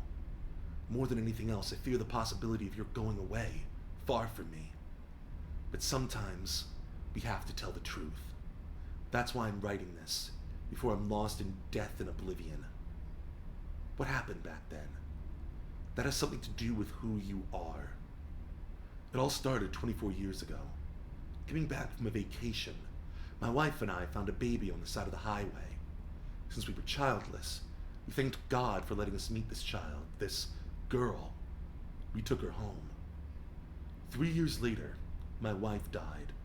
And another 4 years later, 17 years ago, I came to Silent Hill. I heard the girl's pleas and took her with me, not knowing why she wanted us to go there. And it was there that the girl went away. Not that she actually went anywhere, nor did she die. Returned to her original self. That's what Dahlia Gillespie said. Original self. That was the young woman burned by her mother as a sacrifice to God, Alessa Gillespie. Half her soul escaped in those flames and went on to live in a baby, in that girl of mine, of ours. 7 years passed before that half a girl returned to Silent Hill and made Alessa whole again. Newly strengthened, she vowed to kill God. God, a fetus nestled into the sacrificial girl's womb, was summoned with the usual rites. You know how it goes. This was Alessa's wish, no matter what the outcome, even if her own existence were at stake. But that wish was not granted. My interruption meant she prayed instead for the girl's return. I alone couldn't bring her back. Dahlia did it. I only helped at the birthing ceremony to bring God out of Alessa. Dahlia is the main antagonist of the first game, but she was acting like she was just a crazy old religious lady who was helping us the whole time, only for us to figure out like 3/4 through the game that we've been playing her hand and doing a ritual that would complete what she tried to do to her daughter a long time ago. The newly born God wailed once again and was dead, all from that girl's and probably Alessa's conscious resistance. So this basically implies that when you were whacking God with a metal pipe in the first game, you weren't actually doing much. You were just surviving as the weird metaphysical shit going on in the background killed the God. That's not the end. After God had vanished in a glow of light, Alessa reappeared and gave me a baby.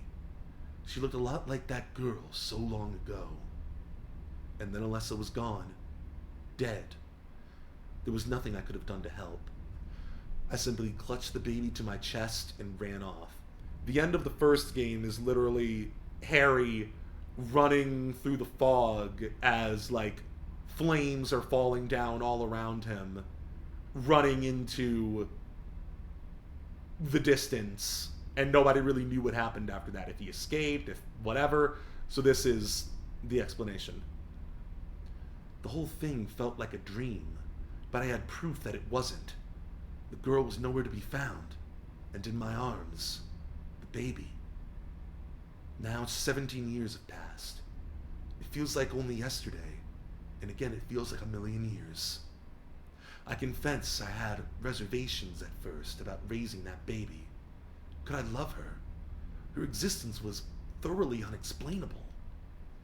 I thought she could be that young woman who snatched away my beloved daughter.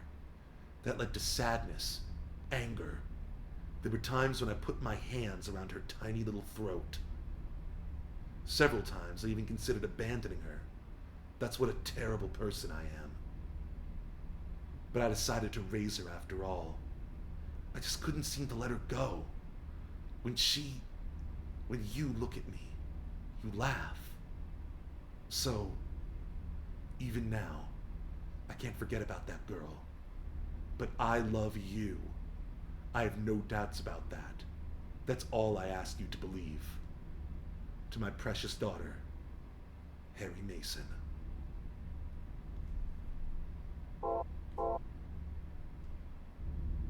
And now we're here, finishing our badass dad's work. So this is not the way we want to go.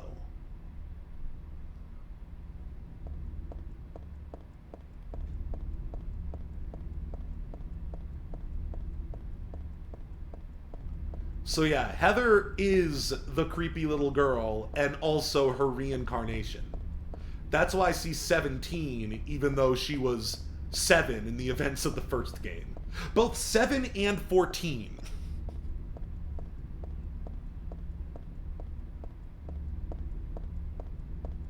Things get a little weird when you try and mix, you know, non-linear, non-Euclidean, non-human logic with the real world. Oh, that was me walking on the grass. Sometimes things get a little timey-wimey when you're dealing with Silent Hill shenanigans. The Dance Company. Classic ballet, jazz dance, aerobics. See, it seems like normally this is a totally normal town.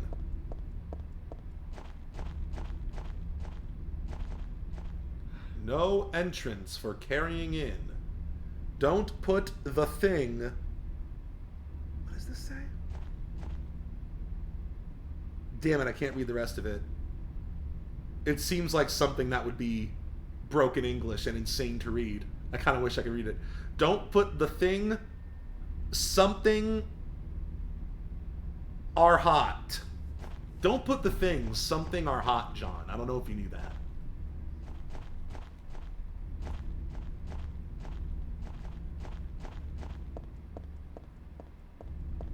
Jackson. I'm jacked in. God, I wish... Man, I just remember that The Matrix 4 exists again. And that makes me so sad, mad, and pissed off. Why do we have to live in the timeline where Trump won twice and we didn't get a good fourth Matrix movie? Fuck everything. Still mad about that. We could have had so many cool Matrix video games right now if everything didn't go to shit. I don't need to go there. That's the wrong place to be. Oh, maybe... Oh. Oh, we need to go down here. Okay, cool. This area is Silent Hill 2, from what I remember. The Blue Creek Apartments is like the first indoor, like, I guess you could call it a dungeon in Silent Hill 1. Heather, she's a dungeon crawler. We went through the mall dungeon, the subway dungeon, the ruins of suburbia dungeon.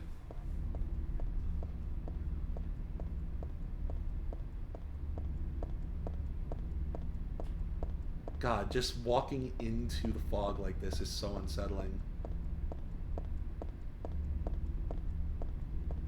I love how they make it so that even when it's bright outside, it still manages to be scary. That's something a lot of games can't pull off. Fear in the daytime. Pete's Bowl-O-Rama is also a place to go to in Silent Hill 2. Sucks we can't get in there. Let's make sure we can't get in there.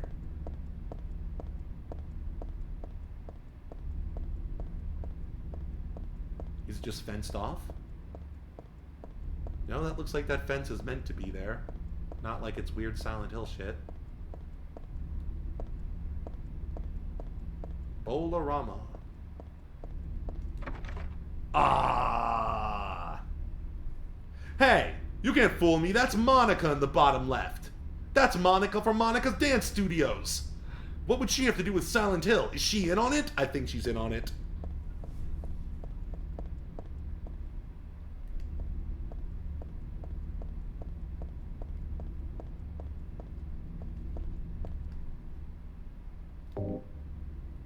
I love this. Heather refuses to put this vest in the wash to get the blood off until her deed is done.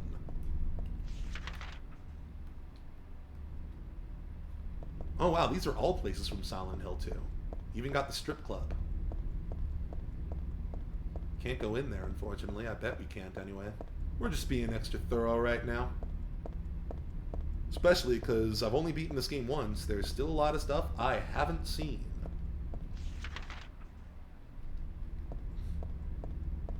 Huh. What are those skid marks for?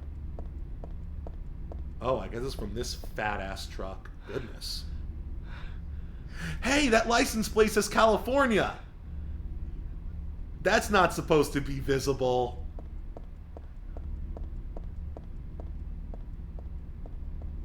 We're not supposed to know where Silent Hill is in the world.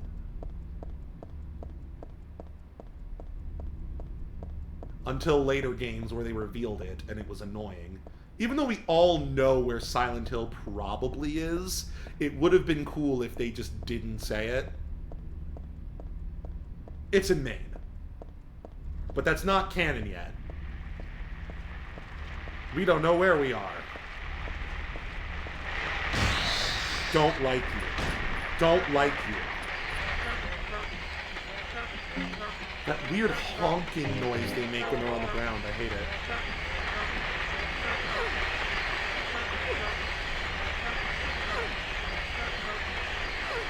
No. How do you even describe something like this? I believe their official name is pendulums. I'm not sure exactly why they're called that. Though they are swanging. Like a pendulum do.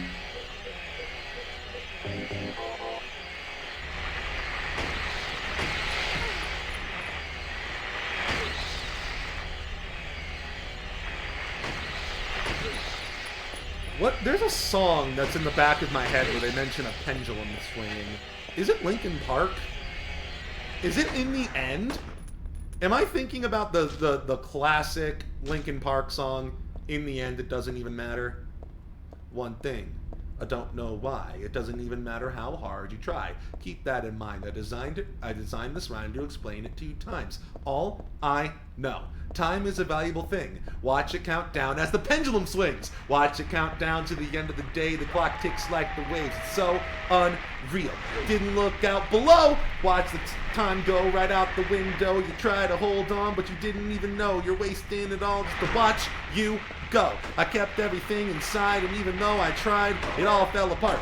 What it meant to me will eventually be a memory every time I tried so hard. You figured it out. Okay, can you die? Can you and your entire family die, including the children?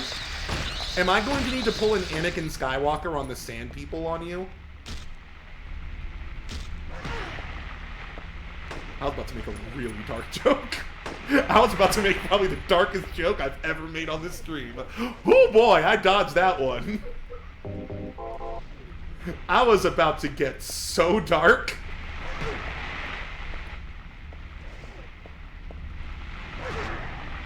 Oh god.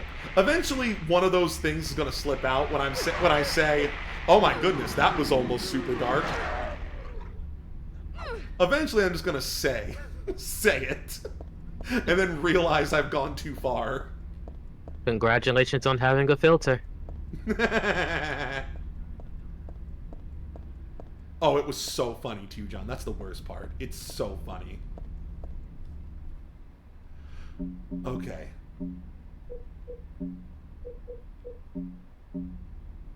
I mean, we're good on health for now. We have so many handgun bullets.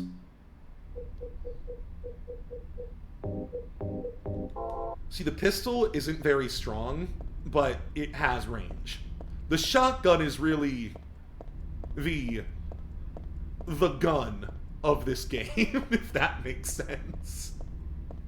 That's like the typical survival horror, you really shouldn't be using this outside of a boss fight type weapon.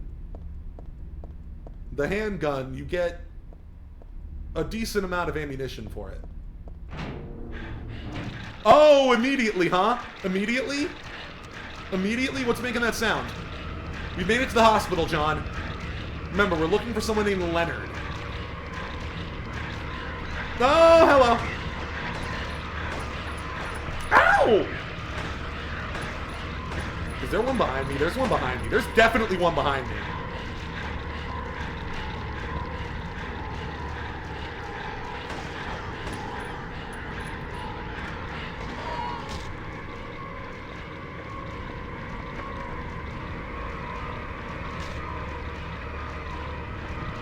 Yep, there was one behind me. I knew it.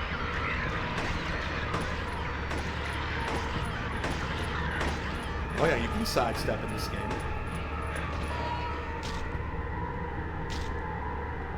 What, did you think Heather wasn't a tactical G? And by G, I mean genius and gangsta.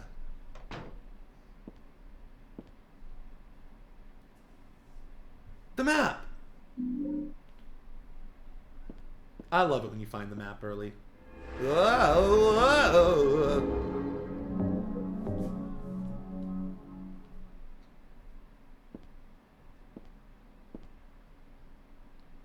So this is another thing that you're not actually supposed to see. For some reason, this sign, that should be some kind of medical thing. It's kind of medical warning. I think the bottom is just lorem ipsum, but the top says, "Gonna beach in the sea." That makes sense. That's totally not just random letters Japanese people put in English to give the impression that there were words there without anybody being meant to ever see it. And there are a bunch of different types of medicine, but none of it looks useful. I guess I should just leave it all alone. There's nothing interesting on the shelf or scattered on the floor. Is there anything else up and around here? Wonder what time period that computer would be from. Late 90s, early 2000s? Maybe that's properly contemporary. I guess we're kind of in the mid-2000s, aren't we? This game came out in 2003. That's technically the mid-2000s.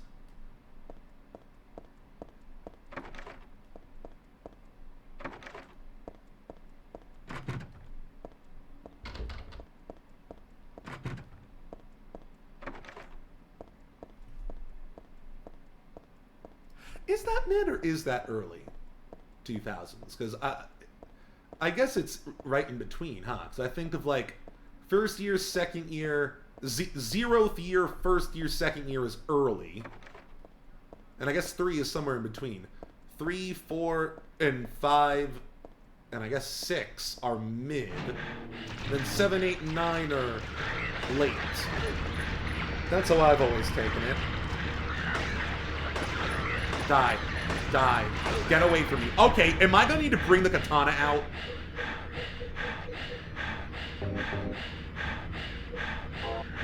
I hate that weird mechanical breathing. Like you're in some kind of iron lung that's going way too fast. Murder.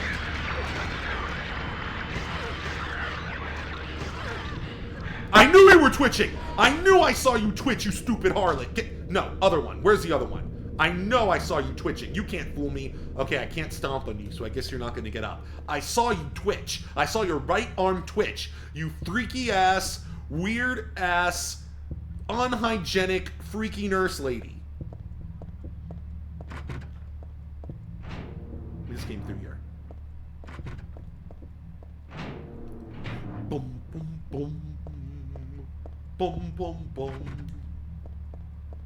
Boom, boom, boom.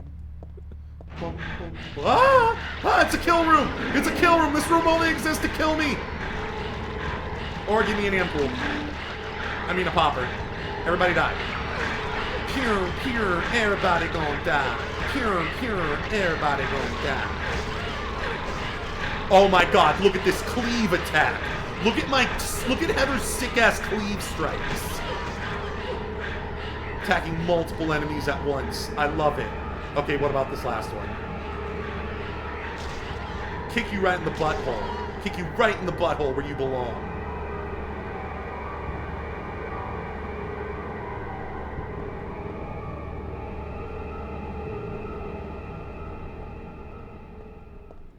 This doesn't seem like a good place for a regular guy like Leonard to be. I guess we're just assuming he's a regular guy. We don't know why Vincent wants us to find him, but I mean, it's the only lead we got. This place looks fucked as hell, and again, you gotta wonder, was this hospital always this bad? Like, this looks awful. What is this fresh hell? I don't remember that teddy bear being on the wall. There are a lot of things stuck to the wall. A cookie, a toothbrush, a spoon, a Christmas card, a clock. Whoever it was probably used glue, but why do this in the first place? I'm not so sure that's glue. That's looking pretty white and crusty. There's a key glued to the wall. I'd love to take it with me, but it's really stuck tight. I can't even pull it off. Hey, that Christmas card has words, too. First words are offering prayers. Interesting. Probably not interesting to anybody but me. But I like seeing stuff I'm not supposed to see by cranking the resolution up in ways it was never intended to be cranked. I like to crank things. Me. I'm a cranker. So I think this is a mental hospital. Brookhaven. I don't think this is a medical hospital. I pushed the button, but the elevator doesn't seem to be responding. So why are we looking for this Leonard guy in a mental hospital?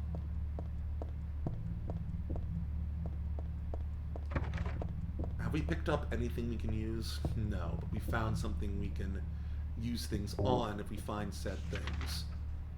Bum bum bum. Bum bum bum.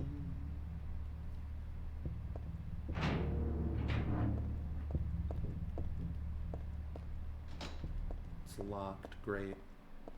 Let's save before we die. Oh, this elevator works. Interesting. Now, what did that say? Almost looked like it said yogurt. Can I get a view of that again? Does that say surgery? I can't tell.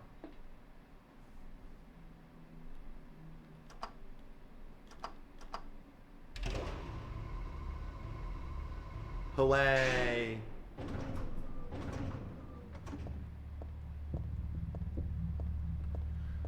The music in this area is so creepy and oppressive, but I actually really like it.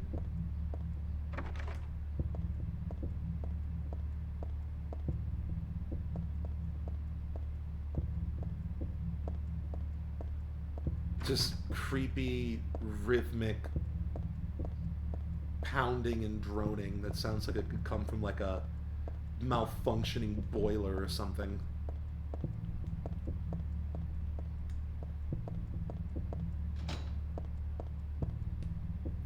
There's a typewritten memo posted here. What's this supposed to mean? The first is larger than the second. The second twice the third. The third smaller than the fourth.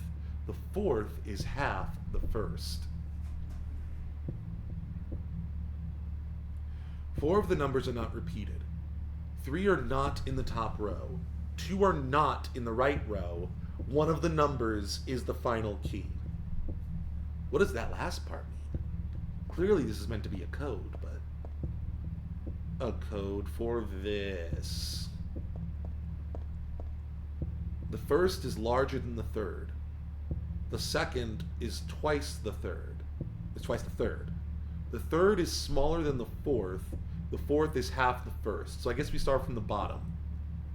The fourth is half of the first, and the first is larger than the second. The second is twice the third. Ooh, this is gonna take some thinking. It's gonna take some thinking. You already got it figured out, John? Smart man, big boy, strong man with the big boy, strong man brain. You got the wrinkliest brain, John. That's what everybody's been telling me down at the gay bar. You got the wrinkliest brain. So tell me, what have you figured out?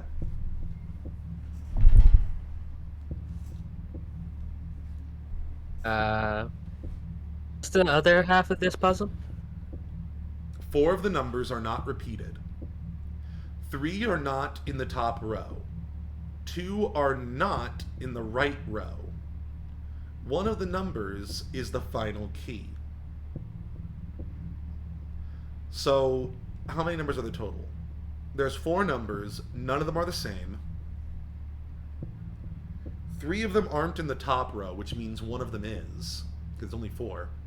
2 are not in the right row. One of the numbers is the final key.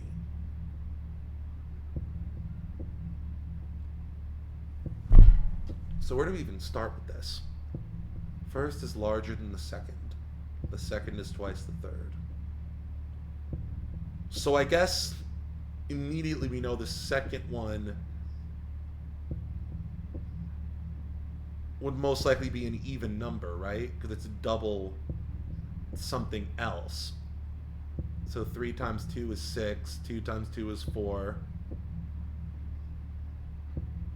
I think most likely that's an even number, right? The second one. And also it needs to be divisible by 2. It has to be divisible by 2, so that takes out a lot of numbers. So the second, the numbers are 1 through 9. The second can either be 8, 6, 4, or 2. Right? Those are the only things you can divide by 2. Makes sense. From 1 to 9. 6, 8, 4, or 2.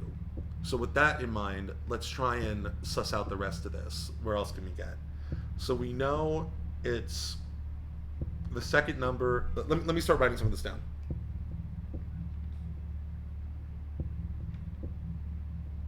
So for the numbers, we have dash, dash, dash, dash.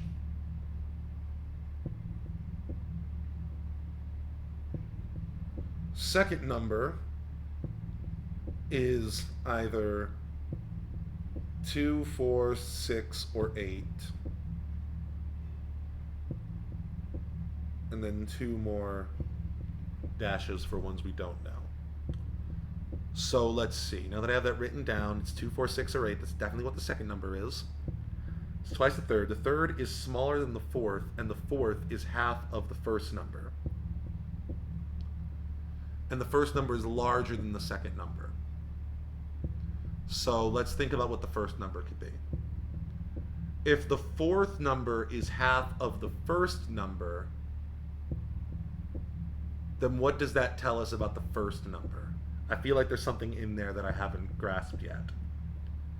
If the fourth is half of the first, that means we have another piece of solid information. Let's just think about it for a second. What could it be? First is larger than the second. So we know the first can't be like 1 or something, because it has to be larger than the other ones. The second one is either 2, 4, 6, or 8. So it has to be larger than 2. At the very least. The fourth is half of the first. So that could mean that the first number is 2 and the fourth is 1.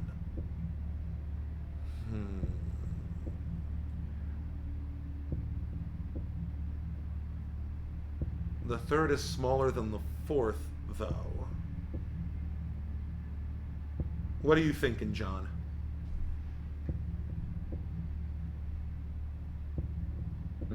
Depending on the configuration of the keypad, Let me show Did you it that. end up effectively saying that 2 of the numbers have to be on the far right? It said 2 are not on the far right. 4 of the numbers are not repeated. They're all different numbers. 3 are not in the top row. That means 1 number is in the top row. 2 are not in the right row. Wait, that would mean that 2 of them have to be in the right row, right? Potentially? I'm trying to figure out if that's potentially or definite. If 2 aren't in the right row,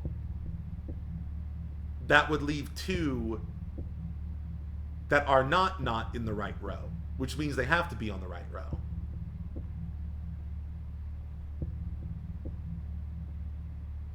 Let me show you the keypad. Oh. Here it is. So this, I'm assuming, is the right row.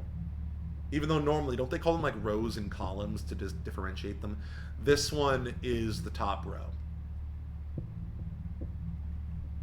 Okay, so it is 3 by 3. Mm-hmm. So the second can be 2, 4, 6, or 8. 2. If it was 2, it would be in the top row.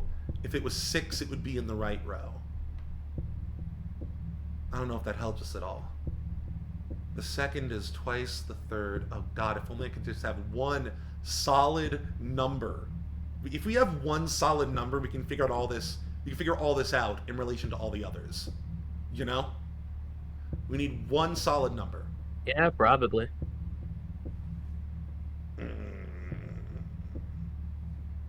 So let's see if this makes sense if the second number is... The second number can be 2, 4, 6, or 8. Let's go under the assumption that it's 2 for now and see if this still makes sense. The first is larger than the second, so the first number is larger than 2. 2 is twice the third number, which means that would have to be 1. I don't think that can be the case. First is larger than this. I mean, I guess it could be. There's nothing that's contradicted that yet. Okay, the third is smaller than the fourth, which... Okay, but the fourth is half of the first. Ooh, this is brain bendy. I feel my brain being bended, John. Do you feel your brain being bent? It's a solid puzzle. So let's see. Especially without writing something down to be keeping track and eliminating states. Hard to do mentally. Very, very hard. Do you have an idea of how to do this written down? Yeah, I feel like if I actually pulled out paper, could fairly reasonably chunk through this by just writing down the different states that are demanded by every line.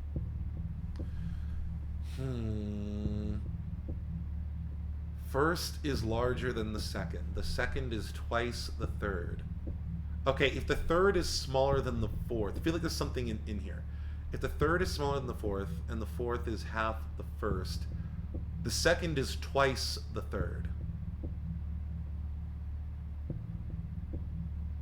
No, the second is 2 times the third number. Ooh, this is... I feel like I'm getting close, but not close enough. You know what I mean? Let's see. Mm-hmm. None of the numbers repeat. First is larger than the second. 3 are not in the top row. 2 are not in the right row. One of them is in the top row. Let's try and figure that one out. First is larger than the second. The second, twice the third. The third is smaller than the fourth. The fourth is half the first. Let's stick with number 2 for the second number for now, because that would be in the top row, and there's 1 that's in the top row, but only 1.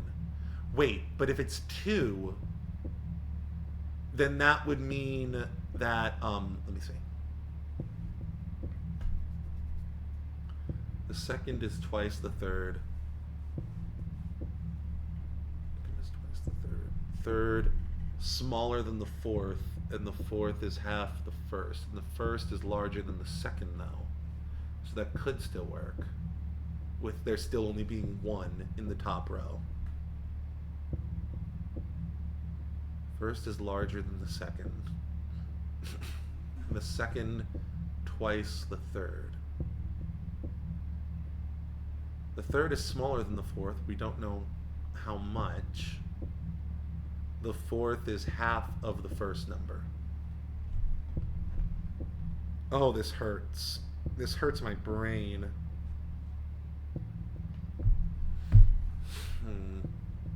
Maybe I just need to be silent for a moment and think about this. Feel free to chime in if you figure anything out. Fair enough. I've opened up a notepad, making some progress. I love you, John. Thank you for putting so much work into this. You are appreciated. I'm glad you are into this. The third is smaller than the fourth. Okay. The first has to be halvable. Halfable.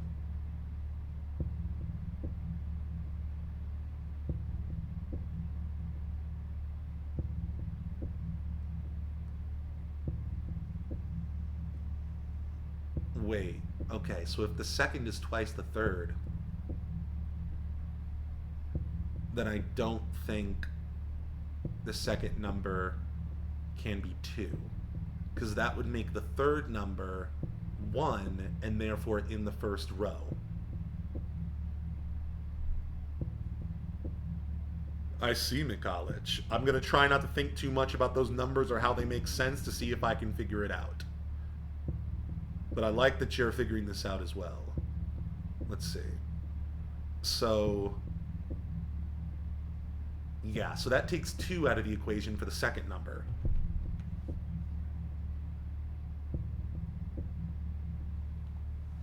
So it can either be 4, 6, or 8. 4 would put it in the right row, and we know that there can be 2 there. So let's see. The first is larger than 4. 4 is twice the third number. Okay. Wait, would that still be... That would still put it in the first row, so it has to be 6 or 8.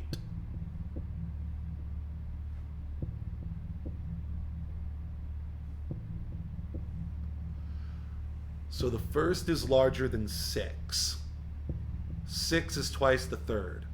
That would be even worse. That would put it in the right row and the top row, because that would be a 3. So it can't be that. It has to be 8 then, I think. Unless, is there any problem with what I'm saying so far, John? If you've been hearing it? Sorry, I've not been keeping track of your logic. Oh, no worries, John. I'm trying to run through my own. Just Good. eliminating states with just this information. That's all. So if it's 8, then the first one has to be 9. So we have 9, 8. The third number is smaller than the fourth. This is what we don't know anything about. The second is twice the third. So that means the other one is 4. So we have 924.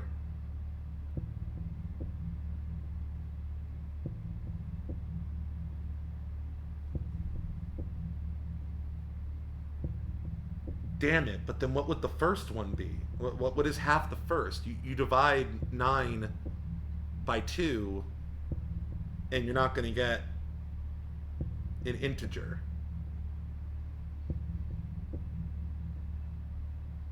Wait, am I saying that right? An integer is like a whole number without a decimal, right? Correct. Yeah. So no, it's not 4... The last one is not 4.5. Damn it, we were so close.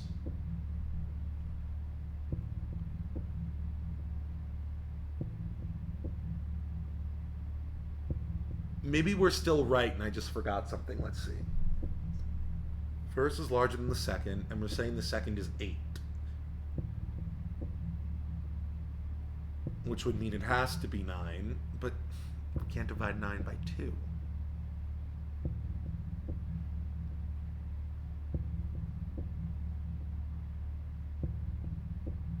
So what else could the second number be? Did one of the other ones work and I just didn't realize that it would work? Because 2 can't be it. The second is twice the third, which would mean the third would have to be 1 if it was 2.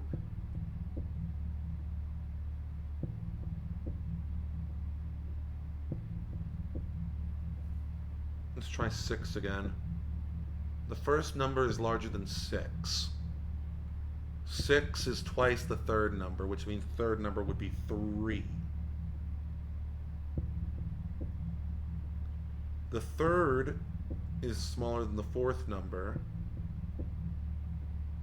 and the fourth number is half the first number. So the first number has to be something we can divide in half. So let's see. The second is twice the third, and we're saying the second number is 6 right now. The fourth is half the first number.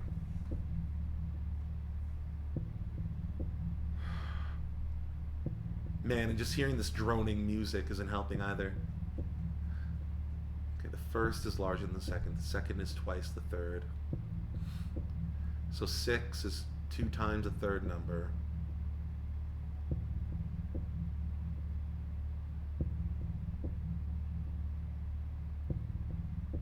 Which would mean the third is 3.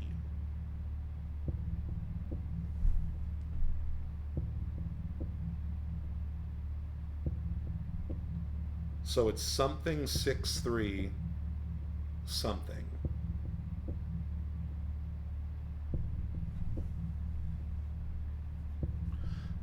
The second is twice the third, which means the third is half the second, and we said the second is 6, which means the third 3. The third number is smaller than the fourth number, and the fourth number is half the first.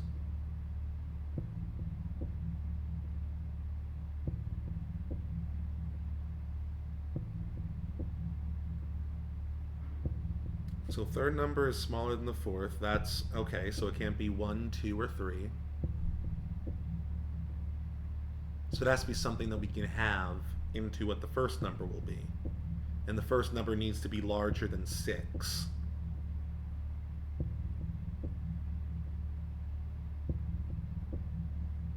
Would you mind changing the screen to the second half? Sure thing. I want to see if like this answer conforms to that bit too. Let me turn my controller back on. You know how it is. 4 of the numbers are not repeated. 3 are not in the top row. 2 are not in the right row. 1 of the numbers is the final key.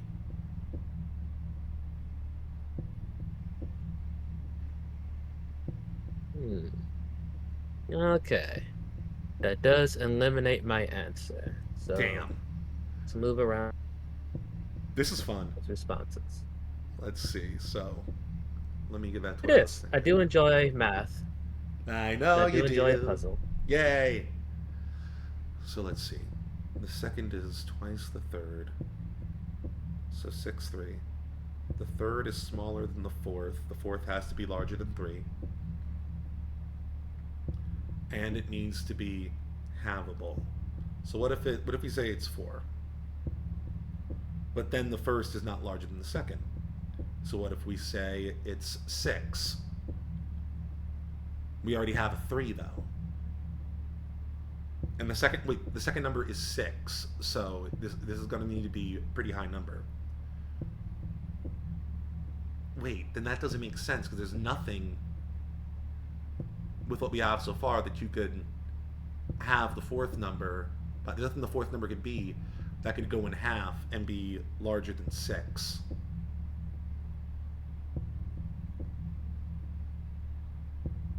So maybe we try 4 again?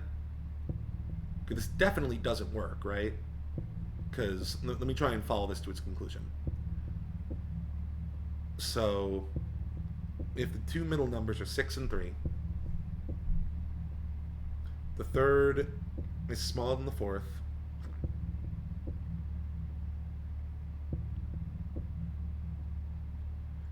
Maybe the first one could be like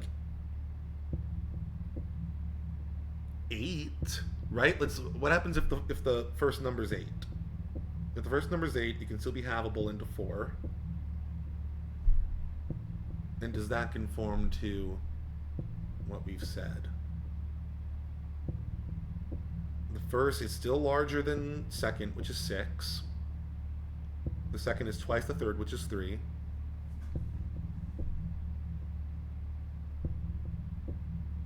So is it 8, 6, 3, 4? Let's see if that conforms to...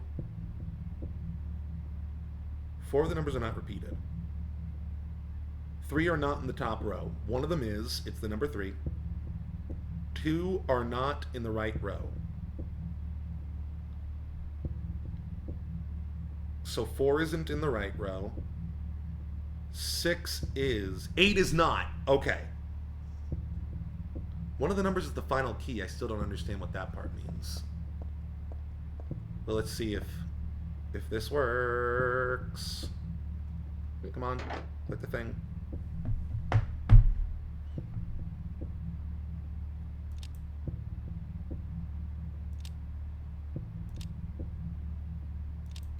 Oh, we did it!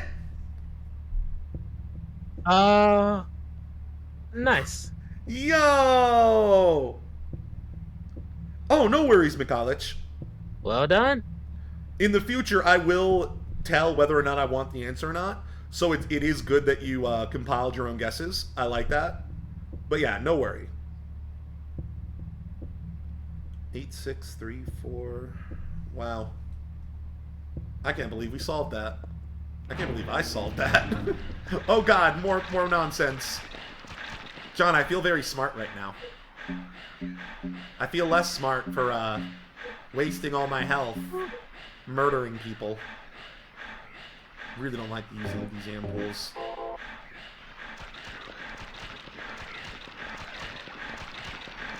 Go to your stank hoe. Does that one have a revolver? Oh, she does!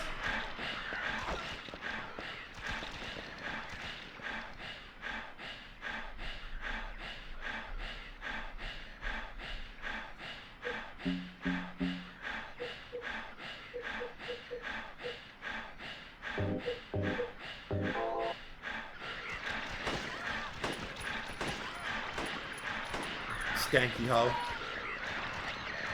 Don't you stank on me. Get your stank away from me.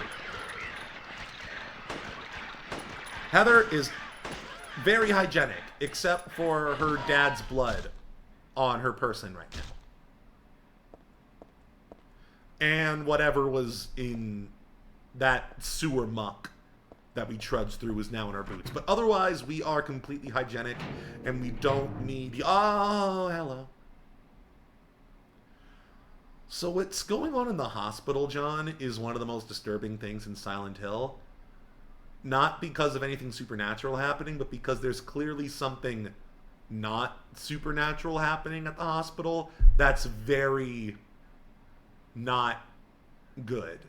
I've tried to piece this together every time I've been through the hospital, but I still haven't fully figured it out. I think there was some kind of like drug cartel assassination that happened here very recently. And I think it has something to do with the cult. I think it has something to do with people wanting to silence people. I think there was weird criminal conspiracy shit going on at this hospital, and that some people who work at this hospital are in on the conspiracy shit and are hiding the deaths happening here and their reasons for happening. No ammo from the nurse. I mean, we don't have a revolver. I guess we could pick up the revolver, but I mean, I don't want to touch what her grubby hands were on.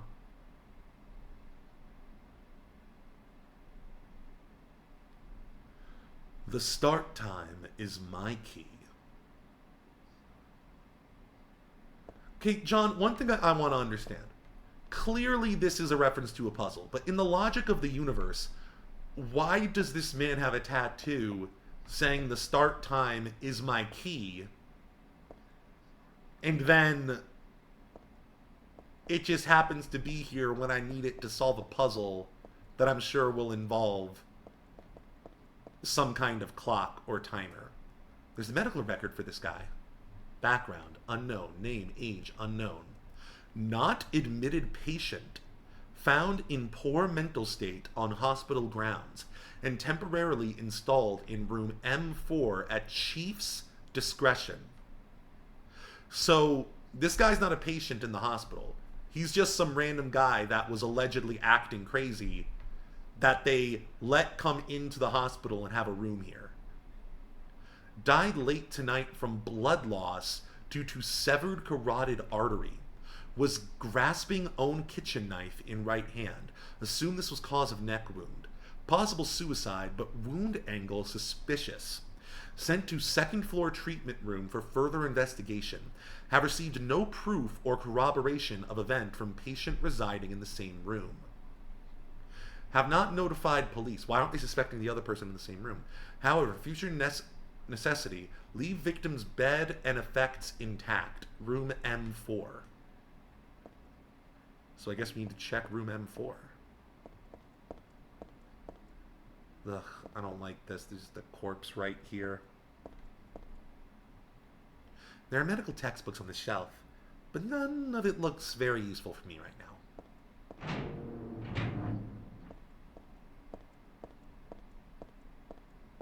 John. Oh, John. Johnsies. J-Unit.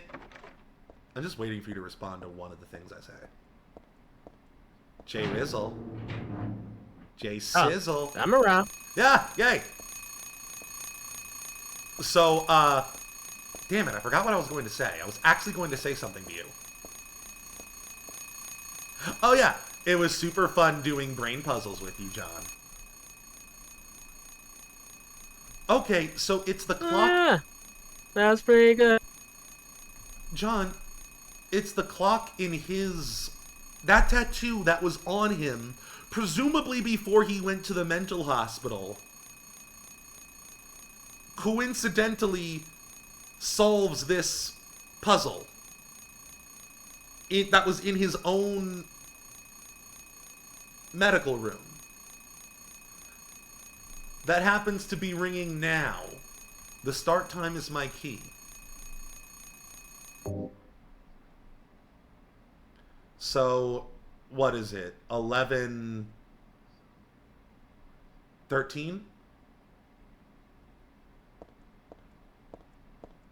That's what this is, right? That's what it says.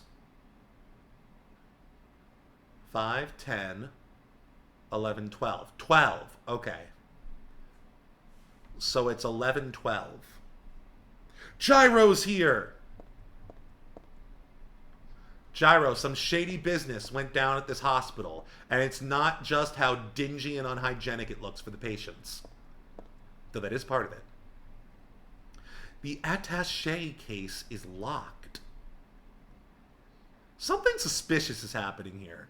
This guy this guy with a weird tattoo was apparently acting weird on the hospital's, like, front lawn, and the chief of medicine insisted on bringing him in as a patient, and then by that night he apparently Sudokus himself with a knife to his neck. But the angle seems suspicious. There's some kind of conspiracy going on here, John. And he had a black briefcase. Come on. Yeah? For a camera. He has a camera. Why? Obviously, we're going to use the camera for some weird, arbitrary dream logic bullshit. That I'm not pressed about. This is a horror game. A fantasy horror game. Obviously, it's going to be used in some kind of puzzle logic. The pillow is stained and sticky with blood. Is this from the tattooed guy? I've got a bad feeling.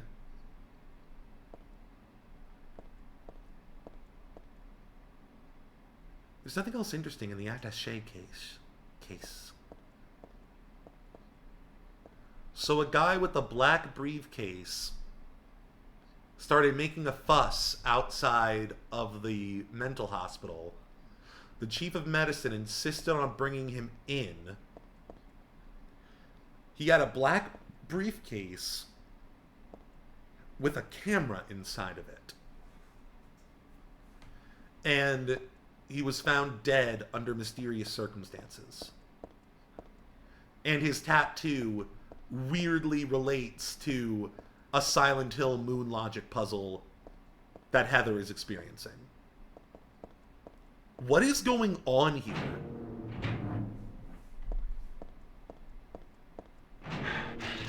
Oh no! The evil's just having fun again. That's the thing, John. It could be that the evil's just having fun. It could totally be, John, that tattoo was not there before the bullshit started. It could be that none of this is real, and that guy isn't real, and that memo we read isn't real. But at that point, like, we can't know anything. So assuming that the stuff written by people in the real world and the non-explicitly supernatural stuff we're seeing is real, then something's going on here. As you're being gangbanged in the corner by a bunch of nurses. Sorry, as I'm gangbanging a bunch of nurses.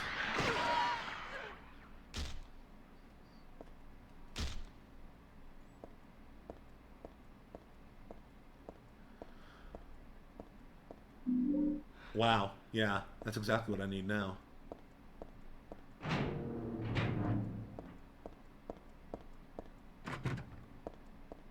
I like crackers and snacks, crackers and snacks, crackers and snacks. Ah, shit.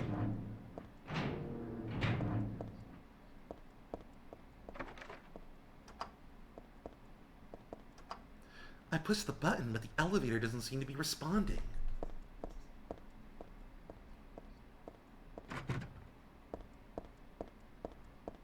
Okay, let's see. So now we need to take a photograph of something. What that something is, I'm not sure yet. What's over here? Nothing. Oh, great. We're here again. This is so weird. There's a man's corpse laid out on the stretcher.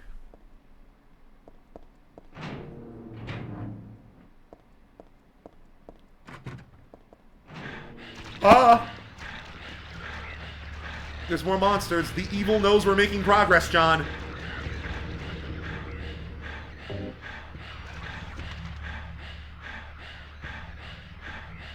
Okay, there's a lot of stuff we can check in here. How dare you solve my riddles? That I specifically laid out for you.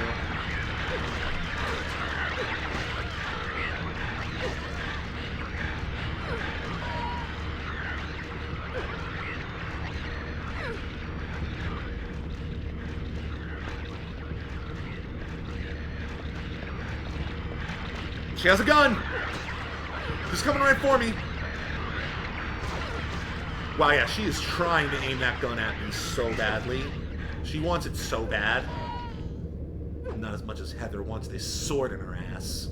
Not Heather's own ass, you fucking pervert. I mean the nurse.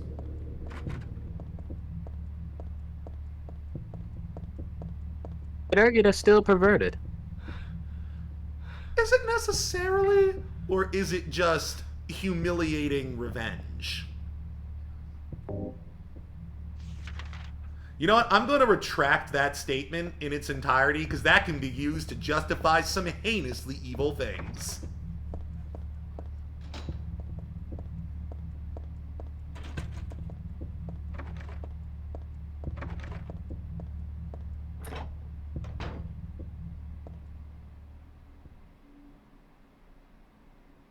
Why is that magazine called Red October? It says Red Oct, doesn't it? It's a fashion magazine. There's some kind of memo stuck in it. Extra costume password, touch my heart. What does that mean?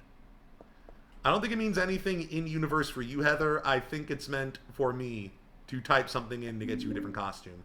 Nail polish remover. Oh, that'll get the cum off the wall. Awesome. Got some perfume. There's nothing else interesting in the locker. So what the perfume does, what I've learned,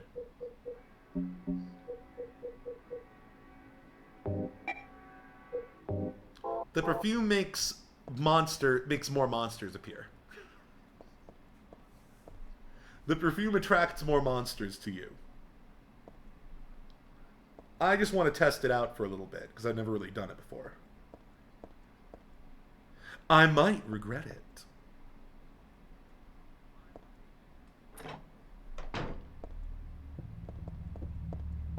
Alright, let's clean the cum off the wall. How's that sound, John?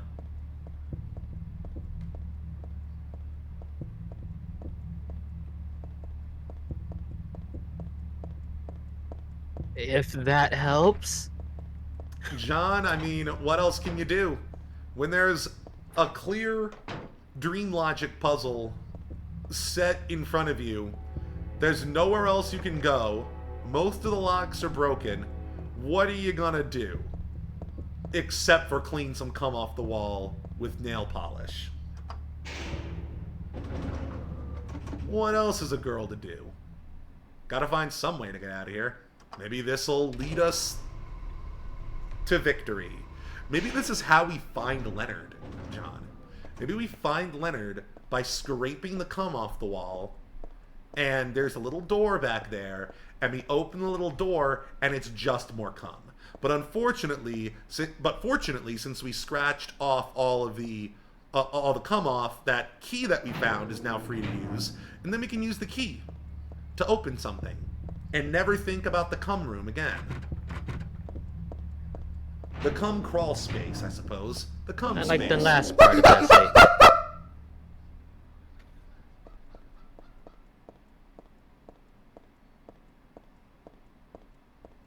I heard monster sound.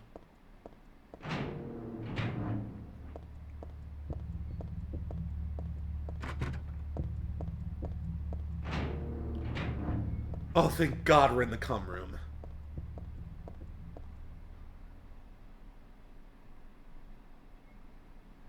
There's a key stuck on the wall. What's it for, I wonder? I'd love to take it with me, but it's really stuck tight. I can't even pull it off.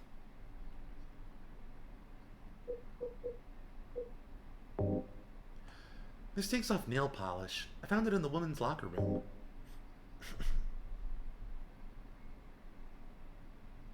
I used the nail polish remover. I got a stairwell key. Cool, now we don't need to take the elevator like a lazy bones. And maybe we can take the stairs to somewhere we can't reach with the elevator.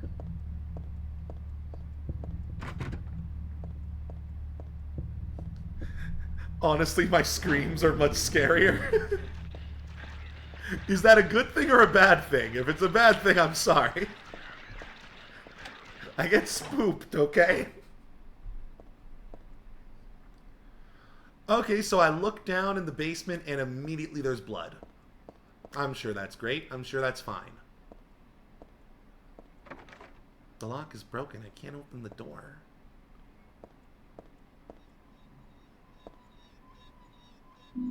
Some machine gun bullets. What's that doing in a hospital? Oh.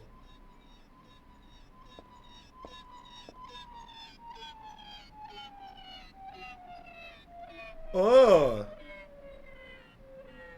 That's not how anything is supposed to sound in real life.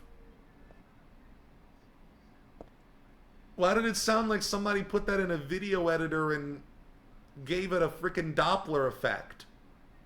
Why does the wheelchair have a Doppler effect? It's a wheelchair. Where's the person that was using it? Well, gee. I found a clip of submachine gun ammo. There's shell casings all over the floor. Gee, John, do you want to take a guess what happened?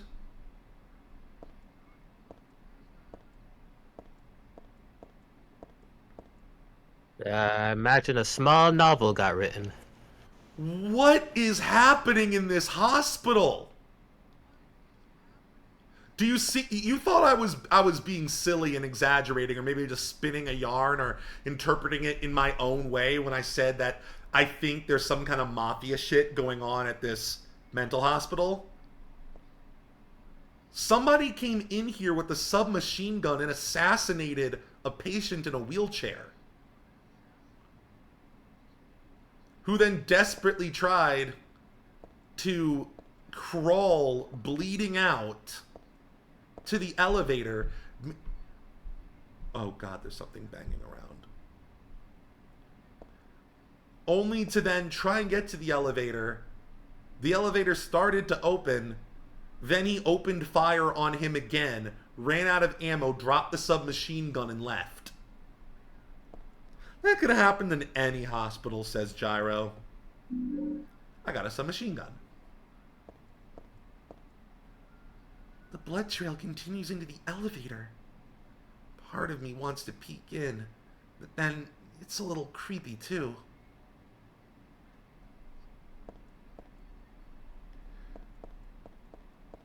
You think it was the wheelchair man's weapon? I don't know. When you see all the casings and all the blood smeared from the wheelchair, and then the bullet holes in the elevator door. The wall is scarred with bullet marks. What the hell could they have been shooting at? Well, gee, Heather, I don't know. Maybe the guy in the wheelchair. He used the machine gun to propel his wheelchair. That does not seem very economical. Scobie, the box says. It's all just junk. I don't think there's anything important here. No crimes here, officer, says Gyro. Okay. It's so hard to tell what blood is here because of the Silent Hill shenanigans and what blood has always been here or was put here very recently, and this is just an incredibly sketchy mental hospital.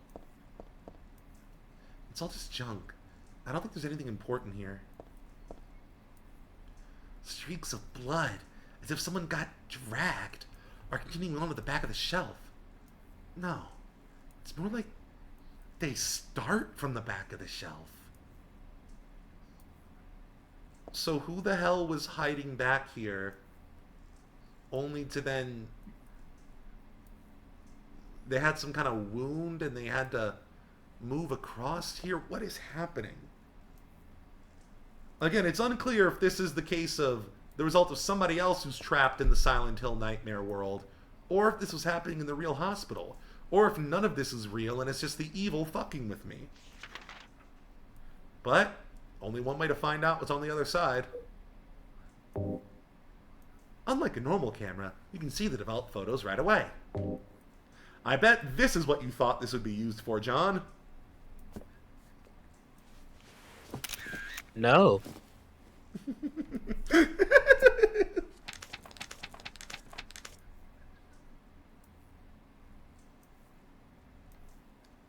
Four, 7, 1, 6. Why?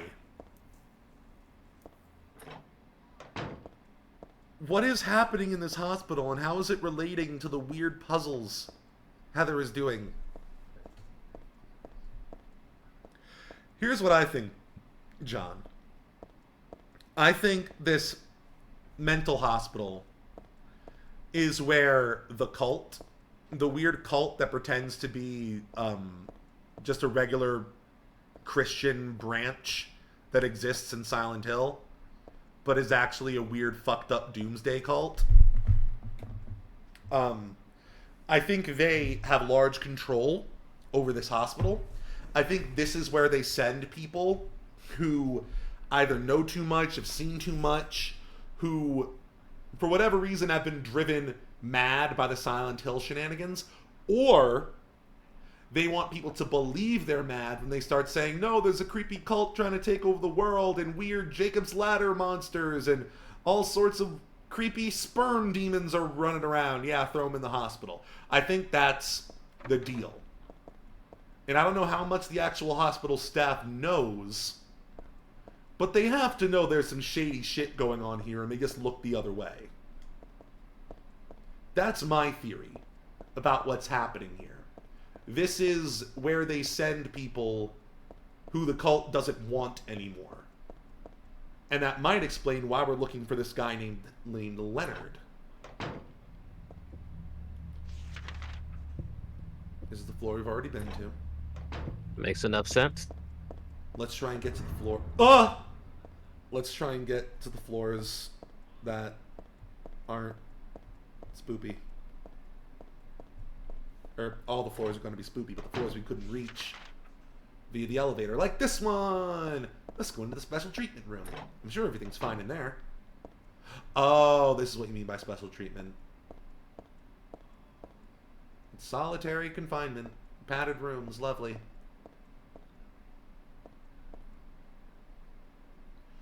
There's a memo on the wall. Punishment for brutality towards patient. 12 hours confinement in the special treatment room. Dismissal policy no longer in effect. Contact the chief if you have any questions. There's something handwritten on top of the typewritten sentence. The trick is not to leave any marks. Jesus Christ. And one other thing. This looks like it was written by a different person. The chief is a pervert. Christy would have been better off if she had been fired.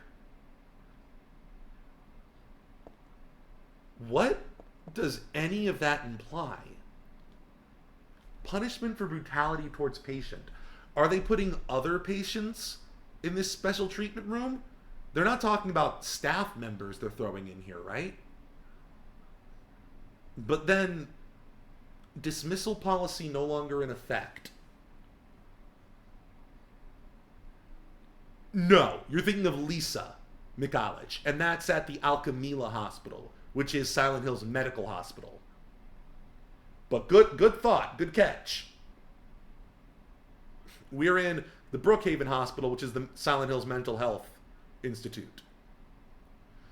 Dismissal policy no longer in effect. Does that mean that they're not, like, dismissing patients to maybe go to, like, you know, facilities better suited for violent patients?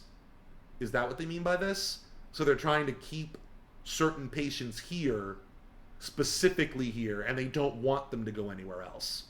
Which I guess would then tie into the idea that this is secretly a prison for unwanted cult members. But then there's this. The trick is not to leave any marks. Exclamation point. Kind of meant to be a joke. This implies to me that the staff is abusing the patients. And they think it's funny. And one other thing. This looks like it was written by a different person. The chief is a pervert. Christy would have been better off if she had been fired. I wonder who wrote this. You see that just how much there is to chew on in each of these locations, John? How much mystery there is, how much different types of uncomfortability this game can put you in just by implying things about its world. Not even the supernatural stuff. It's unlocked. Things seem to be going on.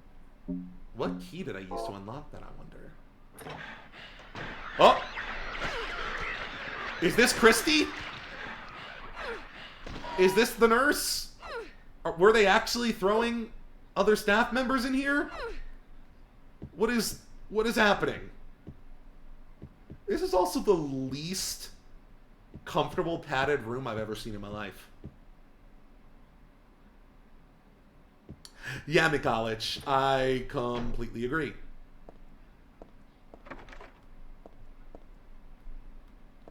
I mean, when somebody has secrets and not a lot of scruples, they're the one you want to go after if you have an evil criminal plot in hand. Just, you know, in case you have any plans you're making for the future. This chief of medicine is definitely the guy you want on your side if you're doing some shady shit.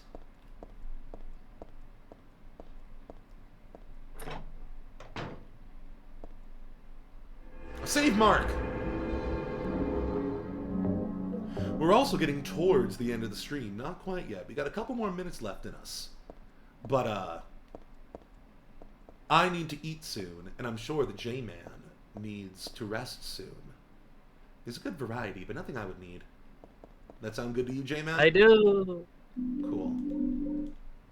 This is around the time you normally end streams, John. Normally, I try to end streams 30 minutes from now, but for the first few episodes of You Back, I've decided to like cut it a little short just to give you a bit of a break, time to like acclimate back into things. So we are probably going to end it pretty soon. But let's see what other spooky stuff can happen before we do. How's that sound? All right. And I appreciate the consideration. No problem, buddy. Where else do we need to go? Oh my goodness. Okay, we have the key to the stairwell. We don't even need to be using the elevator anymore. Elevators for little baby bitch boys who don't like to use their feet.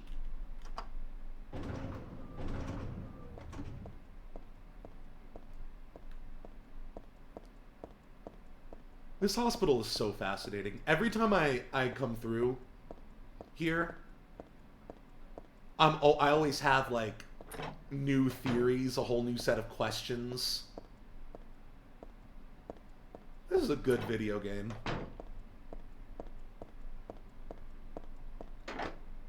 It's locked. Another keypad? Look at this one. Oh! We know how to open this. Why am I so silly? Also, there's something different happening than every other time I've played this. There's supposed to be something else happening, and it hasn't happened yet, and it's making me very uneasy. What was it? It was like 4617, something like that. We probably have the picture in our inventory, right? Oh, son of an MC Ho face. I don't think we do. What was the code? Wait. Memos. I forget this exists. It has everything. Heather has her own notebook. Let's see. I wish it was better organized, though. Photo on chair.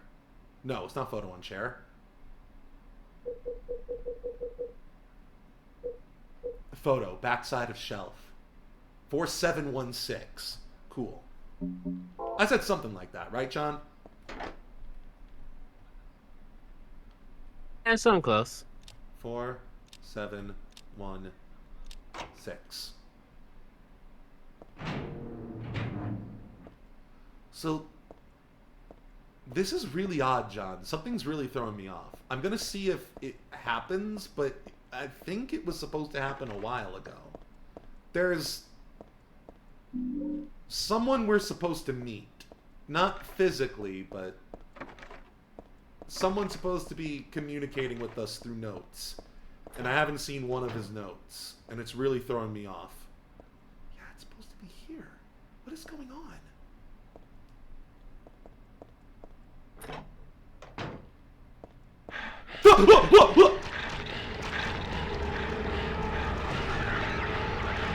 You just did a 360, I guess 180 no-scope on it.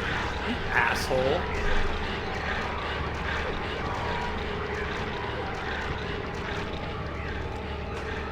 Oh, don't you dare shoot. Thank goodness they have terrible aim and seemingly terrible motor skills in general. Don't kill me. Get away from me. I don't want any of your butt cheeks. Oh no!